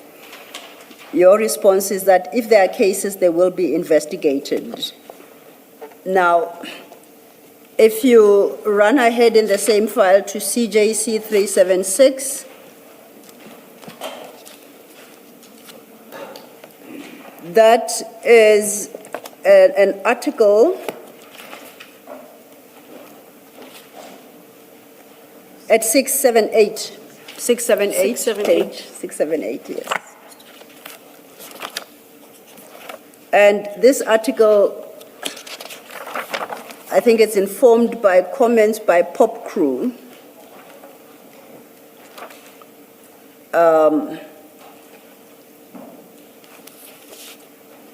First paragraph states that it was a startling revelation that IDAC appointed Sunil Belochan as a senior investigating officer, despite him having a warrant of arrest for alleged fraud. The second paragraph of that page then gives the detail of the docket from which the warrant of arrest comes from. We have a witness who has testified before the commission regarding the existence of this warrant. Okay. Ms. James at ad hoc brought your attention to the fact that there are cases pending against Mr. Belochan. And your parting shot was that the matters will be investigated. That's the one. We have a witness who appeared before the commission about 2 weeks ago, witness N. Witness N once again testified on complaints by, and I use the term liberally, the Pakistani community living, is it East London or PA, that which is said, East London, I think. It is alleged that investigator Belochan is extorting monies from and otherwise dealing with them harshly, and it's a very general summary. That's complaint number 2. The third we dealt with in this hearing, which is by Sergeant Ngosi, of Mr. Belochan leading a team of 9 people, investigators and maybe others, from IDAC of the 13th of July, 2026, to meet with him in the absence of his attorney and to solicit, again, it's my own summary, testimony from him that would implicate Generals Khumalo and Masemola. So these are 3 independent, these are 3 separate complaints. At least as regards the first, you undertook in November 2025 to the ad hoc committee that you will investigate. My question is, did you ever investigate that matter in particular? My second is, upon hearing the testimony of witness N as regards the alleged misconduct of investigator Belochan, I think and upon receipt of the exhibit file, because I say receipt because we ventilated the issue of Sergeant Ngosi yesterday, and by then you had retired. But you received the exhibit file, and that complaint was in the exhibit file while you were still ID. Did you investigate any of these matters to determine whether or not investigator Belochan action should be taken against him? And I won't say of what kind. And if you did, what did your investigations yield? Thanks. Thank you. Chair, if you'll just give me a moment, there's a document I just quickly want to look for in my bag, if that's fine.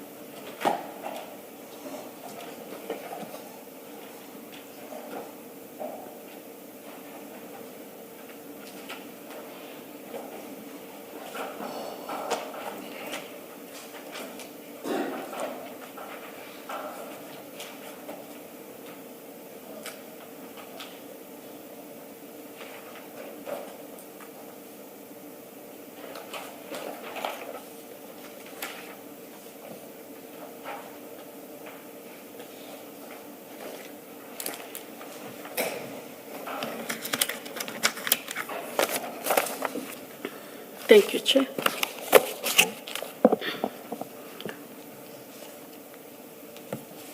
On the first matter that was raised, and we call it the Pretoria North. Yes.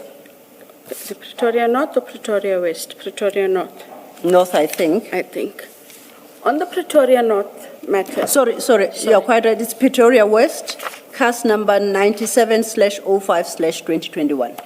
West, Pretoria West. Correct. Yes. When we had returned, we had asked for everyone to give us feedback, including Mr. Belochin, because we need to follow up on what had arisen at the ad hoc. Yes. Mr. Belochin had gone ahead and on his own, through the local criminal record center, put through the fingerprints to see if there were any matters outstanding, because that is where we find outstanding warrants or outstanding matters on the LCRC. He gave a report back that there were no matters that were outstanding on the LCRC.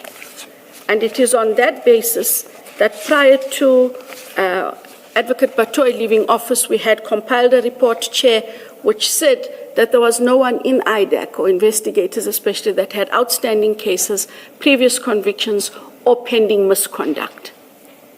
We fast forward to now, and we are faced with this issue again.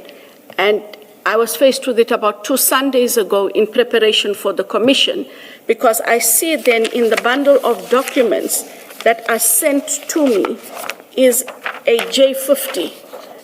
And in our legal language, it's alive. It dies only if it has 2 lines across, where the magistrate would have to say cancelled and sign. And it must invariably go to the magistrate who would have authorized it. I immediately called Mr. Belochin and I said to him, okay, what am I doing at the commission with a live warrant? Why is there a live warrant? If I may, I do apologize. Commissioners, that would be in Exhibit File 1, page 136. Yes, sorry.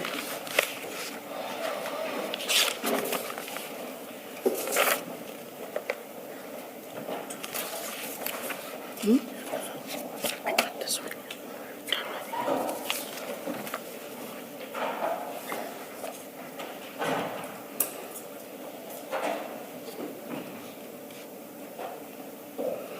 And maybe before we go there, sorry, this was the document I looked for, Commissioner. When we asked him in December, January, how are we responding to the ad hoc committee?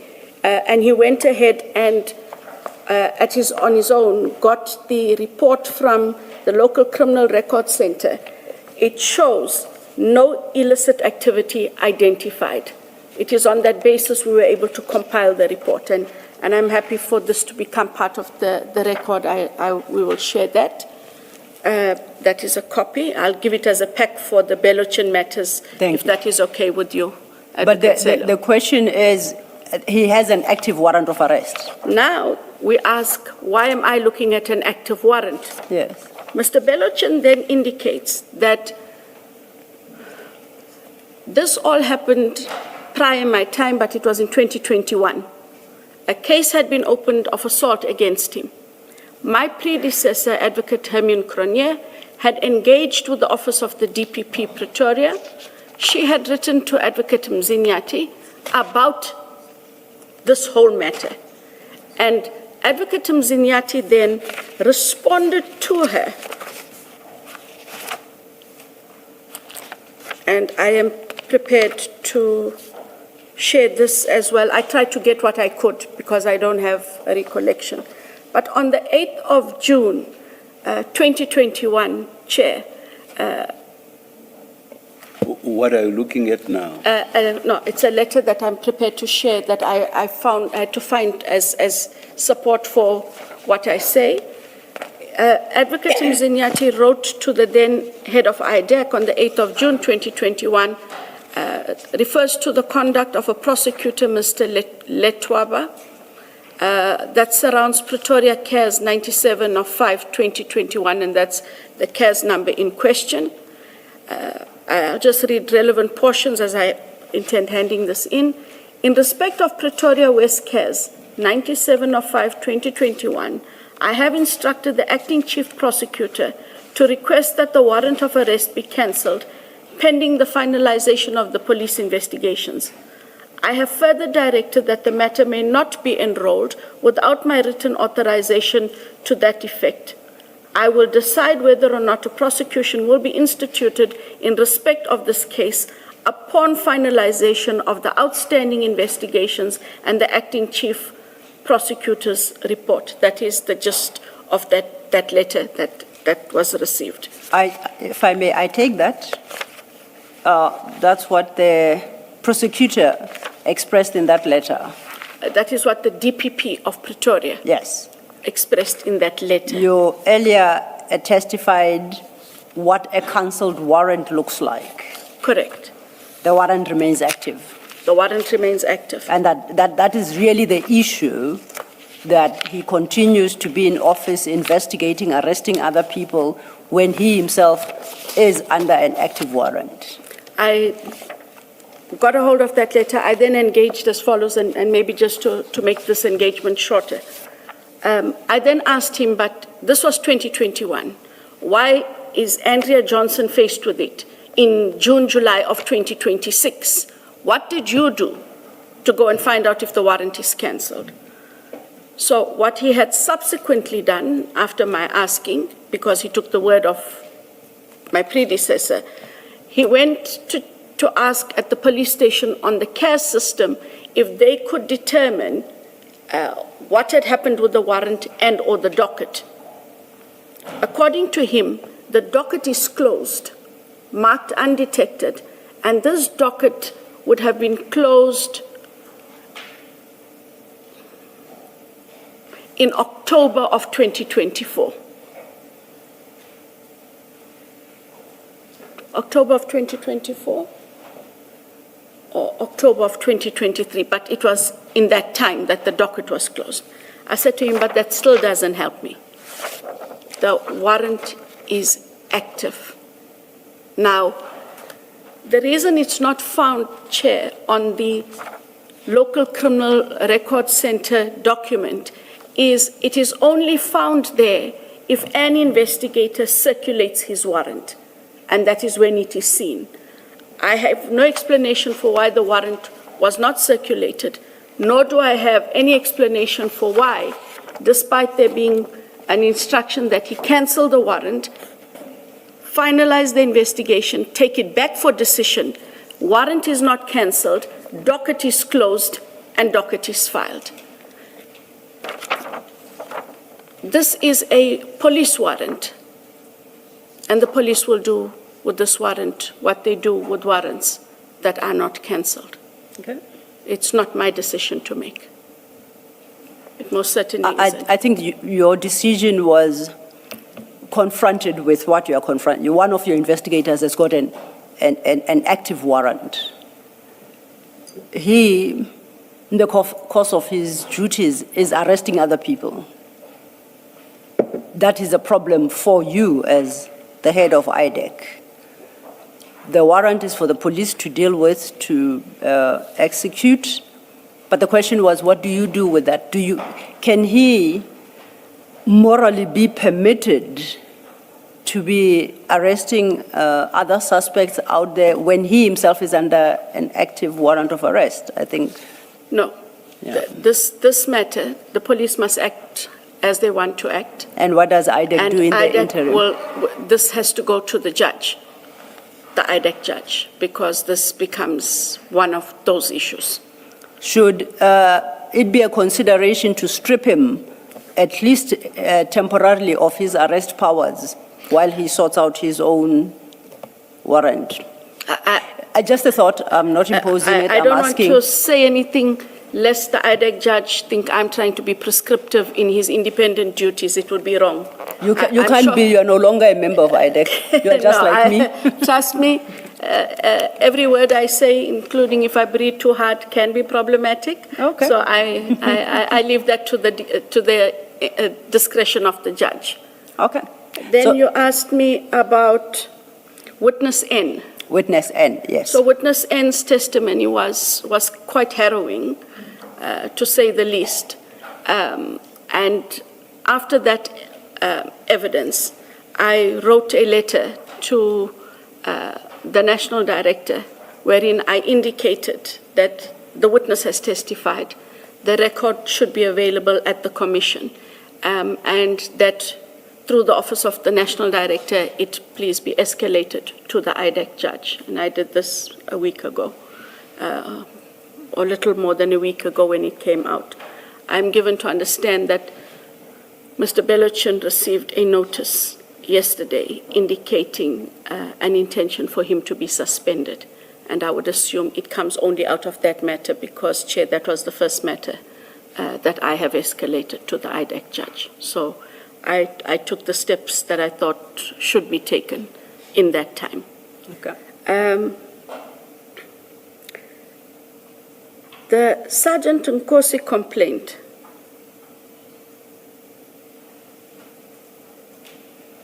we dealt with it yesterday. Yes, we dealt with it yesterday.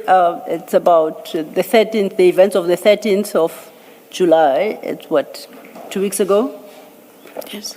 But like I say, you were not hearing of it for the first time yesterday because I had shared that particular part of the exhibit file with you while you were still ID, yes. Yes. I didn't do anything with it yet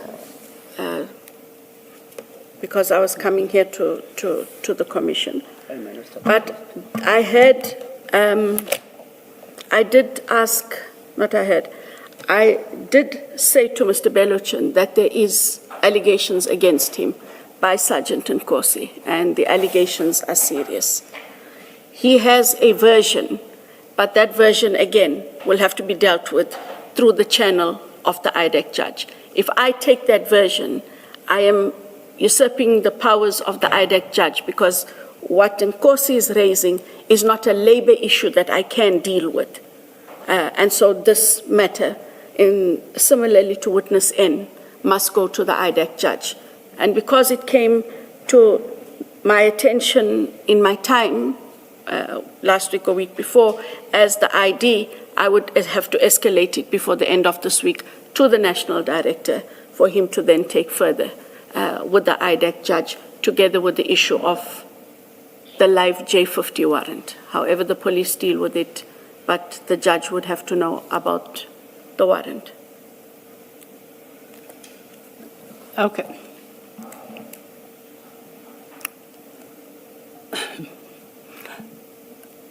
I would like to move on to another topic, and thank you for the report backs on those matters.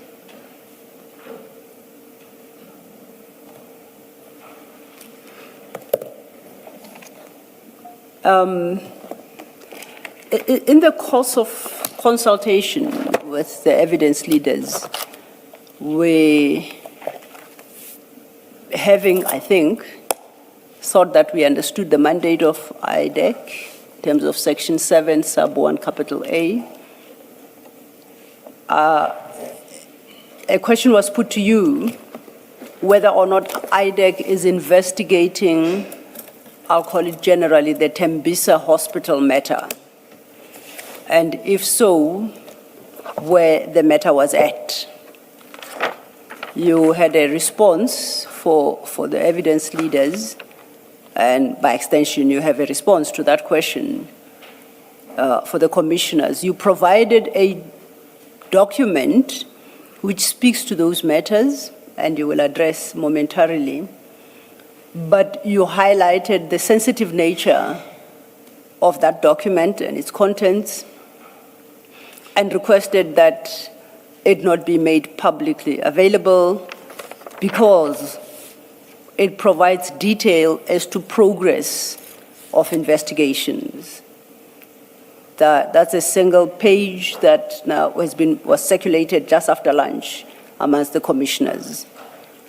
You've been provided with a copy, so we won't necessarily read from it to protect its contents, but you may address yourself to the position of the Tembisa Hospital investigation, who's responsible for it, and whatever report back you can give as regards its status. Commissioners, I just also wanted to add that confidentiality, if I can use that, it's not just based on the state of the investigations. We report to FATF. All FATF documents have an embargo unless FATF allows us to release documents. This document is shared with me because I'm part of the law enforcement team that writes up reports. I write for IDAC, the DPCI writes up their case studies. So this is a case study write-up for FATF, and that's predominantly the reason why we do not put it out in the public. It is part of our confidentiality agreement with them. However, maybe for the record, if you would say what is FATF, as in the full name, yes, and then spell out the short. Thank you. The Financial Action Task Force, which grey-listed South Africa in January 2023, has had us on a watch list. And part of what we do is we identify matters that we will be presenting to them, and we meet as law enforcement every month to update ourselves jointly. SARS, where are you on this? SIU, IDAC, the different units in the NPA, DPCI, as well as detectives. And this is where we all sit and are able to glean knowledge of the work of one another. There has been a lot of questions in the media and in the public space about why IDAC is not doing anything about the Tembisa Hospital matter. More pertinently, questions in the recent past, commissioners have been raised about, so why does IDAC act on Matlala but not on Maumela? And I saw it fit to raise this with the evidence leader to quash it once and for all. The Tembisa Hospital matter, in all of its forms, in however many legs of investigation it has, whomever the persons and entities of interest are, had been referred around about 2020 or thereabouts by the SIU to the DPCI. The DPCI has always been vested with this matter. The Tembisa Hospital, whether it's Skinny Jeans, whoever they are, who's behind the scenes, whether Maumela is involved or not, etc. All of it lies within the ambit of the DPCI. And it was important because we are supposed to account to South Africa, and IDAC has been quiet, but only because this matter, as big as it is and as tragic as it is not being accounted for. Does the SIU, only because you mentioned them, does the SIU get to choose whether a matter goes to DPCI or it comes to IDAC? What guides that decision? I think back then it was still early days. The ID had only been created by proclamation, but there is a challenge, and the challenge is with the legislation. The SIU must refer its matters to the NPA. NPA then distributes the matters to the DPCI and in turn now with IDAC. We had to come up, government really loves papers, but we had to come up with a memorandum of understanding that where a matter comes to the NPA and the NPA is able to assess it is an IDAC matter, they then refer it to IDAC. But the SIU, because there's a lacuna in the legislation, are not allowed to refer directly to the DPCI or directly to IDAC. It goes to the NPA as a conduit, and that has to be something that must be looked at because it does take up a lot of time between receipt, assessments, allocation. I hope that helped. That answers me, thank you. Have you made all the comments you wanted to make on the matter? Can I say one more time, we don't have the Maumela matter. Thank you. Thank you. I think that came across very clear.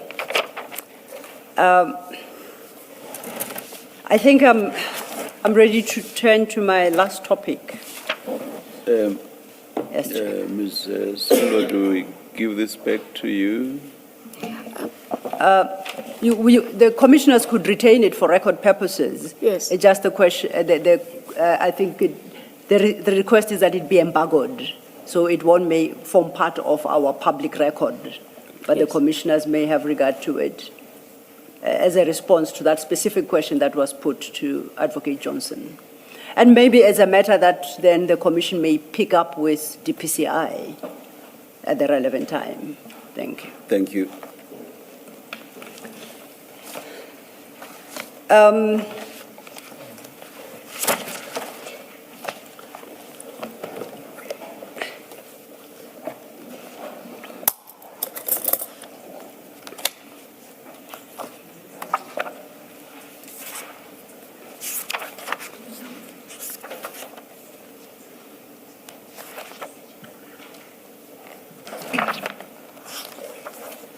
Thank you, Chair. Did you say last issue? The one I'm dealing with next. Okay. Thank you very much. But I haven't committed myself as regards its breadth or depth, but it is the last issue. Advocate Johnson, in your statement, your third statement, the statement of the 10th of July 2026, in response to a question posed to you through through a regulation 10.6 notice. I'm at page 7 of that statement, paragraph 16. The question had been your relationship with General Khan and how well you know him. Your response was a fairly terse one, stating that you know that he's a general based at Crime Intelligence. Before you became the investigating director, March 2022, you engaged with him in meetings with other stakeholders and attended net joints or other subs meeting at which he was present, and to which you had been invited by relevant component heads, Deputy National Commissioner or Divisional Commissioner. So, according to your statement, you significantly played down that relationship. In the course of engagement, we have subsequently established that that relationship is actually deeper than as you describe at paragraph 16. And I think it was Commissioner Khumalo who informed you of testimony before this commission regarding the fact that you attended General Khan's 50th birthday, whenever that was. And I think that shed some light on this relationship, that besides a professional relationship, you have this personal one. As you are well aware, you may very well have heard, the Commission is in possession of General Khan's charts, downloads. And for that purpose, I would like to refer you to, I think it's File 9, Annexure CJC 388.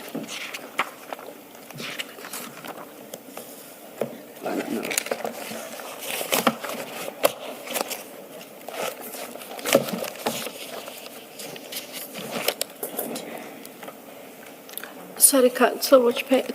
File 9? File 9.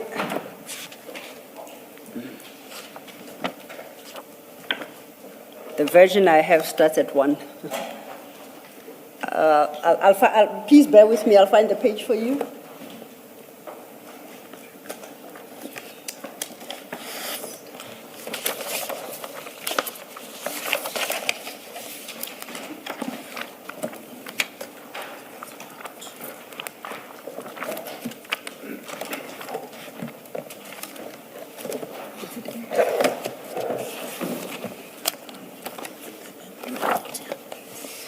I think it's in file 8. File 83194. Apologies.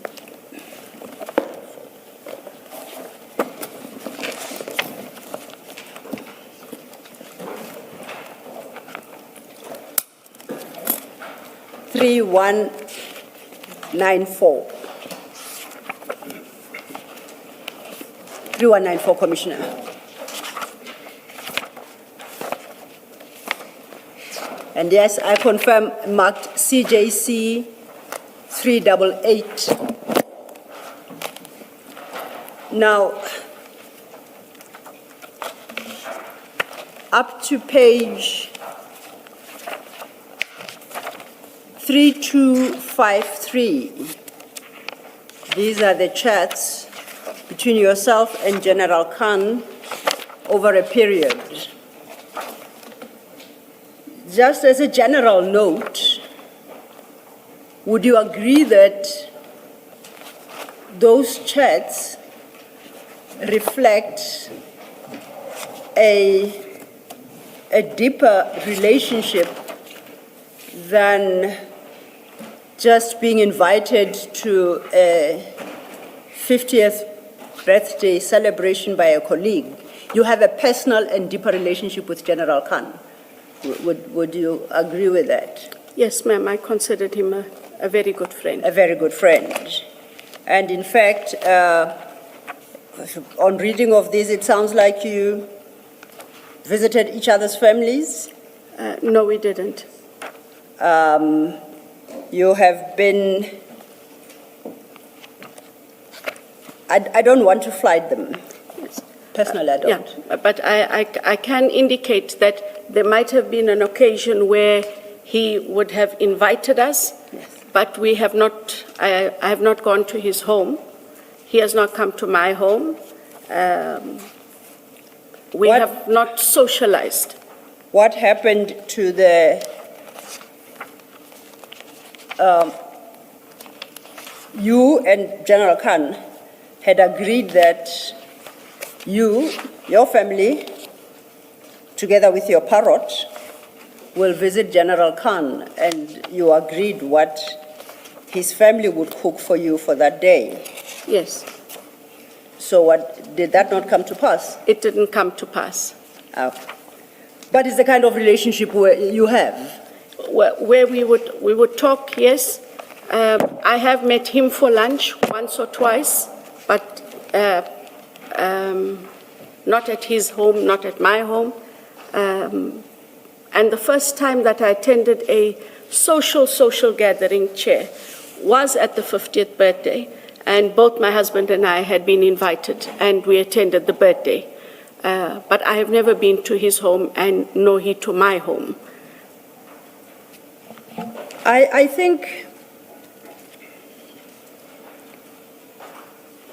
I don't want to flight these. They don't take my point. Can I suggest a way? Read it to me. Can you just look at 3245? 32? 3245. It might jog your memory. 3245, right at the bottom of the page. If you like, you can go to the next page. And as you answer the question.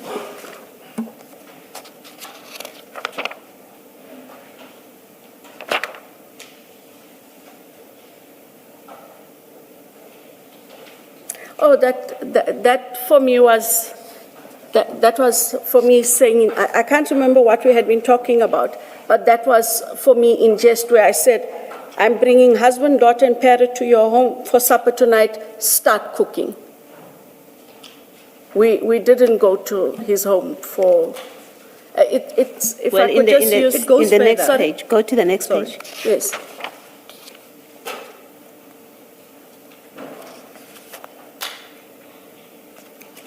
Yeah, he asked us what would we have liked to eat. I indicated what we like to eat.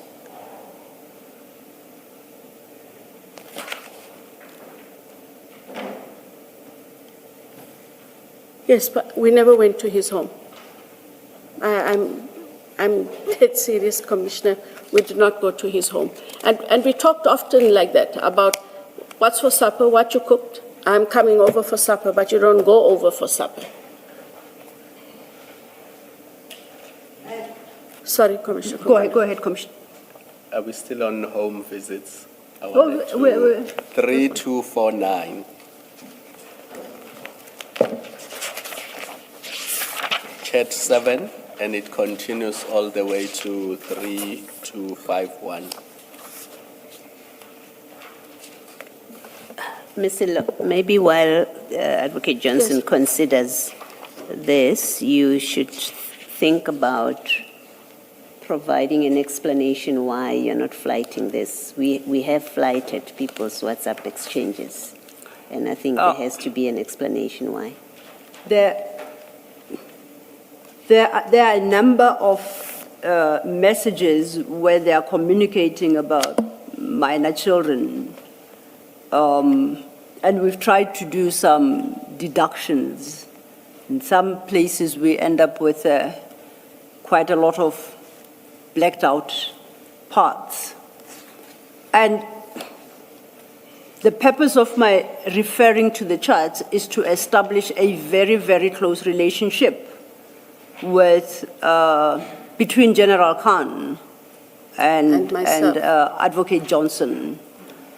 And if Advocate Johnson were to confirm to you that theirs is a very close relationship to a point that they greet each other by stating, saying words like, "Hi, gorgeous," then it makes my point without necessarily having to use the chats. So the chats are not going to give me any relevant evidence for anything except to establish this very close relationship, contrary to what she had stated originally in her statement. Thank you. So, Advocate Johnson, if you just look at chat 5, 6, 7 on 3249, and then it continues to 32. That is a sign of people who have a close personal relationship. And you can see there that it's not an IDAC investigation. It's really two people who are friends, and this relates to a favor to him. It has nothing to do with IDAC's work. If you just look at 3249, I will just read, for example, where he wants to know who's plotting against him, and you are to assist him. And he suspects that it is the Hawks that are plotting against him, and the two of you decide to meet, and you arrange for him not to sign in the normal course, but to come in via the VIP entrance and come directly to your office without going via reception. I mean, that's a summary of it. I don't want to go into... Yes. That's what it shows, at least to me. And if I'm wrong, you can say you're reading it incorrectly. So usually, just on a point of correction, usually when we do, and he's not an exception to the rule, when we do invite high-ranking police officers to the office, we usually let them use the side entrance. And you will see, even if you go now, if there's high-ranking police officials there at the head office, we grant them that entrance. But you see here, the purpose of the visit was to come and see you on a personal matter. And he did. Yeah. And it was a personal matter. And Advocate Johnson, if I may, with your leave, if I may, I have argued against projecting these messages because they have a lot of personal material involving, children. And I now have a difficulty with your response to Commissioner Khumalo's question. What Commissioner Khumalo refers to is not how VIPs visit your office.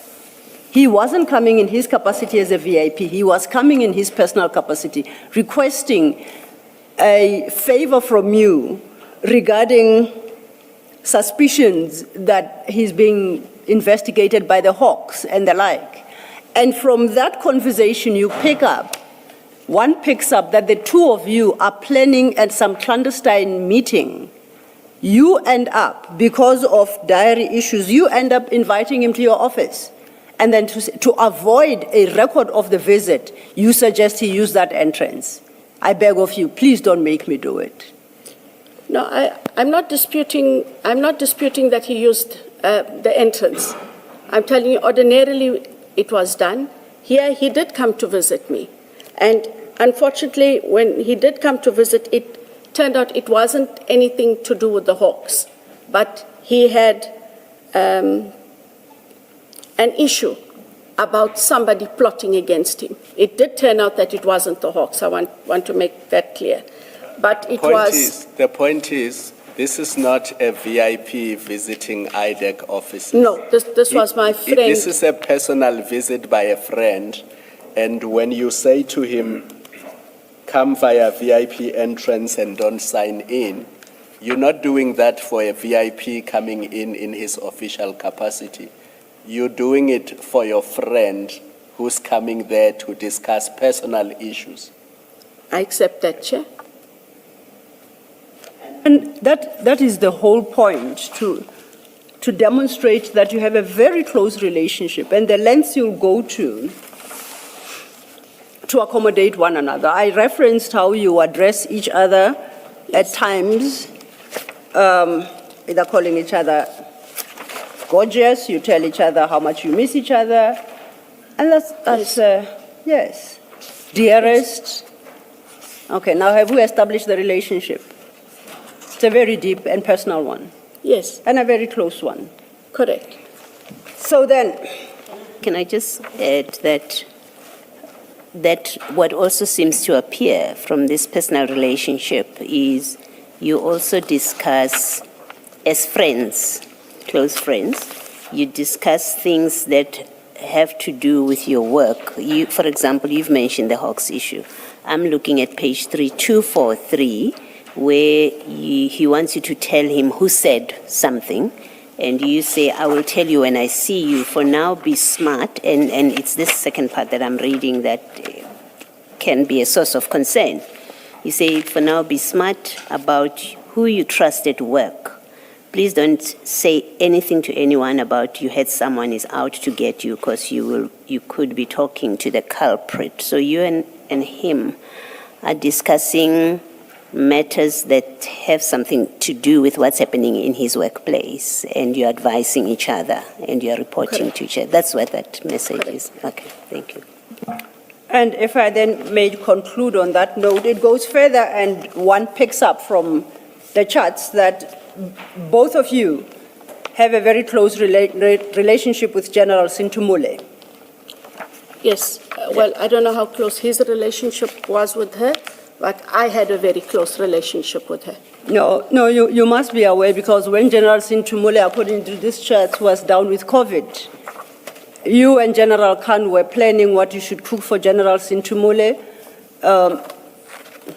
some dal soup and other fancy soups. And there were complaints that she's not picking up. You advised, no, she's not picking up because due to her level of incapacity, she was advised to switch off the phone. Then he comes back to you at some point, I eventually managed to talk to her. So you do know that he too has got a close relationship with General Sintumule, and the issue is that both of you have this relationship, and you are both concerned when she contracted COVID. Correct. Okay. Now, all this is relevant to the testimony of witness, I've run out of alphabet. Witness Rulofse? Witness O. Oh. Witness O. Thank you. Before we get to witness O, you will recall that on the 7th of July, 26, the commission issued you with a subpoena requesting that you submit certain documents.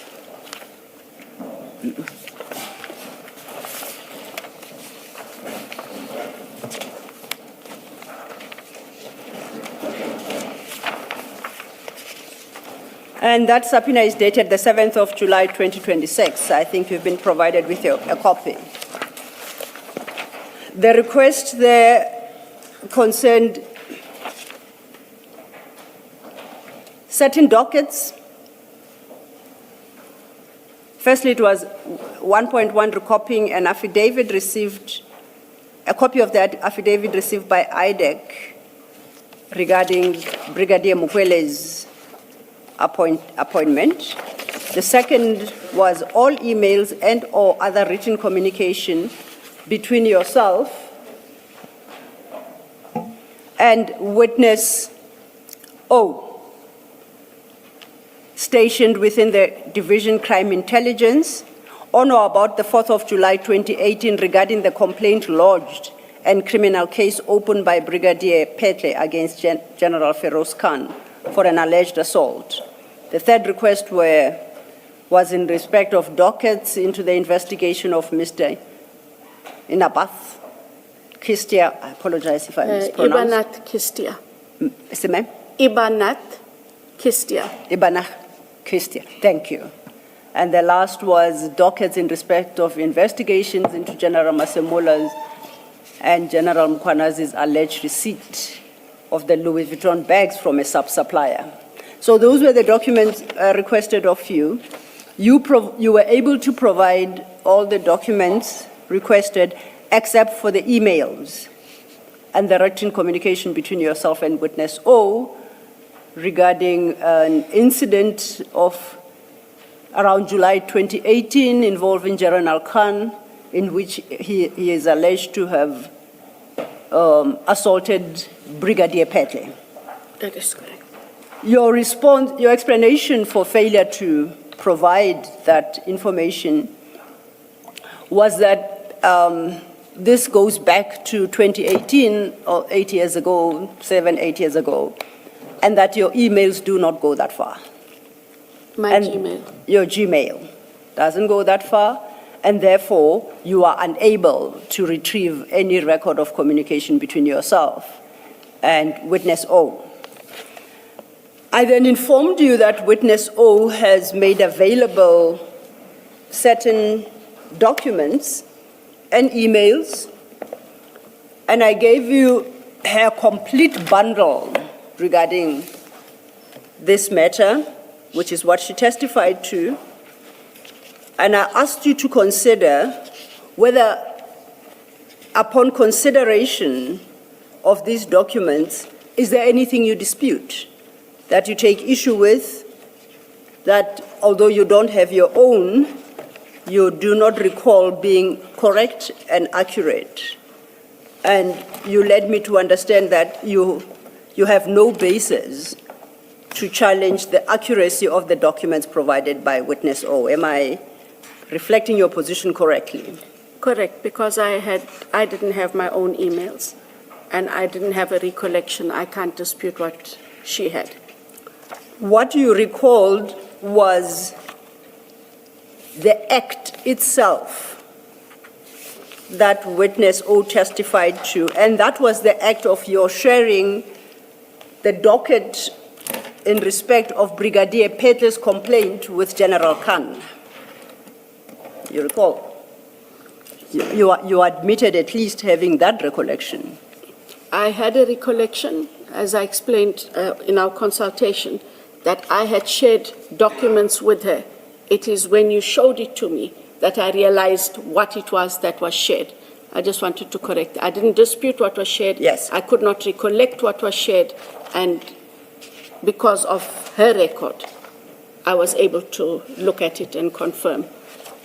And we engaged about the contents of the exhibits of witness O's annexures, including the statement by Mr. Barry Bateman explaining the circumstances under which the docket was shared with Mr. Khan. At the time, you had an explanation for what transpired there. So, and I point that out to state that the fact that you have an explanation as to what transpired based on documents you did not give means that they triggered your memory. Upon considering and reading the papers, your memory was triggered and you remembered what transpired. Am I correct thus far? Correct. And lastly, you indicated that you cannot shed any further light because of a non-personal relationship you have with General Khan. And you expressed your relationship, at least to me, during consultation in the same terms that you have in your statement. But we know that's not correct. We've established that this is a very, very close and personal relationship. So I say, you must know why and under what circumstances you shared that docket with General Khan. It cannot be, I don't remember because I don't have such a close relationship with him. We've established that cannot be a basis. You've had these documents for 2 weeks now. I'm sure you have read and reread them and are able to assess. Chair, it is. Sorry, if you'll just let me.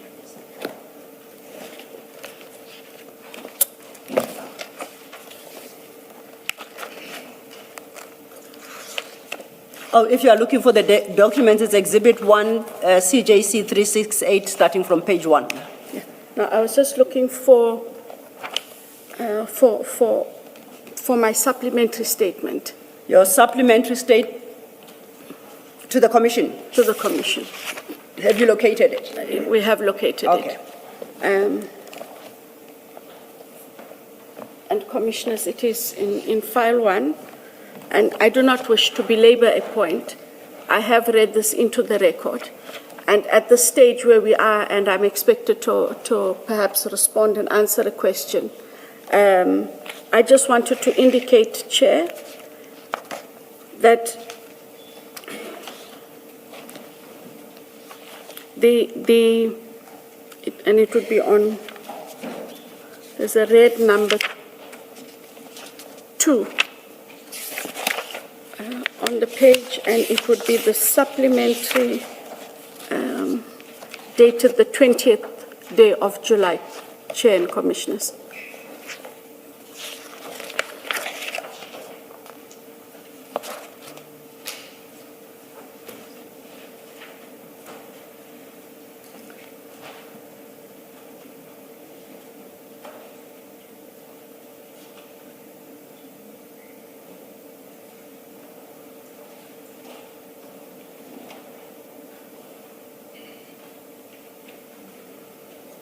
Chair? Yes, please do. Sorry, I proceed at paragraph 5, where I read on day 1, and if Chair would allow me to just reiterate. I said the notice requires me to deal with allegations against me testified to by Colonel Kobus Rule Officer, Captain McLean, and Witness O. The allegations, as summarized, implicate me in alleged criminal conduct. The allegations are contained in a docket, which is now with the NPA for a decision on whether I should or not be prosecuted and further handling.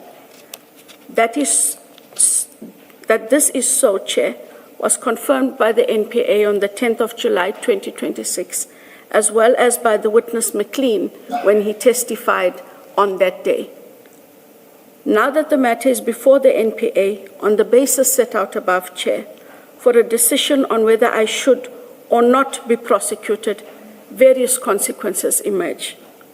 One of those consequences of the need of that are the need for me to have my rights protected.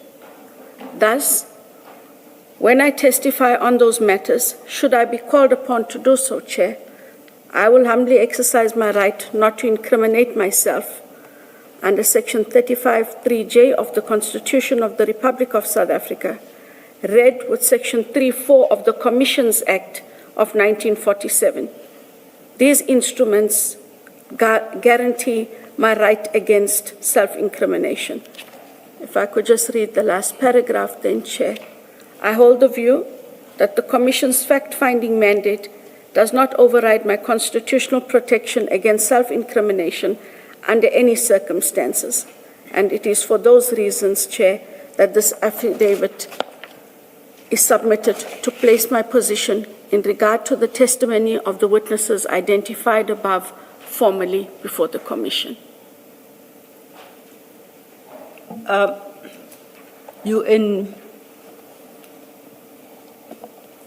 Two things. You say you were informed that the matter is before the DPP to decide whether or not to prosecute. Is that correct? That is correct. Or to proffer charges against you. So that decision is not in yet. It's not there. Correct? There is no decision to prosecute right now. There is a docket that has been sent for prosecution with its evidence, meaning that a decision must now be made, Chair, on whether or not I should be prosecuted. And I maintain there is no decision to prosecute.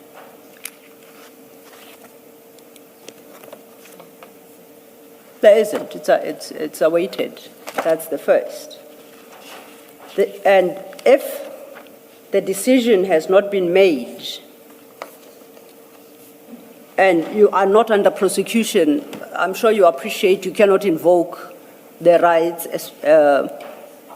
set out in Section 35 of the Constitution because those are the rights of an accused person. Correct. Okay. That I do invoke the rights of the Commission. Indeed. And as I appear before the Commission, Indeed. Meselo, I therefore invoke those rights, as those rights are also set out to protect me in terms of my right not to incriminate myself. I have lost my note here, and you rightly refer to Section 3(4) of the Commissions Act. But you know it must be read with the regulation. You are aware that anything anyone states and testifies to in the Commission that has the potential to self-incriminate cannot be used against them in any subsequent criminal proceedings. It can, however, be used by investigators, as has been the case, to roadmap further investigations against you, to enhance and bolster their case. My question remains unanswered. There is that guarantee that anything you say in this commission cannot be used against you in subsequent criminal proceedings. How that information can be used is the second part, and we'll deal with it. But what it cannot do, that information can be used against you. Things that you uttered, they can be used against you. It's a legal position. You have to accept that. It is what it is. I quite appreciate the risks that you highlight. We'll get to them. But you have to accept that that's what the law provides.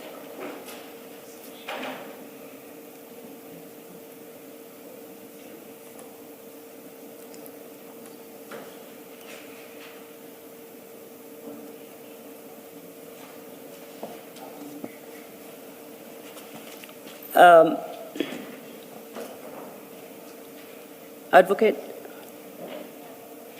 No, the commissioners can multitask. They dig through papers while listening. Sorry, Ms. Silo.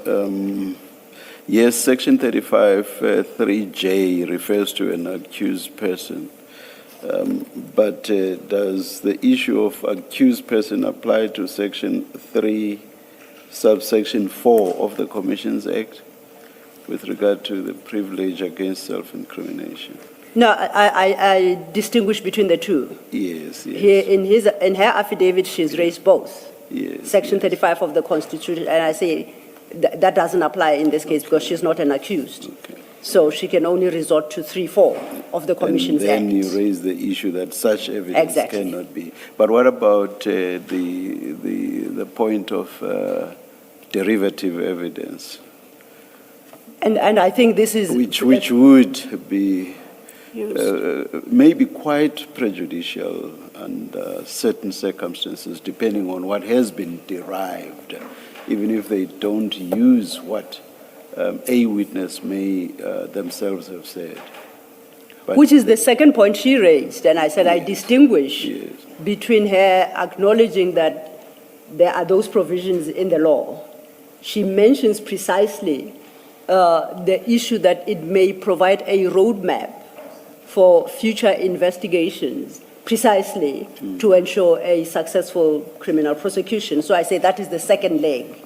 So the chair is slightly ahead of us. We were still recognizing that what she says by law ought not to be used against her. It's not lost on me the value of whoever wants to initiate criminal prosecutions to follow the evidence of the commission and perhaps have a thinking and an investigation angle that they would otherwise not have had to arrive at the very conclusion that the Act seeks to protect the witness against. Also, perhaps you will again say I'm already ahead. I'm thinking, under what circumstances then would this privilege work in practical circumstances if a witness can always be told, but what you have said cannot be used against you? Wouldn't that bring to naught the very entitlement under Section 3, subsection 4? Yes, but the witness in her statement suggests that any issues pertaining to, I'll say, witness owes evidence, she cannot respond to. So her invocation of that section is way too wide. I think she's entitled to say, I cannot answer maybe for fear of self-incrimination, but she may do so only in response to a specific question. Her affidavit suggests, don't ask me anything. No, that is the practicality of it, as I see it, Chair. That I get, which is why we engaged in the rather schizophrenic approach, which I think was forced on us by circumstances with Mr. Mkhwanazi. It was question by question, and he raised his entitlement not to incriminate himself. And that's exactly what I seek. We still went through the process, and I felt like dying. But I shall not be the cause of your death, Chair. I promise. No. I'm trying to. No. I understand. I've just made the point that I understood why we had to do it. Yes. So, which automatically means that even in this instance, I understand why it should be done. Yeah. In fact, I think we are about all running on empty now. It's an approach I would prefer not to have to engage in. It is laborious. And at the end of the day, it achieves, I think, for purposes of the Commission, very little, if anything. In this case, actually, I agree with the point you've just made. Yes. In this case, Advocate Johnson, witnesses have given what, on the face of it, appears to be very strong evidence that you did share the docket with General Khan. Very strong evidence. What could have countered that would have been testimony from you, which, as we now see, you are not willing to do. Without contradiction, that very strong evidence may lead to a conclusion by us that those witnesses were telling the truth. I understand. I hope you understand that this has nothing to do with the unacceptable drawing of inferences from your failure to testify. That's not what I'm talking about. What I'm saying is the evidence on its own is so strong that if not countered, it may easily lead us to the conclusion that you did share the docket with General Khan. I understand. Yeah. So, which perhaps may obviate Absolutely. the need for us to go through this laborious and painful exercise. Indeed, Chair. It's too horrific to contemplate. I too wouldn't want to go through it. But then it goes further as regards inferences that we suggest be drawn by the Commission as all the evidence tendered by witness O must therefore be accepted, particularly in circumstances where you were provided with an opportunity in this commission to contradict any aspect of her testimony. If you don't, then the commission will have no basis to reject any suggestions and any conclusions she could potentially have drawn from the evidence that she has tendered. Are you happy with that? I understand. May I ask the chair just for a 5-minute indulgence, just to speak to the legal team? Thank you. And then we also would like to make this as painless as possible. But I hope that there's an appreciation that there are rights that I would like protected. Thank you. Will adjourn? Will come back when we are told to. Let's adjourn. Thank you, Chair.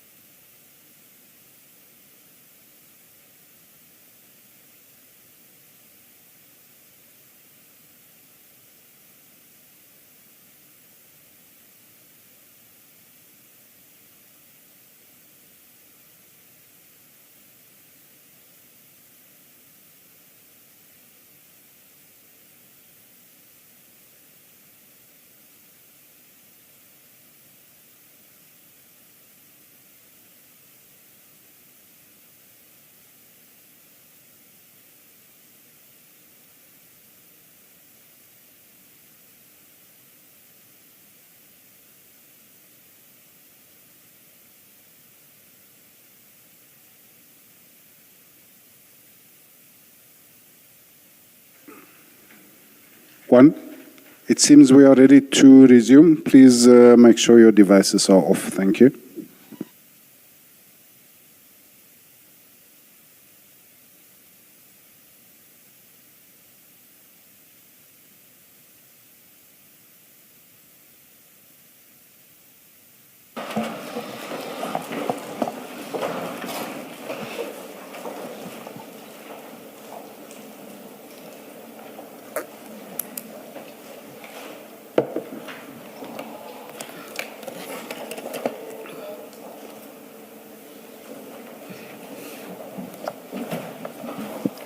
Yes, Ms. Thank you, Chair, and thank you for granting Advocate Johnson an opportunity to confer with her legal counsel. Advocate Johnson, then to recap, as you correctly pointed out, Mr. McLean testified, so did Mr. Rulofse and Witness O, and all of them testified on matters relating to your sharing of the docket and implicating General Khan in an assault with General Khan, pursuant to which General Khan then prepared his own statement to the police. That's in summary what their evidence was about. We're at a point where I must give you an opportunity to challenge any of the evidence that they tendered to the Commission. And if you elect not to, I think it's incumbent upon me to draw to your attention that that evidence as tendered by them stands uncontroverted, and the Commission would have no basis to reject any aspects thereof. Do you appreciate what I'm saying, and what is your response to the opportunity to challenge any of the evidence of the three witnesses I've named?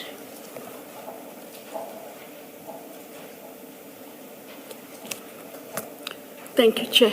And I must at the outset indicate that this is not a decision I make lightly, nor do I make this decision to frustrate the Commission. I have come to the Commission, as I have over several days, and have answered as best I could on all matters. This matter, however, affects me directly. I am aware then that should I choose not to answer any of the questions, they remain unchallenged. I elect not to answer questions so as not to incriminate myself. Sorry, and that will be in relation to all aspects of each individual witness's testimony. That is correct, Chair. Yes. Can I just check, does that include the testimony about your interaction with Mr. Bateman, Barry Bateman, and there's two parts to it. There's the first, which results in the docket coming to you, and then there's the second part where he says you've called him. He's filed an affidavit. He spoke to you. I mean, rather, you spoke to him after all of this had come out, when you became aware of the investigation. Is that part of what you say? You accept that, firstly, you take a view. You're not going to speak to it, but you accept that it will stand as testified to by the other witnesses. That is correct, Chair. You accept that? Okay. And one last question about that for me. At the time, and this doesn't raise a self-incrimination kind of answer. At the time that you are communicating with Mr. Bateman, was he a journalist? I think he's moved on now he will forgive me if he's not at AfriForum, not that there's anything wrong with that, but I think that's where he is now, yes. But at the time of your communication with him, he was a journalist at the time. That is correct, Chair. All right, thank you. There's the part where you spoke whilst Commissioner Baloyi was speaking. I just want to place it on record. You said Mr. Bateman is with AfriForum. Currently, right? yes. Right now. Thank you. Thank you, Chair. Chair and Commissioners, I guess that takes care of that issue and matters arising from the testimonies of Mr. Matlin, Mr. Rulofse, and Witness O. And based on the position that Advocate Johnson has assumed, notwithstanding a formal invitation to her before the Commission to persuade the commissioners otherwise as to the correctness of that evidence, then there's no point in going through the evidence, because I think she's given a total answer to those. And I guess the cards shall lie where they fall. I don't need to take that topic further. That means you should we take it, you will then make submissions to us that the evidence of those witnesses should be accepted as true. I make the submission now and point out to the commissioners that that evidence stands wholly uncontroverted. The singular witness who could have challenged that evidence has elected not to. The reasons thereof become irrelevant. What is relevant is the weight of that evidence before the commissioners. And I argue that it has to be accepted because there is no other basis, in fact or in law, to question the accuracy and correctness of that evidence. Thank you, Mr. Thank you, Commissioner. We'll see what to do with it when we prepare our next report. That's your last issue. That's my last word on that topic. I just have one small question, and this one is small. minute. This one, I have to go into the chats and flight it, because unlike the position I previously assumed, it really doesn't. It's not necessary to. Well, it does speak to the relationship, close relationship you have, but my interest in it is slightly different, and it's off your testimony. But I think it needs to go on record. It's a matter that will become relevant to the Commission going forward. And for that purpose, I would like to refer you to page 3222 of File 8.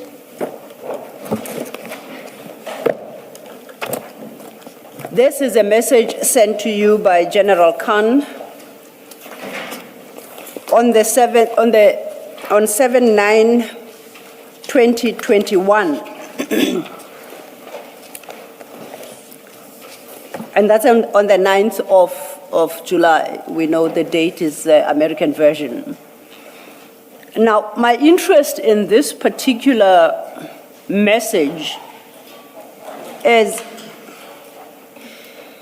General Khan is sharing with you details about a bust he was involved in at a business premises in Eraton. Gives the date of the 9th of July. Second paragraph, we've had testimony regarding that bust. It involved on record the seizure of 541 kilograms of cocaine. You might have heard about it, or perhaps not, but what I state to you is factually correct. I'm interested in what General Khan says to you at midway the second paragraph. And he states that 552 blocks of pure cocaine were seized with a street value of approximately 200 million. Why it strikes me is we've always known the Eraton bust to involve 541 kilograms, and that General Khan was a part of that eventual seizure. I find it interesting that in a message to you, he's got a slightly different weight of 552 blocks. So just to confirm that you got this message, not suggesting that you know anything about that. And just to confirm that the reason this message would have come is at the time in 2021, we were dealing with organized crime matters. And very often, even General Kadwa, for example, would activate us to say, at the DPP office, there is such a matter, so that we looked out for the matter and we were able to allocate resources to them. But this is the message I received. Yes. And so your conundrum is real about why in this message, you have 552, which must be the correct number. Which must be the correct number, because one would think this message was created contemporaneously with the seizure. And probably on the scene at the time. Exactly, and 5 years later we sit here and we're talking about a different tonnage. But like I said, this is not a matter that you can shed light on. I guess the commission will have to pick it up with General Khan at the right time. Thank you. Chair, with a response to that question, that brings a close my leading of the testimony of Advocate Johnson, unless the commissioners have further questions. Thank you. Thank you, Ms. Sillo, so much for promising us that we will be done by tea. If I may, Chair, with your leave, that promise more or less stood. It might have pushed to lunch, except I actually commenced with my engagement with the witness after tea. The first part of the day having been taken over by the commissioners. Thank you, Ms. Sillo. Advocate Johnson, thank you very, very much for staying with us for as long as you did. Most appreciated. Thank you, sir. It was my duty. Yes. I'm no longer the head of IDAC. Yes. But what I would like to ask is, given that we are 2 years old, I think sometimes people lose sight of certain things. I do appreciate, as a result of the engagements, what has become apparent is that there needs to be a few more checks and balances than there currently are. And I am hoping, Chair and Commissioners, that would be at least a part of those recommendations, so that we are able to take them on board, or IDAC and the NPA can take them on board. We have a duty to the country. And so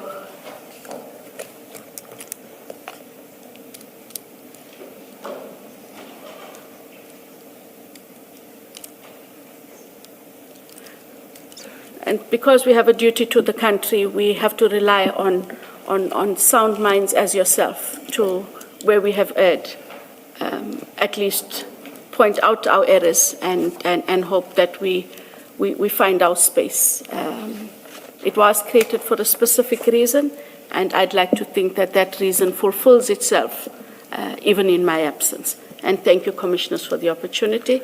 And I would like to thank Advocate Sello for being as kind and patient as she has been.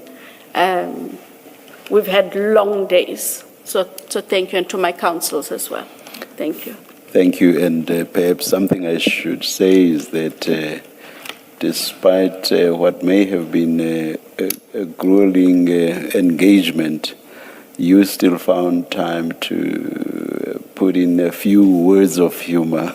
Thank you very much. Thank you. You are excused, Advocate Johnson. Thank you, Commissioners. Thank you very much.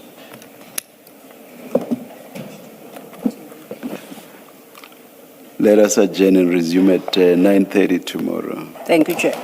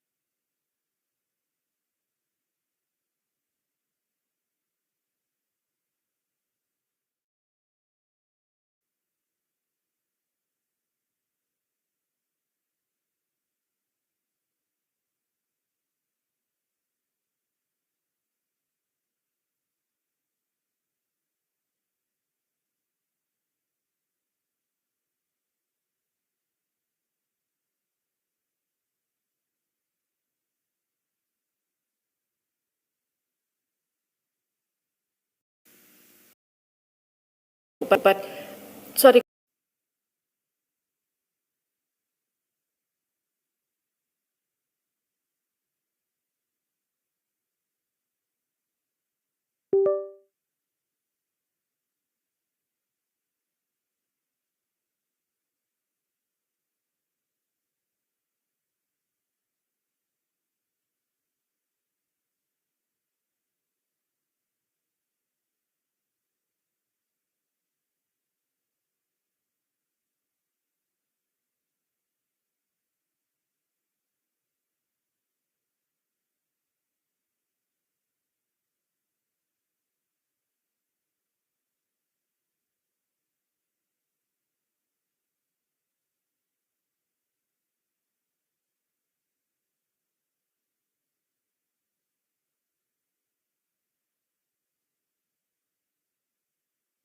After this report, General Masemula had terminated the contract. I get it, Chair. And remember, as Advocate Sillo said, 5.1.2 said he must seek legal counsel on how to proceed. So one must assume that in those 2 weeks, he sought legal counsel. That is correct. Thank you, Commissioner. So, and I know I read it very carefully. Where I land is, insofar as General Masemola is concerned, it doesn't cure the shortcomings in the Section 27 affidavit as submitted by General Mato, because it is absolutely silent on either irregular conduct, unlawful conduct, criminality attributable to General Masemola. Is that your, and I know perhaps you only had an hour as well to go through it, is that your interpretation as well? From the From the document itself, yes. Then I think that then settles the matter. And it goes back to the concession you refuse to give me, and you say it's dependent on the contents of this document. You've seen the document now. Are you going to agree with me? You said it would be irresponsible, I think, to agree with me without having had sight of the preliminary, the interim audit report you have now had sight of. So, on the basis that the condition has been met, I take it won't be irresponsible to agree with my conclusions. Let me think. We didn't finish before lunch, so maybe I'm still disagreeable. No, I agree. Thank you. I agree. We had just dealt with the arrest and second intended arrest that didn't take place of General Masemola. I would like to move on. Are we closing 9A? Yes, we are closing 9A. Thank you, Commissioner.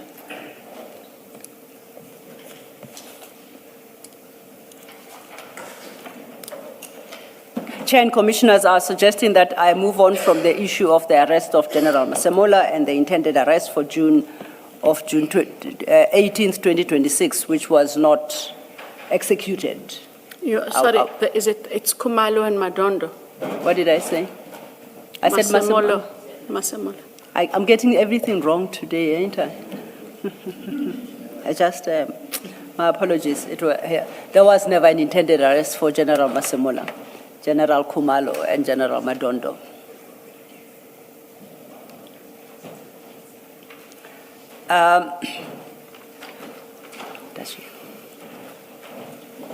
Advocate Johnson, a document will be distributed to you. Don't mind it for the moment. We'll refer to it when the time comes, and we'll have a discussion on it. I then want to move. Are you aware that after the arrest, yes, you are. After the arrest, the accused applied for bail in the magistrate court, and they were granted bail. You are aware of that. Which matter are we talking about? In the Mukwele matter. Correct. Yes. And if you turn to think it's, if you bear with me, file 7, page 381.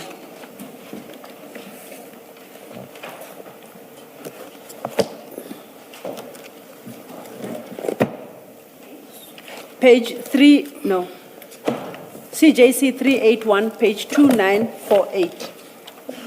Apologies, Commissioner. It's CJC 381, page 2948.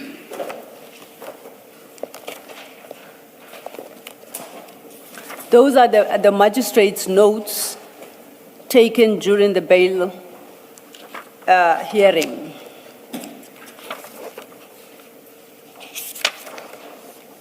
Are you aware of the condition granted, bail condition granted by the magistrate at 2949?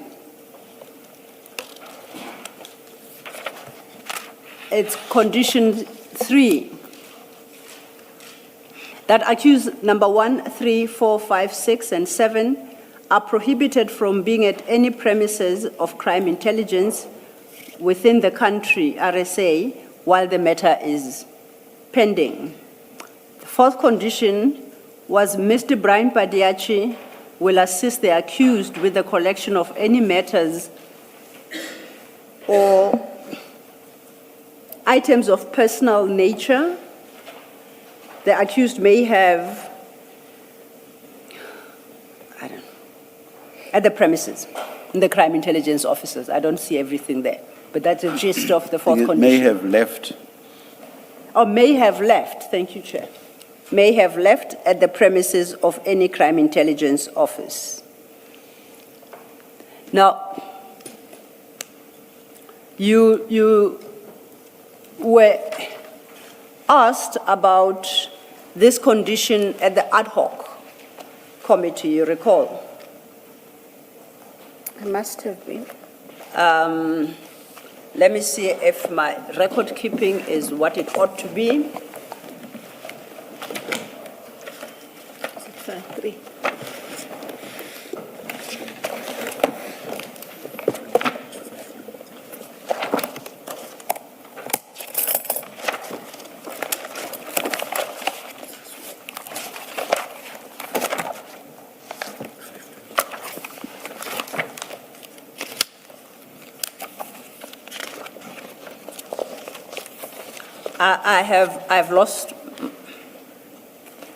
I've lost my place, but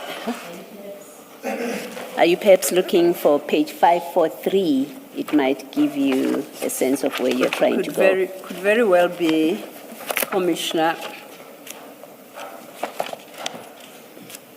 Yes, it's page 543. Thank you. Thank you. And it starts at 542 at the bottom.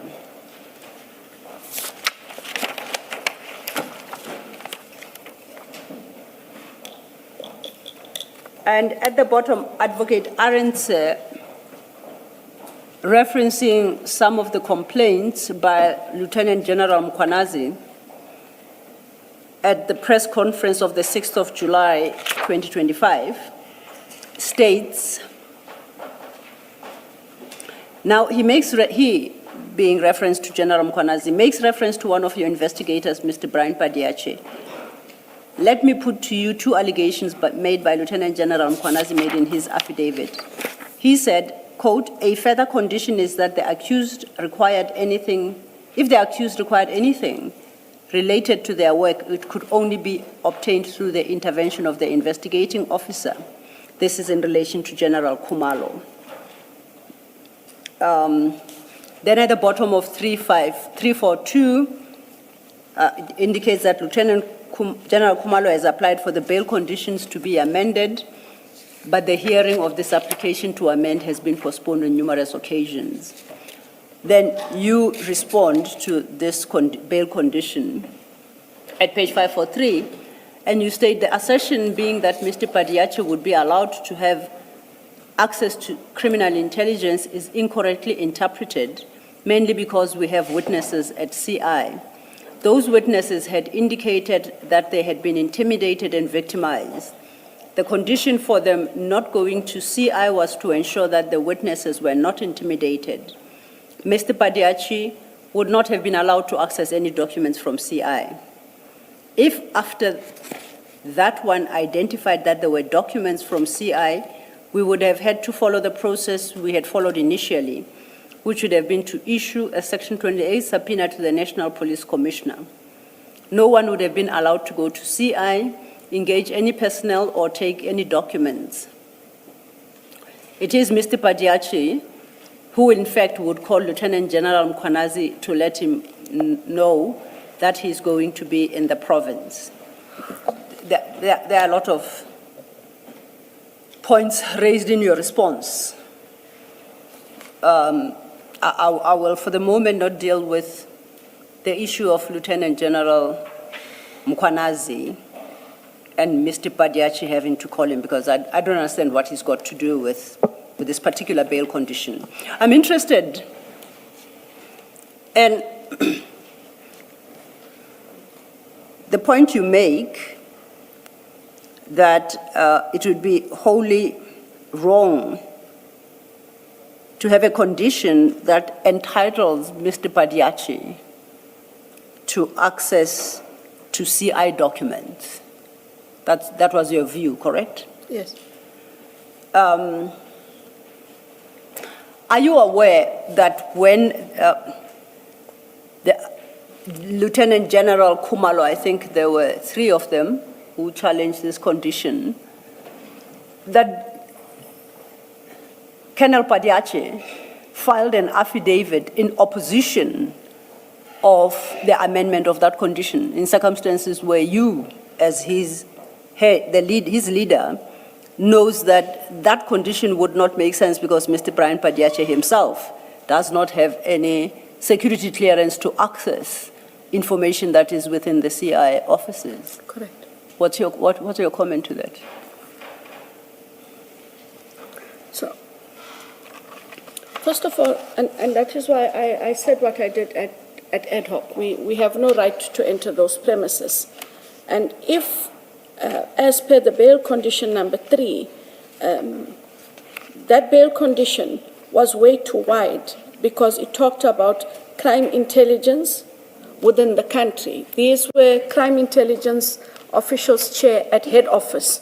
So, and the purpose for which I understood they were going to ask for that condition was merely based on the fact that there were witnesses still employed within crime intelligence and that these witnesses feared any of the accused coming back.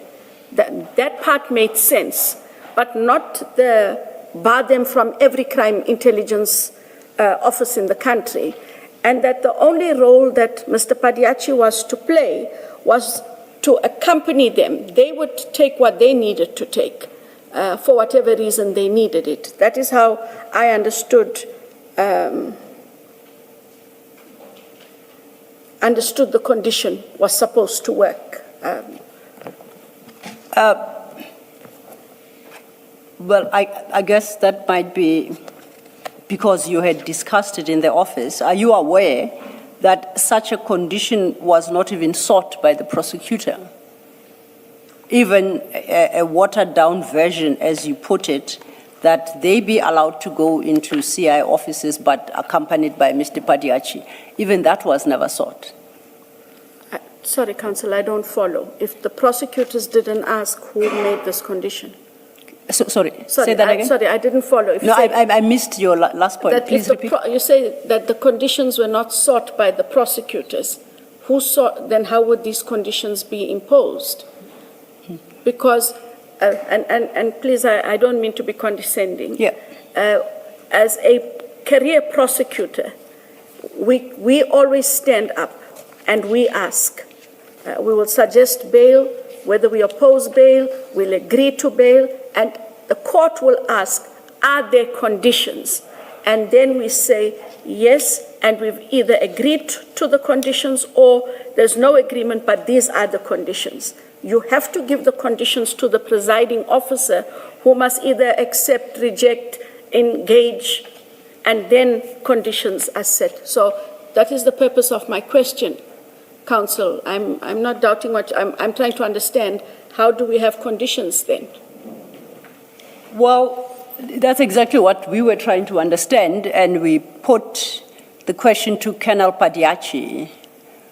His explanation was he can't testify to that because I think by the time the prosecutor finished her address to court as regards the bail conditions, he had since left court. Alternatively, that maybe the magistrate overheard him and the prosecutor conferring in a corner, and without it being requested in open court, the magistrate then decided to add that condition. That's his explanation. Please don't ask me as to the logic of it. I have to disagree. Yes. And the prosecutor, Mayor Joy Hlachwayo, is an experienced prosecutor. She's not going to be standing in some corner having a chit-chat with whoever. If there were conditions to be asked, she would have asked them. So the fact that he walked out of court should not cast aspersions on anyone in there. I am of the firm belief that, and I do not know this magistrate, I am of the firm belief that the prosecutor would have had to ask for these conditions, and they were then endorsed by the court. I do recall, Commissioner Baloy, that I think everyone was flustered after his testimony. I just don't have it. I will ask someone to get it. There was a video clip where Advocate Hlachwayo, Joy, was addressing the court and asking for conditions. And even when the court, I can't remember all the conditions that were being asked, but she was addressing the court. And at a stage, the court then asked, but who is the investigator? And she is the one who said, it is a Mr. Padiachi or a Mr. Brian Padiachi. Yes. That is what I took from that clip, not having my own personal knowledge. So I do not agree that even if he left, that I can't dispute, but a magistrate would not just endorse that which is not asked. It's just out of practice. I find that highly unlikely. I agree with you. I fully agree with you. See, that is the most striking part of this condition. Firstly, we do have a clip of the prosecutor addressing the court, and we hear all her complete address and engagement with the magistrate until she finishes. And nope, it's a longish clip. We don't have the time to play it. We can avail it to you. You'll watch it at your leisure. Firstly, during that particular address, which I understood to be the application, which is the application for bail, Mr. Padiachi is visible behind her at all times. Yes. So I don't know which point he left, but that was his testimony. That is the first. Second, on listening to that clip, nowhere is a condition in the terms expressed ever requested by the prosecutor. The only term was, the only engagement they seem to have is about protection of witnesses, to which the magistrate asks about who the witnesses are, and the response is that they are not ready to reveal the names. There was an engagement about their safety and concern, and the magistrate was assured that that is not an issue, it's not a problem, because they are not even known. So let's not conflate the condition regarding the security of witnesses with access to their CI documents and material. Correct. But somewhere, somehow, the magistrates end with that condition, and specifically nominates Mr. Brian Padiachi as the go-between between the accused and their material in their offices. So the questions you're asking yourself, I thought that I had hoped you might be able to shed light, because Mr. Padiachi's excuse is that he probably had left court by the time the condition was discussed. We see from the clip he never left court. That then brings to the fore the question again, where does the magistrate get this condition from if it was not a matter ventilated in open court? Had to have been ventilated in open court. But it wasn't. Sorry. Maybe to be of assistance, you could look at 2956. This is the judgment, the appeal judgment. If you haven't seen it before, it sets out the exchange in court. The judge in the appeal sets out the exchange on this issue of bail and the condition. And none of it indicates that the prosecutor asked for this bail condition.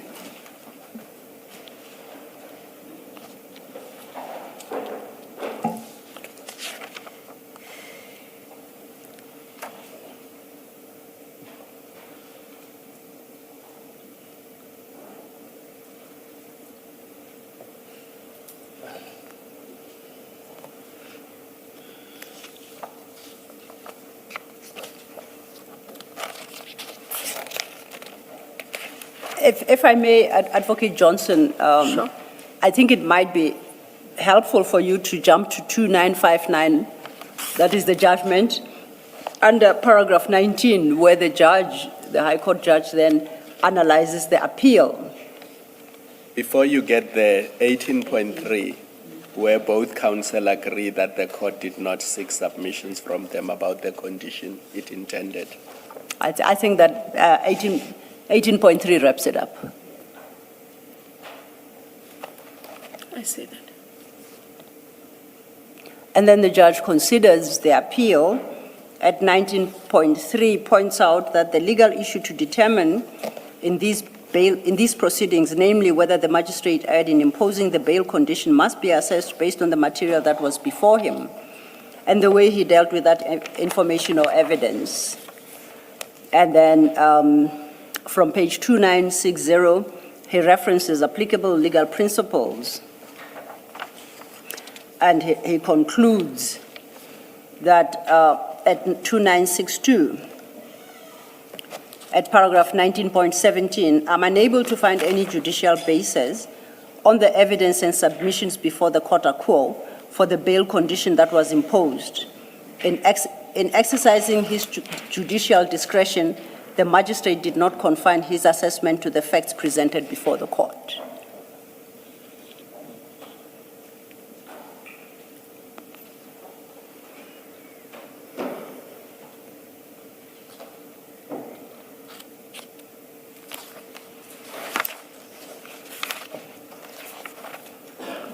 It seems from your discussion with Ms. Sello that you were not aware that the prosecutor did not ask for this bail condition. Am I correct? Yes. How does it work? You would have received a report back. No? Is that not how it works? Because this is a big case. So I think, and correct me if I'm wrong, I assume because it's not a run-of-the-mill case, because of the personalities involved and the organization that is involved, it's playing out in the media. So you would have been getting reports even after court. Firstly, I would have thought when they go to court, there's been an internal discussion about this is the position we take about bail. And The prosecutors and investigators would have, yes. You're not part of that No. discussion. But when they come back, you must get a report back about Correct. what happened. Does it mean that the prosecutor and the investigator did not disclose to you that they got the bonus of a condition that was not asked for? From my recollection, Commissioner Baloy, the condition that I recollect is that the accused, they raised the issue of the witnesses and that the witnesses being at head office and that there was a condition that the accused would not be allowed to go to head office, and that should they want to go there, they would contact Mr. Padiachi. And that was it, because of the witnesses. Yeah. That was the feedback. You see, if they told you, both of them, if they told you that the names of witnesses were raised in court, that's false. Because in fact, the exchange between the magistrate and the prosecutor specifically says, the accused do not know who the witnesses are. As the magistrate says, but how do you protect witnesses? And the prosecutor says, I have no concern about that. Because we have not disclosed their names, and we are not going to disclose their names because these accused face other charges to which these witnesses are of assistance. So the names were never raised in court. And if that's a report that you got, it would be most disappointing that a prosecutor would give you that kind of report when in fact it did not happen in court. At the very least, it's disappointing.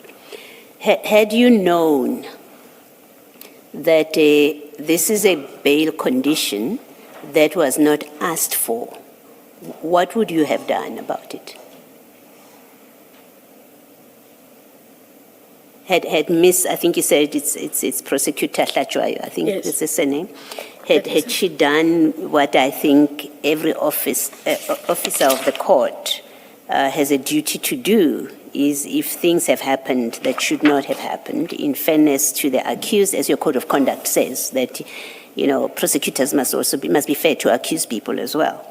If she had done what a prosecutor is required to do, or an officer of the court, which is come back to you and say, I didn't get the chance to correct the magistrate for whatever reason, but we got this bail condition and we didn't ask for it and I don't know what happened. Then they have to go back to court, recall the matter, and indicate afresh, which could have happened the very next day, what the conditions were that the state requested, and that there were in fact conditions they did not request, and that the bail conditions be accordingly amended to reflect only what the state asked them for. And it takes me to a question that I was going to ask you, which is, on what basis do you oppose the appeal? We know there's an appeal. You oppose, in fact, it starts off with you in the ad hoc committee saying that bail condition was obtained to protect witnesses. Yes, we know that's false. It wasn't asked for. That small one that I understood. Yes. So we know that's incorrect now. You now know that if you didn't know it before. My question was going to be to you. You oppose the bail appeal on a condition that in fact was never asked for, and the magistrate and the prosecutor, in fact, must explain how they got there, how the magistrate got there, and why the prosecutor did not correct it. And you oppose it. On what basis do you proceed to make the decision to oppose the appeal? And maybe let me ask you, to be fair to you, had you known these facts that we've now put to you, that this condition, at best, the magistrate made it up for himself? It's a very amplified. Sorry, I interrupted you. No, I'm saying, let me actually ask you a much more fair question. Had you known these facts now that I've just shared with you, for the appeal, what would have been your posture to the appeal? There wouldn't have to be an appeal. There would have been the exercise I earlier indicated. The prosecutors would have had to go back to the same magistrate at the lower court and indicate that there's an imposition of a condition not either in line with what we asked or not what we asked at all. And we hereby request that bail condition be amended, because bail conditions and bail always go back to the court of first instance. He was the court of first instance. And so it makes sense to go there. And that is why I say that in terms of my knowledge, it was a very limited. And that is why, as I read here, I didn't understand why they couldn't go to any crime intelligence office in the country. It was just that office where there were witnesses. Yes. And just even on that, one should have gone ahead and said, but we cannot preclude them from every other office, but it is in this office where the witnesses are, that we were asking for their exclusion from the office. Lastly, can I assume, am I correct to assume that had you known these facts, you would not have opposed the recusal of the magistrate? Correct. Okay, thank you. Thank you, Commissioners. And I accept what you say, and particularly what you say ought to have been the right approach to the issue of the removal of that condition. But what actually happened is the contrary. IDAC, through Mr. Badiachi and perhaps the prosecutor, actively opposed the amendment to an extent that if we go to file 8,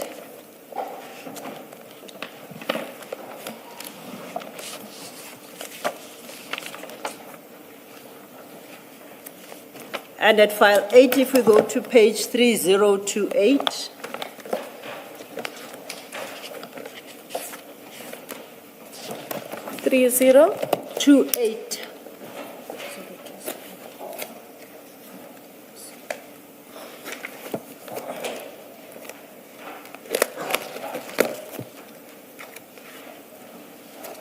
that should be an affidavit of Mr. Brian Badiachi.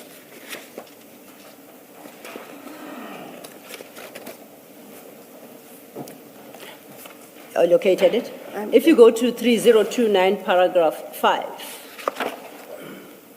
Mr. Badiachi explains the purpose of this affidavit is to inform the Honorable Court why it is not in the interest of justice to amend the bail conditions of accused 3. The confidential documents referred to herein have been declassified by the National Commission of Subs for purposes of enabling IDAC to conduct its criminal investigations and, where necessary, to institute criminal proceedings pursuant to these criminal investigations. Let's move on to page 3030, paragraph 7.2. Mr. Badiachi states, accused 3 is still gainfully employed as the National Commissioner has reposted her. She does not have a top secret clearance security. She does not have a top secret security clearance, which is a requirement for her to be employed as a senior manager in the Crime Intelligence Division. I'm convinced that any other tangible vetting, investigation, and processes will not change the prevailing findings that she is dishonest and has the propensity to commit criminal offenses, as evidenced by her own affidavits, which are attached to Banda's affidavit. Paragraph 8, the rationale for accused 3's application before the court raises important and relevant questions. The first being why accused 3, who is accused of committing serious offenses within a specific workplace, wants to return to the same workplace where many of the witnesses are based, and therefore she has been exonerated, or it's a question. The second question is, why does she want to return to the Division Crime Intelligence when she is fully aware that she does not have the requisite top secret security clearance to manage a very sensitive operational section of the Division Crime Intelligence at national level? He concludes over leaf at 3031, paragraph 10, and read midway. I am of the view that there is no exceptional or compelling needs or circumstances for her to return to crime intelligence. He's mounting quite a ferocious war to protect a condition that was never requested by IDAC, not requested by the prosecutor, at least in open court, and go so far as paragraph 7.2 shows that his view is it should not be amended in respect of accused number 3, and for our record, accused 3 is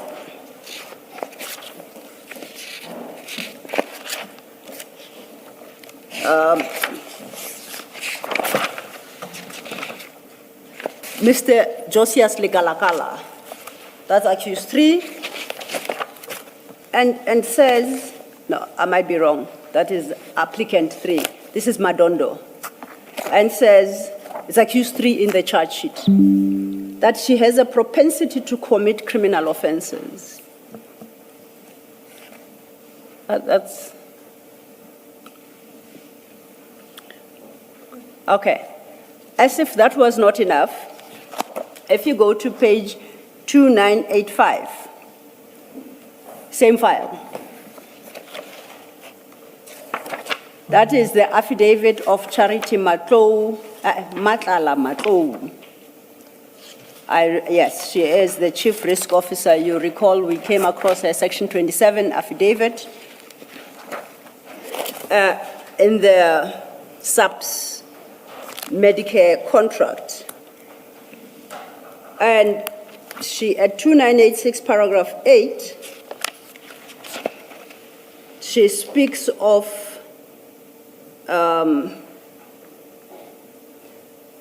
General Madondo's rank as Major General and employed as a member of senior management. She should have a top secret security clearance. The fact that no action was taken by Divisional Commissioner Lieutenant General Khumalo since 2024 February raises serious concern, as Madondo's mere presence in the division crime intelligence poses a serious security risk to crime intelligence and the SAPS. By virtue of the case which Madondo is facing, I'm at 9, most of the state witnesses would be from crime intelligence environment. Her access being granted to the same environment increases the likelihood of witnesses being influenced or intimidated. And at 10, she concludes, there is therefore no compelling need or circumstance for her to return to crime intelligence, especially with the knowledge that her repeated applications for a top secret clearance have been denied. I suspect that Madondo has an ulterior motive for wanting to be authorized by the court to return to crime intelligence environment. Now, this resistance to an amendment of that condition has invited Mr. Padiache, General, what's her name, Matlou, to seriously impugn General Madondo's integrity, and by throwing wanton claims against her and accusations. That's the first. Second, these were filed in opposition of an application. This tells me that IDAC put up a formidable fight which would have required both human resources and financial resources. But it also had an impact in that the applicants who were seeking to amend the very condition had to obtain presumably legal services in order to have that condition amended. And all this is happening in circumstances where it ought not to have been there in the first place. I know you've left IDAC. If you learned what you learned today about what Mr. Padiache did, and perhaps others, I don't know, but at least we know his name is there and is quite active. Is there any action you would suggest be taken against Mr. Padiache? If so, what kind of action? I mean, clearly he's gone to SAPS to go solicit an affidavit from General Matlou. I don't know what she has to do with these issues, but he got it. There might be others that he also solicited to go resist that application. Now, is that not abuse, honestly? Is it not?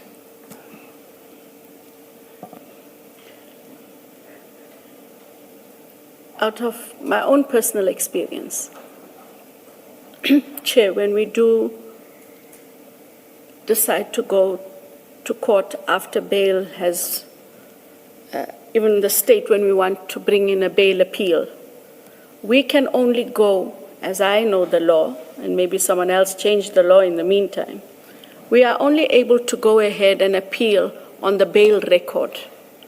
That's it. If there are certain aspects, be they legal or factual, personal, mitigating or aggravating, that were never part of the record. You cannot bring in anything new. And you cannot bring in anything emotive. The only thing we are supposed to have told any court, higher than the quota quo, is the quota quo erred for the following reasons, but it must have erred on the reasons as already espoused to in the lower court. These things, I'm assuming, were not said in the bail affidavit in the lower court. I would assume, and I hope I'm correct, that General Mkhwanazi also did not depose to anything in the lower court. So the action in which this part is taken is both excessive, unnecessary, and beyond the scope of what the bail appeal allows us to do. It is very prescriptive. I did learn in my young days once. I took a chance because I didn't know any better. And the judge told me very nicely, which record did you read? Because in the one I read, the thing you're telling me is not in there. And you learn very quickly to confine yourselves, Chair. So you used the word. A different point about it, for your comment, the affidavit of General Madondo, it doesn't seem to even speak to anything that would be relevant, even if it were permissible. I mean, she's not alleging facts. She says she works in crime intelligence. She has a propensity to be dishonest. She doesn't have security clearance. That has nothing to do with this appeal. Am I correct? Before you answer, a correction. I too hear errors. It's the affidavit of General Mkhwanazi, not Madondo. But it's about General Madondo. Yes, thank you. Thank you, Ms. Thank you. The affidavit of General Mkhwanazi, I'm looking from paragraph 6, the kind of material, the kind of things that she's speaking to. It's all about a security vetting panel. Among the documents in the security vetting file, I note that she has 3 affidavits. And then 8, 9, pretty much nothing that, and then there's a fear that she will interfere with witnesses, but nothing that says we have witnessed so-and-so, and this is the access she has to them. So it's truly, truly irrelevant, other than to create atmosphere in the appeal. Yes, and if one wanted to say propensity to commit crime, it ought to have been raised in the lower court. Yes. That she did, in fact, commit crime. Yes. What were those crimes, and were they then relevant to the adjudication of the matter as it was in the lower court? Using the word propensity must have a basis. A crime must have been committed, relevant to. Yeah. So it is a relevant question, or a necessary question that you not for you to answer. But what interest did she have to file this kind of affidavit, opposing a bail application where she's not involved whatsoever in a matter, and here colluding with Colonel Padiachi, because he says pretty much the same things which have nothing to do with the bail appeal. So the picture that emerges is General Mkhwanazi married in quotes to Colonel Padiachi's cause in opposing this bail application. And whoever approved that Colonel Padiachi opposed this bail application. Do you accept that's a fair assessment? I do. Okay, thank you. This is not the Medicare matter, so I would have understood differently. Yes. If she had an input in the Medicare matter. Absolutely. Thank you. Thank you, Commissioner Baloy, and thank you. Advocate Johnson, I agree with you. There is another small problem, I think.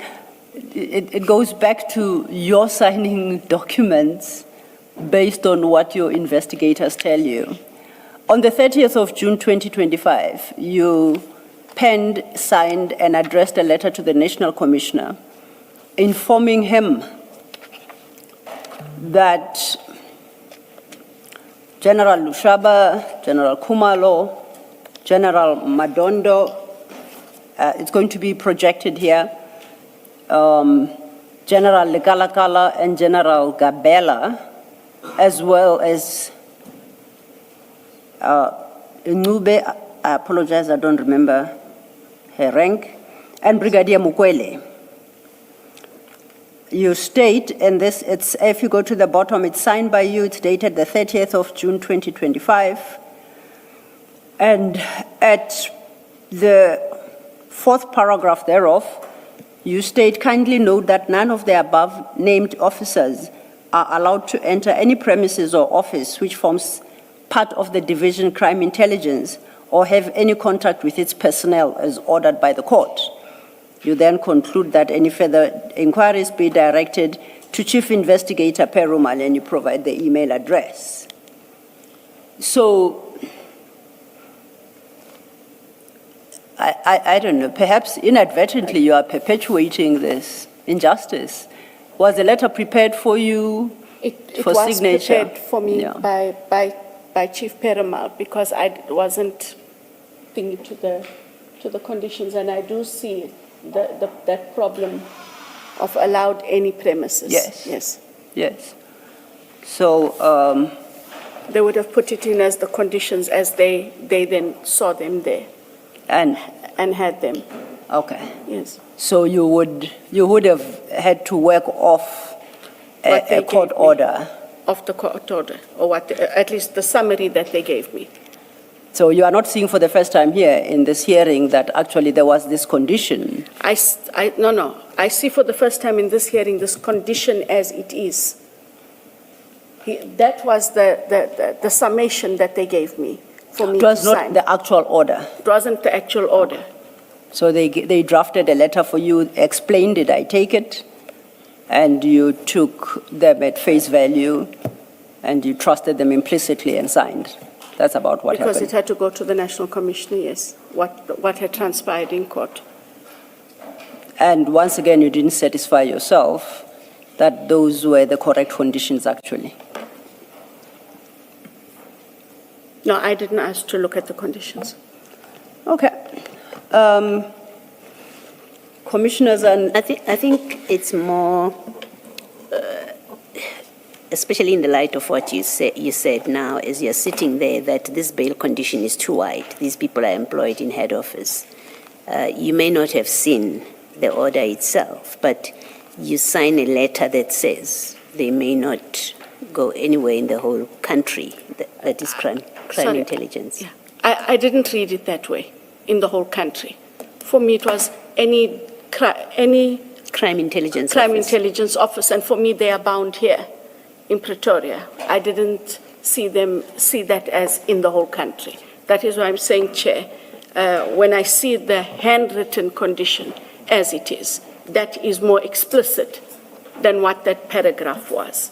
It is incorrect to have asked for that condition. And I'm not sure if that's a condition that was asked for, because No, take it from us. It wasn't asked for. Okay, because your investigator says he doesn't know where it comes from.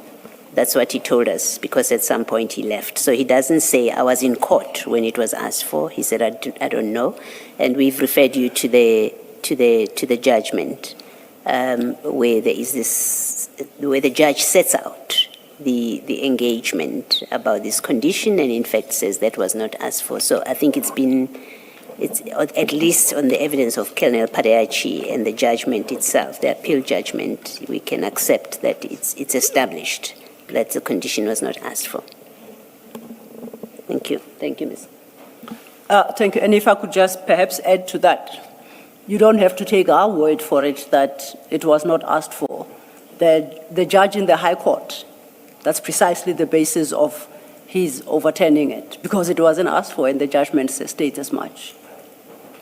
Yeah, it's just I am taken aback that there's a condition that was not asked for. It is not something that I have experienced or engaged with other colleagues about. So. And then it's not something that you wouldn't expect to happen in any event. Not at all. Absolutely. Okay, then I would like to move to the next issue. You have a And I think we have dealt with the issue. You have an investigator. Let's start at the ad hoc page, transcript page 626. File 3.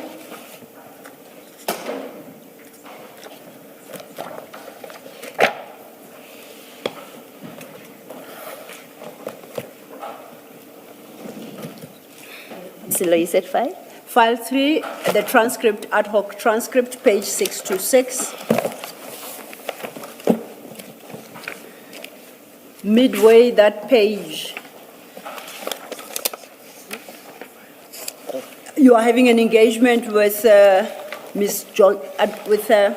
626. Correct. And Ms. James inquires from you, do you know Sunil Belochan? You say that is correct. Is he employed by IDAC? You say he is employed by IDAC. He has not been arrested or convicted on any matter.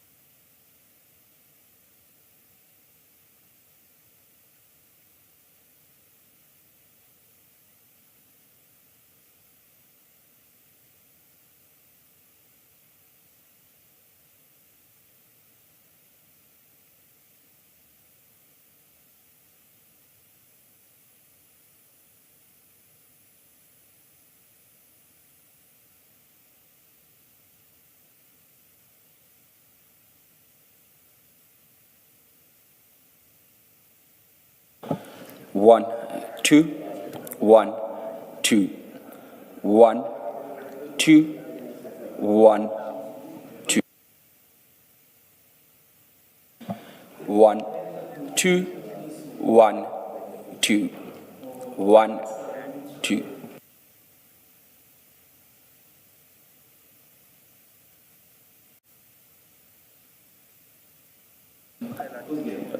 Okay, sharp. 1, 2, 1, 2. 1, 2, 1, 2. 1.